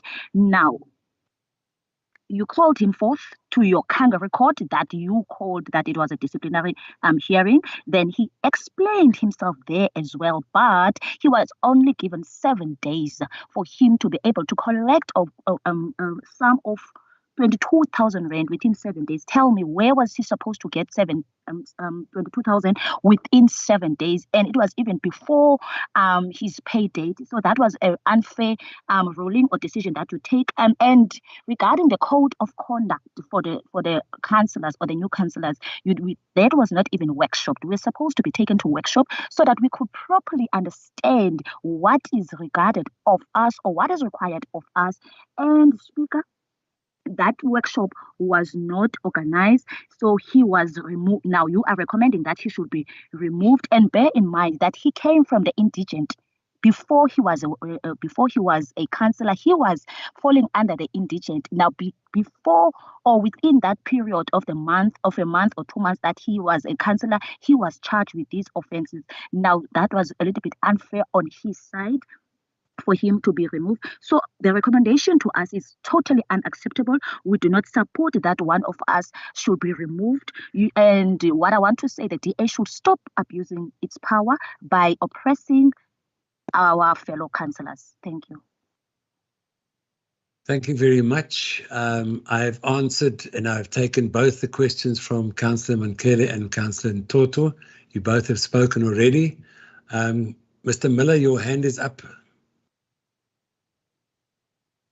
Would you like to say something through Mr. Miller? Yes, Speaker, we must just take into account the councillor will only have a right to appeal when there's a formal warning, a reprimand, or a fine to a councillor. Not if the recommendation is to request the MEC to remove the councillor. So in this instance, there's no right of appeal. Okay, thank you very much. Obviously I misread that. Thank you for bringing that to my attention. Having said that, thank you. Can we move on? The last person to speak in this item is Councillor Fichland. Miss? Speaker, I second the proposal made by Alderman van Wyk. Thank you. Thank you very much, councillors. That brings us to the end of the open council. If I'm not mistaken, there are replies to questions, item 14.1. We have nothing, and we have 14.2. Speaker, my hand is up. Councillor Mankele, your hand is up. Is it a question? Councillor Mankele, I'm asking you. Okay, Councillor Toto, your hand is up. What is your question? Thank you, Speaker. Speaker, in light of what Mr. Muller has just raised, I just want to find out, earlier on, Councillor Ndondini have raised the fact that why go for a drastic measure? That this thing should be escalated to a level of... We're not going to discuss the merits of this. The finding is not... Speaker, can you give me my chance to speak? Because you have acknowledged me, now you keep on interjecting. In the rules of this council, you've said that you should maintain, your role is to maintain order. Councillor, but I'm now, not if you're the one that is trying to push me away, then we are going to degenerate this council to a chaos. Please, Speaker, can you give me an opportunity? I am going to stick with my rules. Lord Speaker, do not bring me down in front of Can everybody, it stop please. that being my rule? No, This don't is not stop your anything, meeting Councillor. only. We are here as well. Councillor,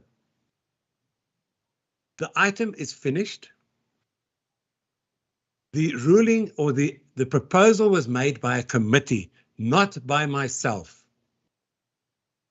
We discuss the implications of it and everything like that. We do not discuss the merits. It is not my ruling. It is not my recommendation. It is the recommendation of a committee.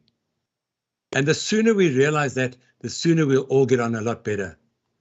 I do not make the rulings as to what the sanctions or anything like that is. I basically bring the to the I hear what you are saying. However, so therefore the question is finished. Earlier on, when you called all these members, you did not call them to a disciplinary hearing, right? Now, here what we're doing is outcome. Sorry, Councillor, we have moved on. Councillor Mankele, that is your first warning as well, Councillor. Please, nobody said this. I'm saying it loud and clear. This is your second warning. Never in the Councillor, Speaker, third warning, and I'm going to remove you as well. Thank you. If that's how you want to operate, when people come up to you. Point of order.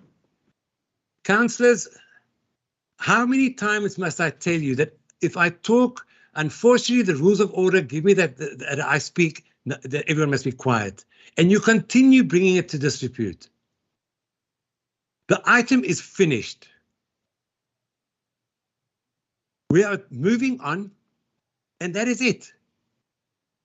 We are going according to the book. Speaker. Councillor Lowe, I have not recognized you, and I'm talking. I will not take interjection anymore. Speaker. Order, Speaker. Speaker. But don't you call me to order, Councillor. Seriously. Point of order. I will recognize you when I get the time, Councillor. Speaker, point of Katie, please. Councillor Ntondini, Bully us. Do not bully I'm us. not Give bullying us no anybody. opportunity. Don't You are bully bullying, me. Speaker. That's what you are I doing. am You are not bullying going us. to take this. You are bullying us. I will not take any abuse from anybody, and I will not be bullied myself. This meeting is adjourned for 15 minutes for a body break, and we will reconvene at 10 to 3. Thank you.